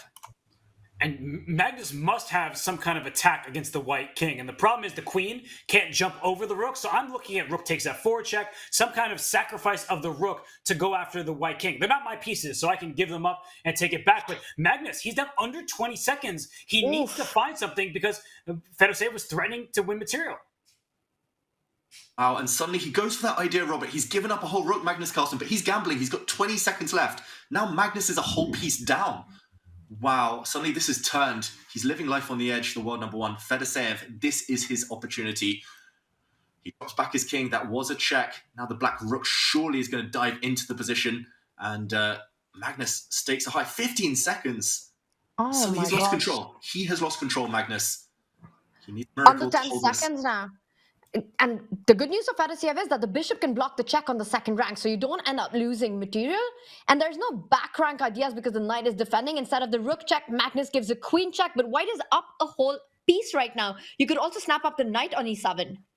It's a piece for 3 pawns, and the white king is out. But Magnus, he went down to just about 1 or 2 seconds and barely got his moves off. So I see the evaluation. White is favored. That is clear. But it's still within that drawing territory for Magnus. He is mad, but Fedoseev is locked in, trying to find a way to go after the black king, or maybe to... Oh, checkmate on the back rank was threatened. A queen sacrifice from Vladimir.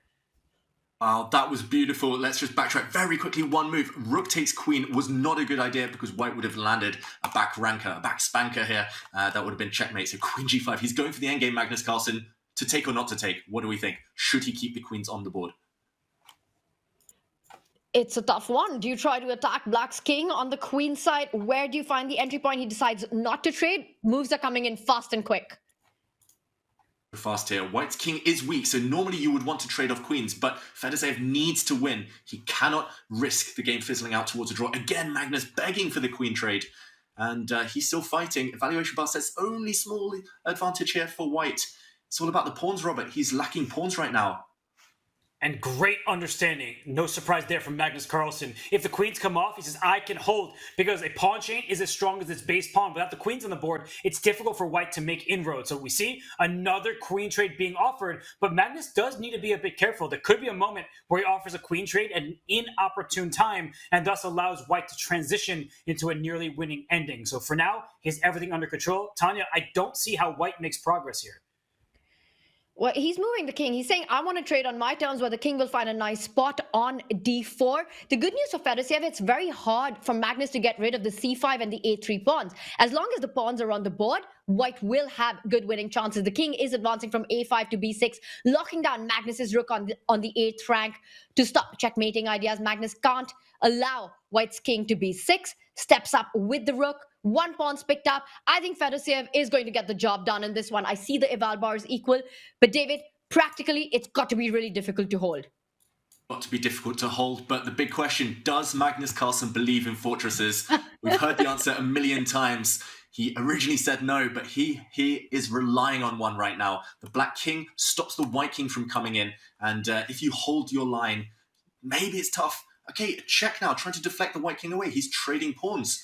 He's getting the job done. Magnus, I was agreeing, Tanya. I thought White had great winning chances, but not against an endgame genius like Magnus Carlsen. Suddenly, Black is getting closer and closer to safety. All he needs to do is eliminate the remaining white pawn from the board. And Robert, it looks like he's done everything right, Magnus. Although Fedoseev still has chances, because we do know that if all three of Black's pawns come off, there's no way Fedoseev is going to make a draw by repetition here. He's going to play on until the very end, because he does have an extra piece. So yes, rook and bishop versus rook, everyone, theoretical draw. But when you have no time on the clock, good luck to save it. But for now, I mean, Magnus is not giving any ground, David. Building up time on the clock as well. Magnus had 1 or 2 seconds a while back. Suddenly Magnus is up at 15, 16 seconds. He's really upped the pace, really upped his game. And Fedoseev, he'll rue another missed opportunity if this one slips away. He won a piece. He tricked Magnus in that time scramble. But suddenly, look at the black rook just lining up, pinning or attacking, harassing the white pieces. And okay, we see the final white pawn disappear. So this is a draw, even if black loses his remaining 2 pawns. But that is difficult. And the black king is caught on the edge of the board. So there will be checkmating patterns. Let's predict now. Will Magnus hold? It might be difficult, but will he do it? I'm going to predict a big yes on this one. I mean, what the position was and what he's managed to get, just his resourcefulness in this endgame has been just incredible to watch. Putting that king on a7, it felt like a fortress. Then at the right time, managing to exchange, trade off those remaining white pawns.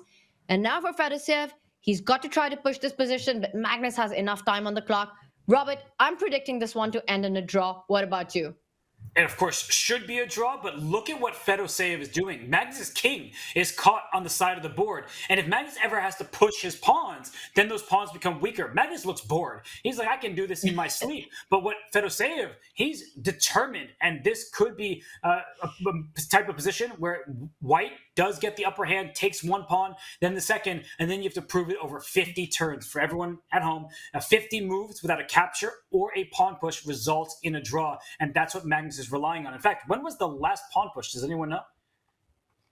A long time ago. We'll go back and count. I think the last capture was a bunch of moves ago, 15, 20 moves already. So Magnus is getting closer. It's the old Captain America line. I could do this all day. He's defending really resolutely here. And he's got his king off the edge of the board. Look at this diamond formation, the black pawns and king here. But going to hold these pawns together, that's for sure. Fedoseev, he's got a few more moves, Robert. As you mentioned, he's got to win one of the black pawns or push them forward, force them, provoke them forward in order to keep the game alive. He's running out of time, though, both on board and clock. Not making any progress. Surely now, as we reach 100 moves, this one is edging closer to the draw.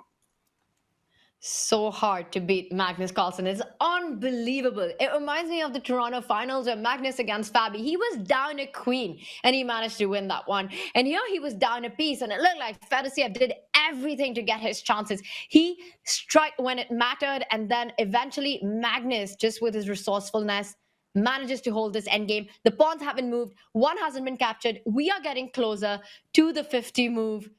And it looks like it might not even go into a rook bishop versus rook. Dare I say it? This is a fortress, and there has been no way for Fedoseev to make progress because the rook on c4, it defends and prevents the white king from joining the party. So what a hold from Magnus, but what play from Fedoseev. He should hold his head high even if this game ends as a draw and he goes down to the loser's bracket, because if one little move went differently, he could have tied this match, and maybe if a couple things had gone a different way, he would have tied it earlier and had some different chances. And now Robert, the countdown begins. 10 more moves. 10 moves to get to the 50 move rule, and it will be a draw unless white wins a pawn or one of the black pawn moves. Tanya, I think he's... Wow, just before it happens. Pawn to d4. Why did Magnus break the formation? He got impatient on the brink of a draw. Wait, that was a bad choice.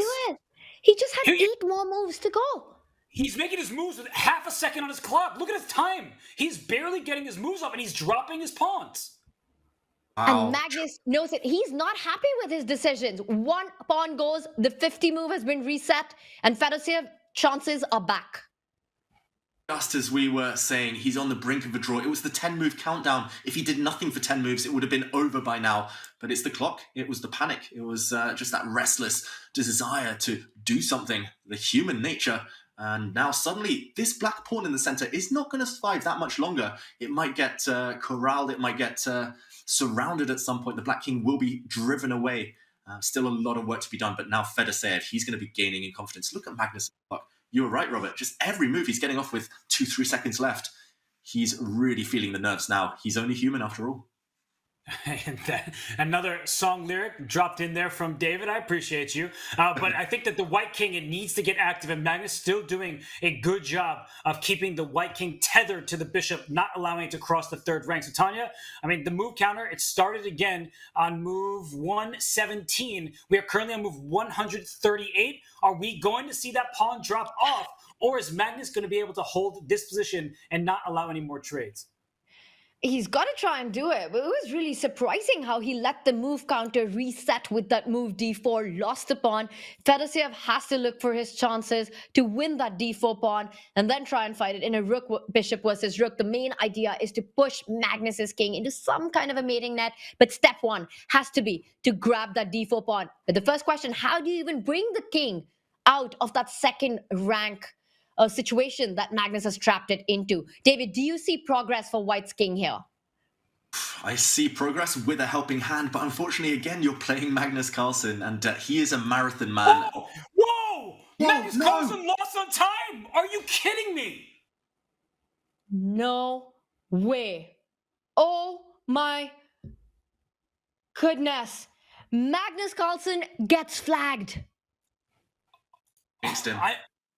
Unbelievable. Fedoseev gets it done. He gets the dub. He comes back.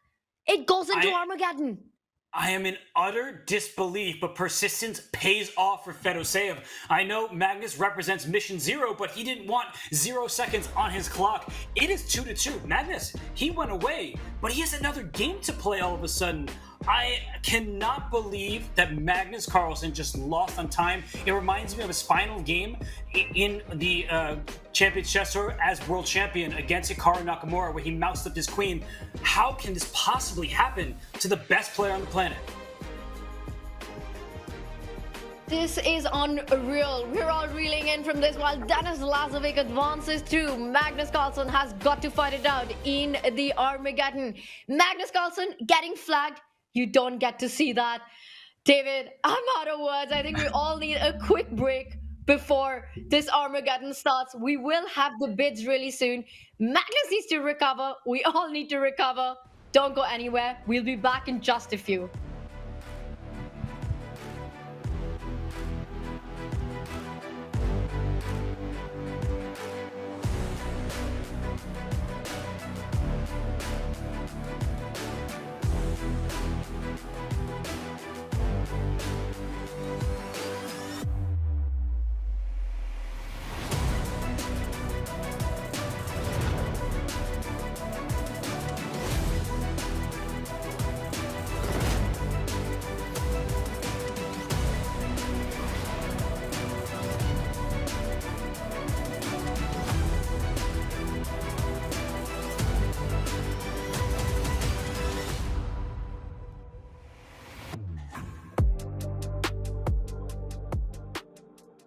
You're on a train, or on a plane, or you go completely off-grid. With Chessable's offline mode, you can now study chess anytime, anywhere, and not miss a day of training. And when you're back online, you just synchronize and everything is updated automatically.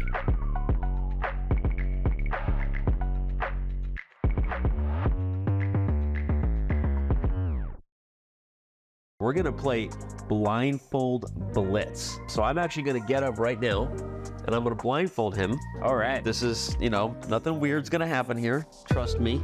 There you go, close your eyes, right? I'm gonna move the pieces for you. So all you gotta do is just say the move and I'm gonna move the pieces for him. I'm gonna start your clock. You just say your move and hit your clock. So, okay. Go ahead. Play 1b3. Okay. Okay, so he plays b3. I'm gonna play knight f6. Bishop b2. g6. Knight f3. Bishop g7. c4. c4. Yep. You got a good position. All right, knight takes d4. Queen takes d4 check. Knight to f6. Queen e3. I think you're doing great, just so you know. Oh, thank you. If you're worried. Yeah, that looks like a very boring position. Why am I struggling so much with the right thing to play here? My plan now is just to try to flag you. Queen to b6. Yeah, that's a good move. I have 2 minutes and 24 seconds. You have 4 minutes and 45 seconds. Maybe I should have given you 10 minutes. All right, I know. I'm old and slow. You're not 40 yet. All right, I'm gonna play rook to d8. I'll play rook fd1. You play a lot of good chess moves. Has anyone ever told you that? No. How are you gonna hold a freaking draw here? Come on, Dan. All right, rook takes d1. Yeah, rook takes rook. I gotta do what I need to do to win. You gotta do what you gotta do to win. I respect it. Knight to f6. Ah, what are you doing? You training something? I'll play king to e3. Why did you have to see it? It was just one. rook to d1. D? D1. Yeah, I see you, Danny. Okay. I'll play rook to c4. Okay, bishop to d5. I'll play rook to c3. Wesley, this is your chance to blunder. You can do it. Rook to g1. Push a5. No more mate. Rook to g1. Pawn to e4. Oh man, was an accurate move. Bishop to b7. Okay. I'm just kidding. I like going a8. I can't do it. I can't take advantage of a blind man. I'm getting mated. King to g7. Why are you running? That was a good move by me. It's not over yet. Knight e8 check. I'm gonna play the most boring. King to f7. Rook takes bishop a6. Run it, Wesley. Yeah. King takes e8. King e6. King to f8. King to f6. Oh wow, that hurts actually. That's a big time. Oh, I lost on time. Oh, that was a big time. I lost track of time. Wow. Good game. I almost feel okay about myself. Almost. Yes. Yeah, you're doing good for your first game after a long time. Thank you. Yeah.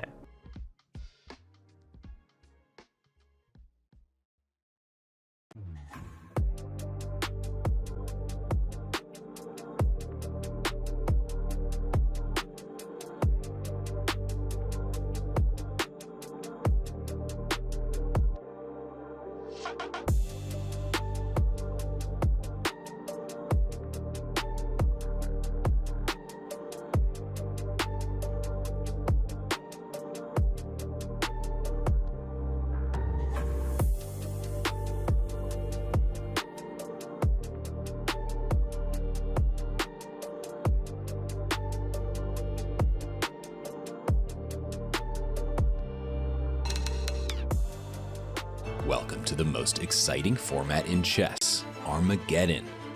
The ultimate tiebreaker. Armageddon grants white more time on the clock, but in return, white must win. A draw secures black the match win. White starts with 10 minutes, and each player submits a confidential bid with an amount of time they are willing to start with. Lowest bid gets to choose their color, usually black, and those coveted draw odds. Let the Armageddon commence.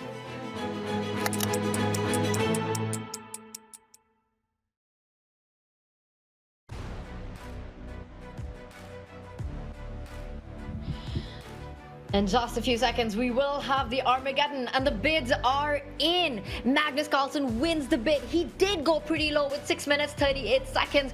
Vladimir Fedoseev with an 8-minute, 30-second bid. To me, it looks like, David, that Fedoseev was happy to get white. He did not want to compromise too much on the time. Understandably, he just struck with white. He won with the white, and now he has a few extra minutes in his pocket. Magnus, meanwhile, that's a brave bid. How low can you go? 6.5 is living life on the edge, especially because he knows now Fedoseev has that recipe of creating chaos on the board. For better or worse, that last game, Fedoseev, he showed how to do it.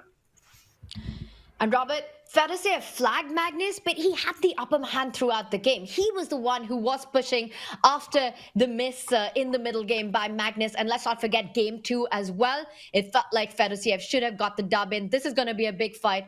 We're off, and we're seeing a repeat. It's the Queen's Gambit decline this time. Well, there are a few things that we can't forget as the players. They shouldn't forget their opening lines. Fedoseev, he is the World Rapid silver medalist behind Magnus Carlsen. He also can play very long games. He doesn't just end them on the spot. So when there's Armageddon without increment, you start to worry about the clock. So Fedoseev is using time as a weapon. Magnus, he hasn't moved. David, can you actually afford to invest this kind of time at this stage of the game when you're playing Vladimir Fedoseev? You simply cannot. You need to adapt. You need to react. You need to just trust your instincts. And Magnus actually sacrifices a pawn. Big decision here. If this pawn is captured, the black knight jumps into the b4 square. Not only is the black knight coming in via c2 in that variation, but the white queen might have been trapped. So wisely avoiding the temptation. Greed not being good in this case. But you're right, Magnus, it feels again right now that he's freezing. He hasn't adapted kind of to this new rhythm that he needs.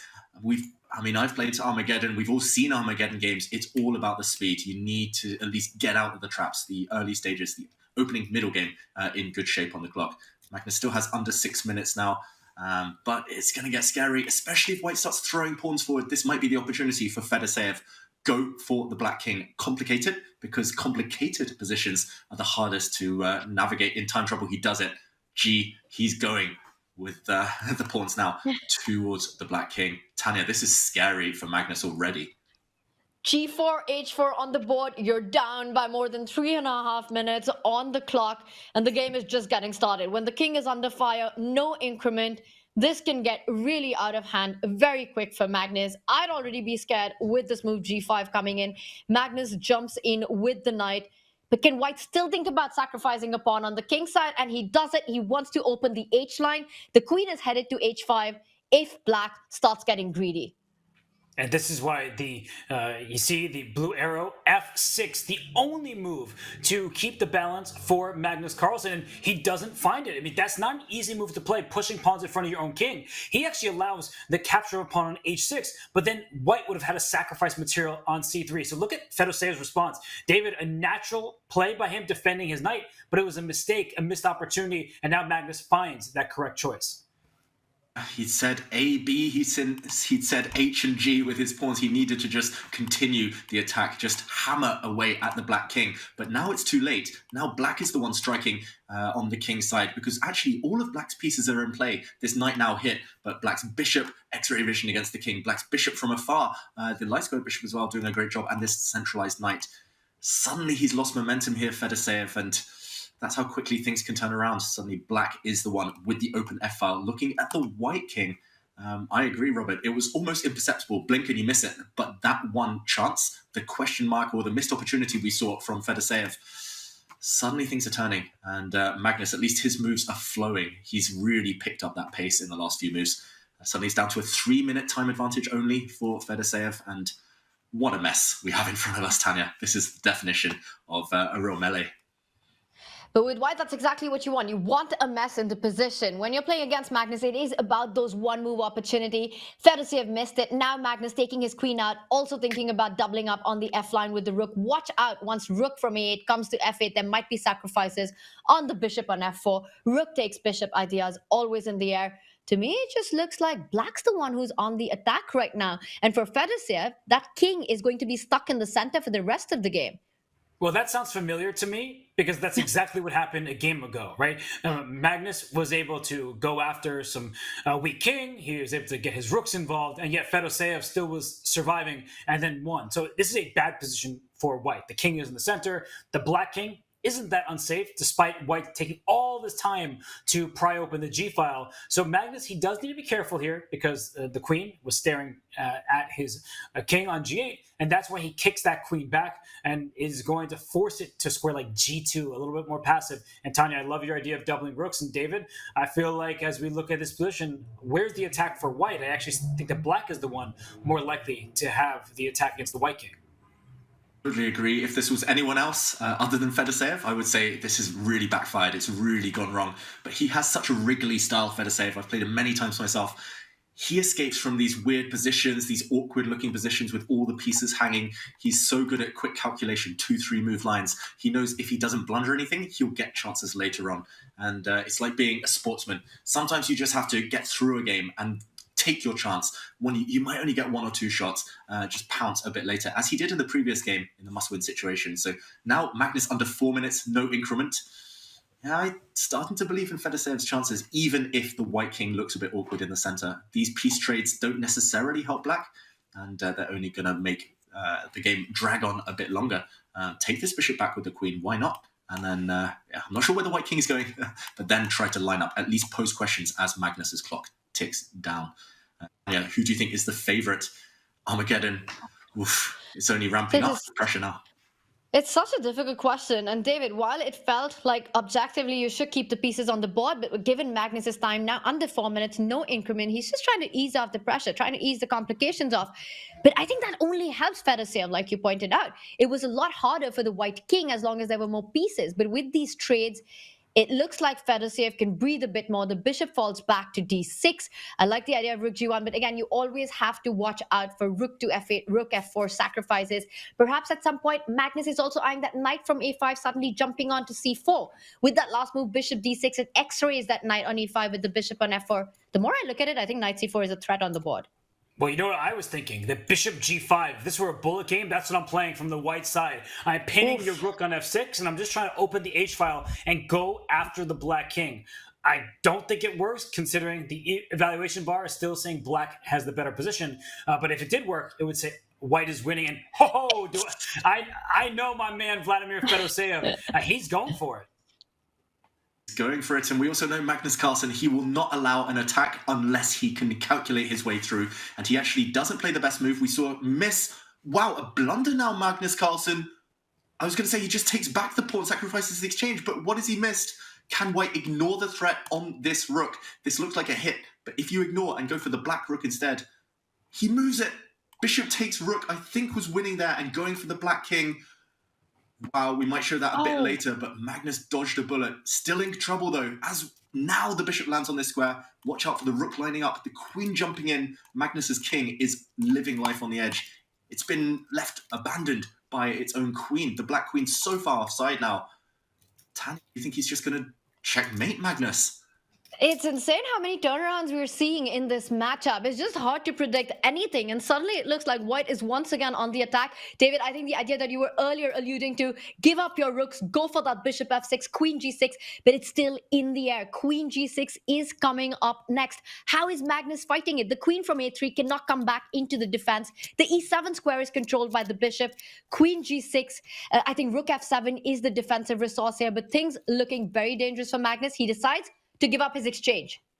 I think it's a good try. I mean, I think for Magnus, this is what David was suggesting earlier, and only one move keeps the edge for Fedoseev. Rook g6. This move does make a lot of sense. That black rook is both a defender of the king and also an aggressive piece. Queen d4 can hardly fault Fedoseev for this, and now queen e7. I see the arrows coming in. That's an only move, but I think that only move is pretty natural for black to play. Bring more pieces to your king's defense, though that a7 pawn is also loose. So I don't really know how both these players are assessing the position. Equal doesn't feel accurate.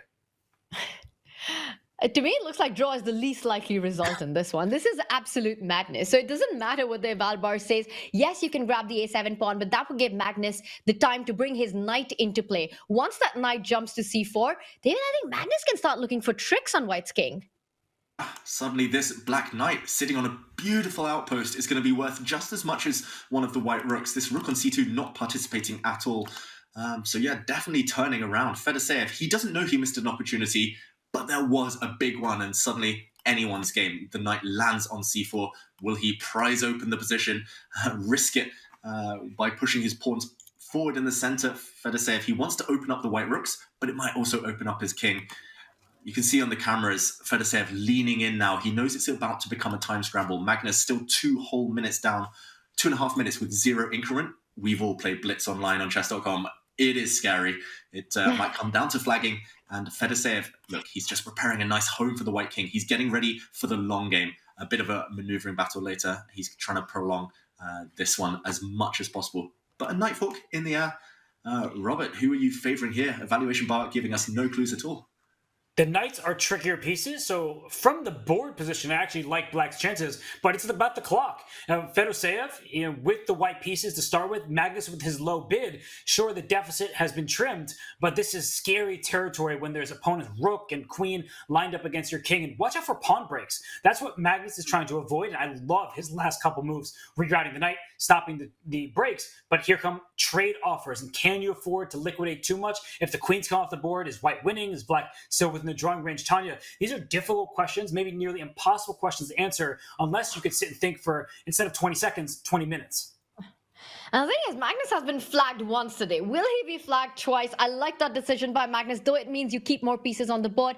But taking on f4 would have opened up the e-line, attacking that queen, giving a lot of activity to the white rook as well. The knight jumps back. Knights are tricky. I'm going to put both of you on a spot here. If you had to predict a result, an outcome of this Armageddon, what do you think is going to happen? David, I'm going to start with you. I think Magnus takes it just because of the trickiness of the black knight, but the clock situation makes it a bit hairy right now. How about you, Robert? Well, I like the clock for Fedoseev, so I think that based on what we saw in the previous game, I am going to say that Fedoseev has good chances. Is he the favorite? Who can make that prognostication? But I do think that he has legit chances. And I mean, a move like Rook G4 right now, can black actually swap rooks? Fedoseev plays it, and Magnus quickly answers. He is keeping the rooks on the board. He wants more material on because he's not sure how to evaluate the endgame. Yeah, if I had to predict, I'm going to predict a big win for Big Fish in this one. It just looks like with a minute and a half on the clock and a tricky position, queens on the board, this is going to be a tough one for Magnus. Wow. Big moment though. I think he's blundered Big Fish. He needed to walk out of some forks. The computer gives it away. The blue arrow, pawn to c5. And white is defenseless. The white queen there would have been caught in 2 minds. He's played it in a different order. Same idea. With a draw up his sleeve, I think this is good enough. Magnus now, he's threatening all sorts. If the white queen moves, there'll be tactics like rook takes pawn in the air. The white rook here undermined on g4. The white king is actually a target. The black pieces combining now. I might have it, Magnus Carlsen. Still some calculation to be done. Robert, what about this? What has just happened? It's a travesty for Fedoseev because trading off queens here, even though Magnus had more, he's like, look at this endgame. We have even material, at least I'll put that in quotes, because black kind of looks like he's up a pawn or two because all of white's isolated in double pawn. So Magnus is not going to lose this game unless Fedoseev can flag him, but that seems unlikely given how easy it is for black's move. So Tanya, you've asked the question. I'm going to pass it back to you. Any chance for Fedoseev because of the time? I gave you my prediction. I mean, with the queens on the board, just 3 moves ago, I felt like this is going to be a tough save for Magnus. But now, with the trades that we're seeing, in fact, Magnus is the one who can push for more. Look at the pawn structure. The B pawn moving forward. The king will be a nice one on that E6 square. A minute on the clock. That's more than enough once the queens are traded off. Am I allowed to change my predictions? Wow, Magnus gives up his rook. If rook takes rook, the black pawn would have just promoted, would have walked down the board. Beautiful tactics, awareness there from Magnus Carlsen. He's won a pawn. He's going to save this game, surely. 53 seconds.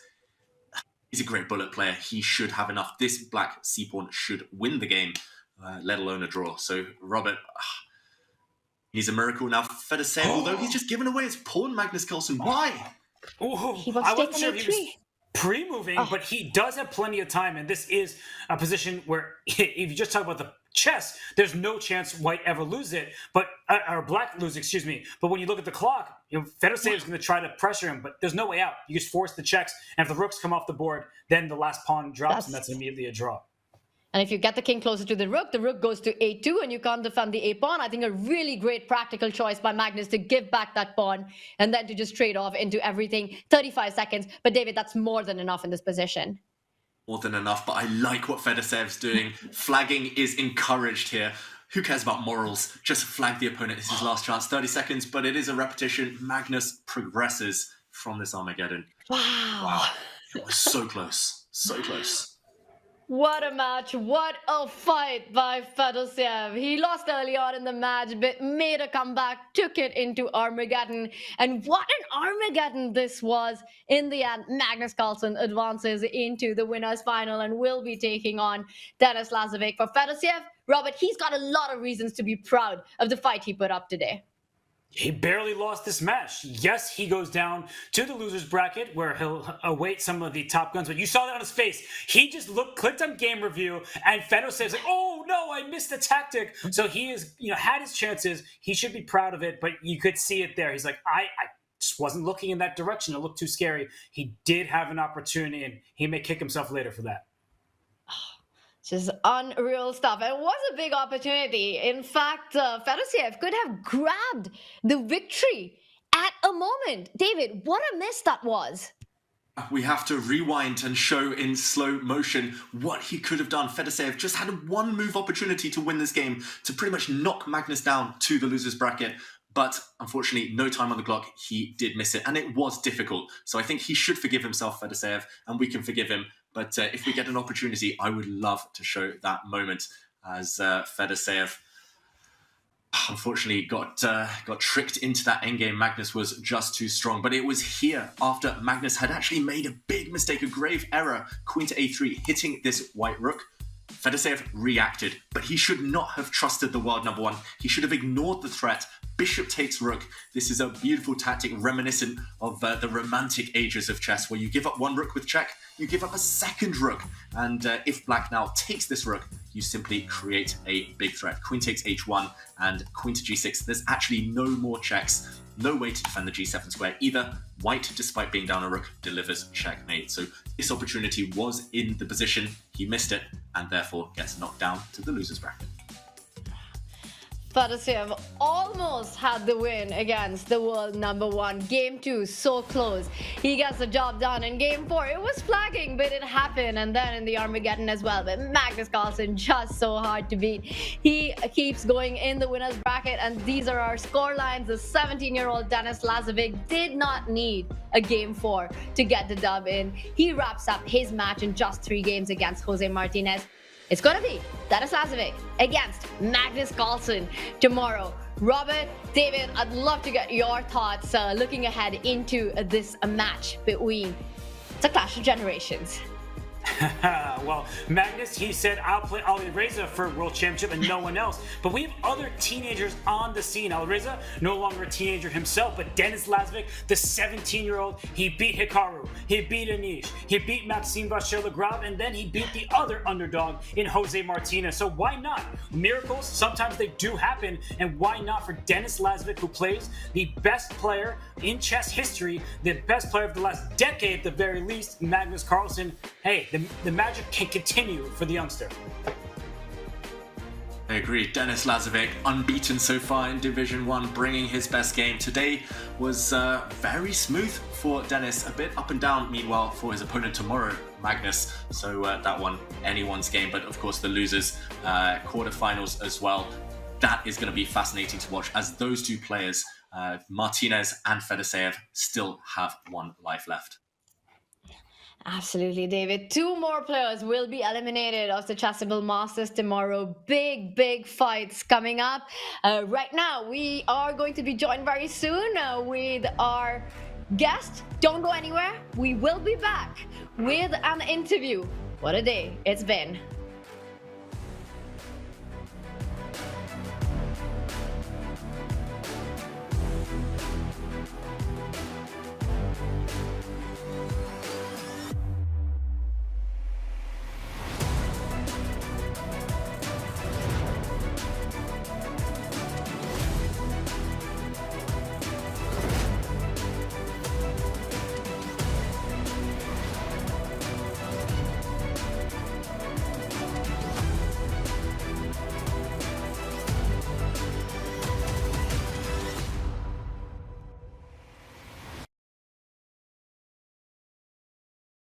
It's crazy. Oh my God. I don't feel it yet because there's so much spice already in my mouth.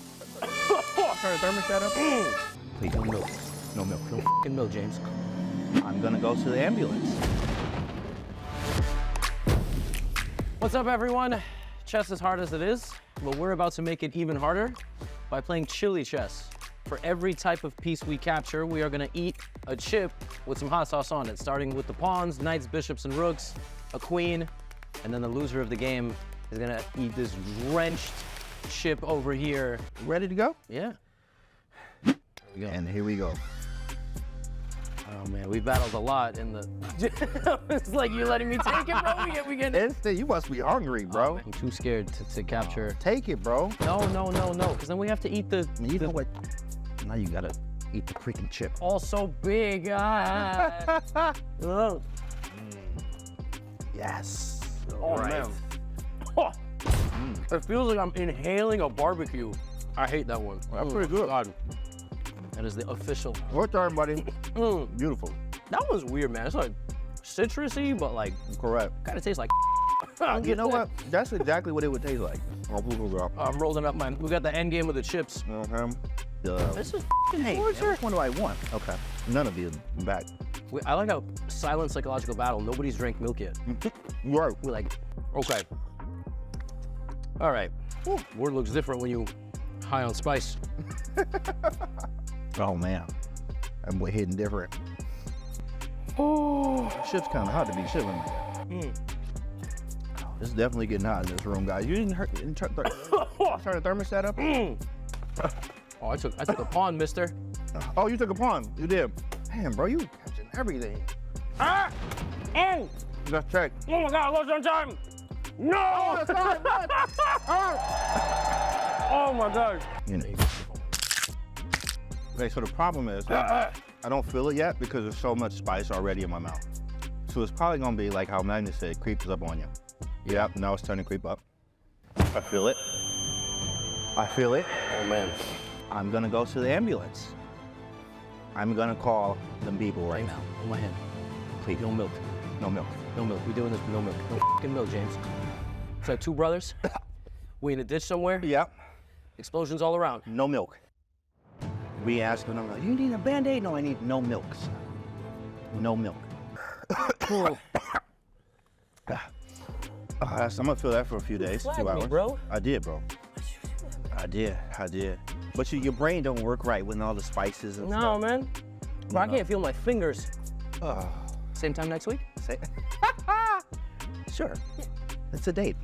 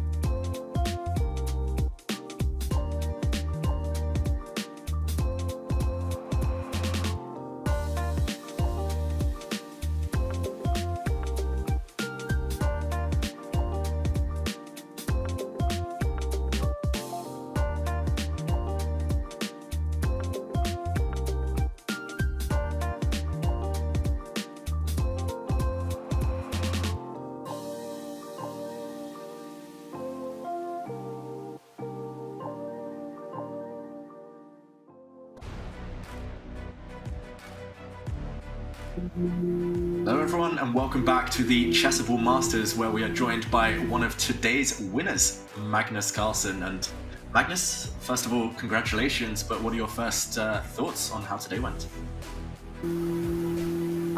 Yeah, the games were pretty terrible in general. I mean, that's not a new take coming from me, but yeah, that was that was not good. But well, I prevailed. That was more or less the only good thing. But just everything was bad, and my brain was just not working. So I'll have to be a bit better, I think, coming up. How did you feel that your opponent, Vladimir Fedoseev, played? Did you feel that today was terrible because of how tough he made it for you, or was it just on both sides?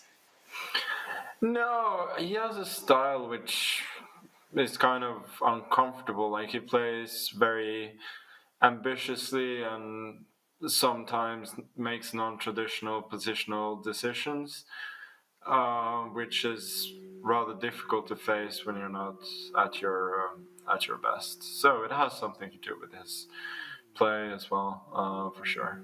But if I'd had a good day, I don't think it would have been as close as it was. And honestly, I mean, with a little bit of precision, he could have pulled out this much. We were curious in Game 4. It looked like time ran out in the end. Was it just kind of a moment of freezing, or what happened there? Yeah, as I said, like, my brain was just fried at that point, and I couldn't think. Like, I couldn't in my head even remember, like, I wasn't even confident that I was going to hold rook and bishop against rook. Well, if I feel normal, I feel that even with a few seconds, that shouldn't be an issue. So I was just going through the motions, like hoping for the game to end, and then I was choosing the defensive setup. I tried to make a move, but my movements weren't crisp either. So yeah, that's what happened. And it's a new season, a new time control, just 10 minutes plus 2 seconds this time. How confident were you about that Armageddon bid you made? What was it, around 6 minutes and a bit? Yeah, I saw that's approximately what Maxim bid, so I thought he generally has thought about these things. He knows what he's doing, so let me do the same. So you've been watching our show, or at least watching the other games? Yeah, I am a chess fan, so... Nice to hear. Nice to get confirmation. And we do have a few questions from our chat, and one from Krishna21234.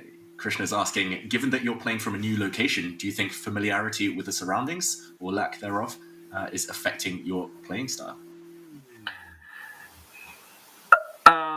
I probably should have gotten a bigger monitor. That probably would help. Apart from that, I don't think it matters too much. Kelonix asks, Magnus, were you thrown off by Fedoseev's speed? No, I'm used to this style from Fedoseev. This is the way he plays in general. Like, sometimes he plays a bit better, sometimes he plays a bit worse. But he always makes it difficult for you by playing fighting, non-traditional chess. Magnus, just before we let you go, I have to ask about tomorrow's winners final. The winners final, at least, against Denis Lazovic. How are you feeling about that one? How impressed are you so far with his run? Am I not playing tomorrow? That was my bad. The winners final, when it comes around against Denis Lazovic. I'm not trying to trick you. Yes. No, I mean, it's certainly not easy. I mean, he played really well last season. Even in Toronto in the final, he was very competitive. And I mean, this time he's really defeated a murderer's row of players just to get here. So, yeah, certainly not easy, and I have to up my game a bit because today will probably not be good enough tomorrow. No, I have just got confirmation you are playing tomorrow. So, what will you do to prepare? I don't know, probably not too much, to be honest. Some openings though.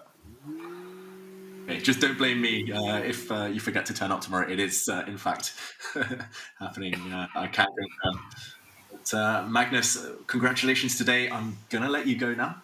Get some rest, start preparing those openings. And many congratulations. See you tomorrow. Thank you, David. See you. See you soon. And there we had it. Magnus Carlsen defeating Vladimir Fedoseev. Not too happy with his play, but getting the job done. And tomorrow against Denis Lazovic, Tanya. Yeah. What a match we had today, and it's going to be quite the winners final tomorrow as the 17-year-old Denis Lazovic, who is in such great form. He's been playing phenomenal chess, takes on the ultimate test against the world #1 Magnus Carlsen. I'm really glad that you told Magnus that he's got to play tomorrow, David. He might not have shown up otherwise. I was pretty sure, but then he made me doubt myself, and then I backed down, and poor Magnus. He's got bad influences around him, trust me. David, you were like Fedoseev there. You trusted Magnus a little bit too much. You should have been firm with him and let him know that you were correct in this position. Next time. Let's hope he shows up. He will show up, and we're going to have a great winners final. But Robert, it was also so interesting to see that Magnus was critical about his match despite winning it. Yeah, he's an honest, objective assessor of his own play. He really is happy when he feels like he truly played a brilliant game, and he's unhappy when he feels like there were improvements that he should have spotted. But it's funny because his not best effort is still good enough. He makes it through to the winners finals, unlike some of our other players who had to say goodbye to the tournament as their run ended today. Yeah. And two more will say goodbye tomorrow, but let's take a look at where we stand at the Chessable Masters. And these are the standings. Maxime, Vachier-Lagrave, Wesley So with losses today are out of the tournament, and they get the paycheck coming their way. But meanwhile, the others continue and the fight continues, and the winner will get a spot into the season end final. Lots more chess coming up. David, what was the highlight for you in today's matches? Well, I've got to say, the incredible checkmate we saw earlier today, it feels like a lifetime ago now, but Jan Nepomniachtchi delivering checkmate with a queen sacrifice, Firouzja landing some nice sacrifices of his own, and then that Armageddon, that one with Magnus Carlsen and Fedoseev. We didn't know who was going to win until right near the end, till the last few seconds. It was fast, it was fun, and ultimately Magnus prevailed. And Robert, I'm going to give the floor to you one more time before we sign off for the day. What impressed you today? So much impressed me. I mean, we saw blunders, we saw brilliancies, and we just saw people fighting their hearts out. Two players had to leave the tournament, but even though he didn't win his match, I have to give a shout to Vladimir Fedoseev. He proves each and every match that he is a worthy contender. Yesterday, he stormed back from a deficit to take down Alireza Firouzja. Today, he gave Magnus Carlsen everything he could handle and was oh so close to knocking the #1 player in the world down to the loser's bracket. So I would say that Lazovic continues to shine. He beat that murderer's row, as Magnus called it. Magnus himself, he's always impressive. But then I would say third honors go to Vladimir Fedoseev because, yeah, he was stellar even in defeat.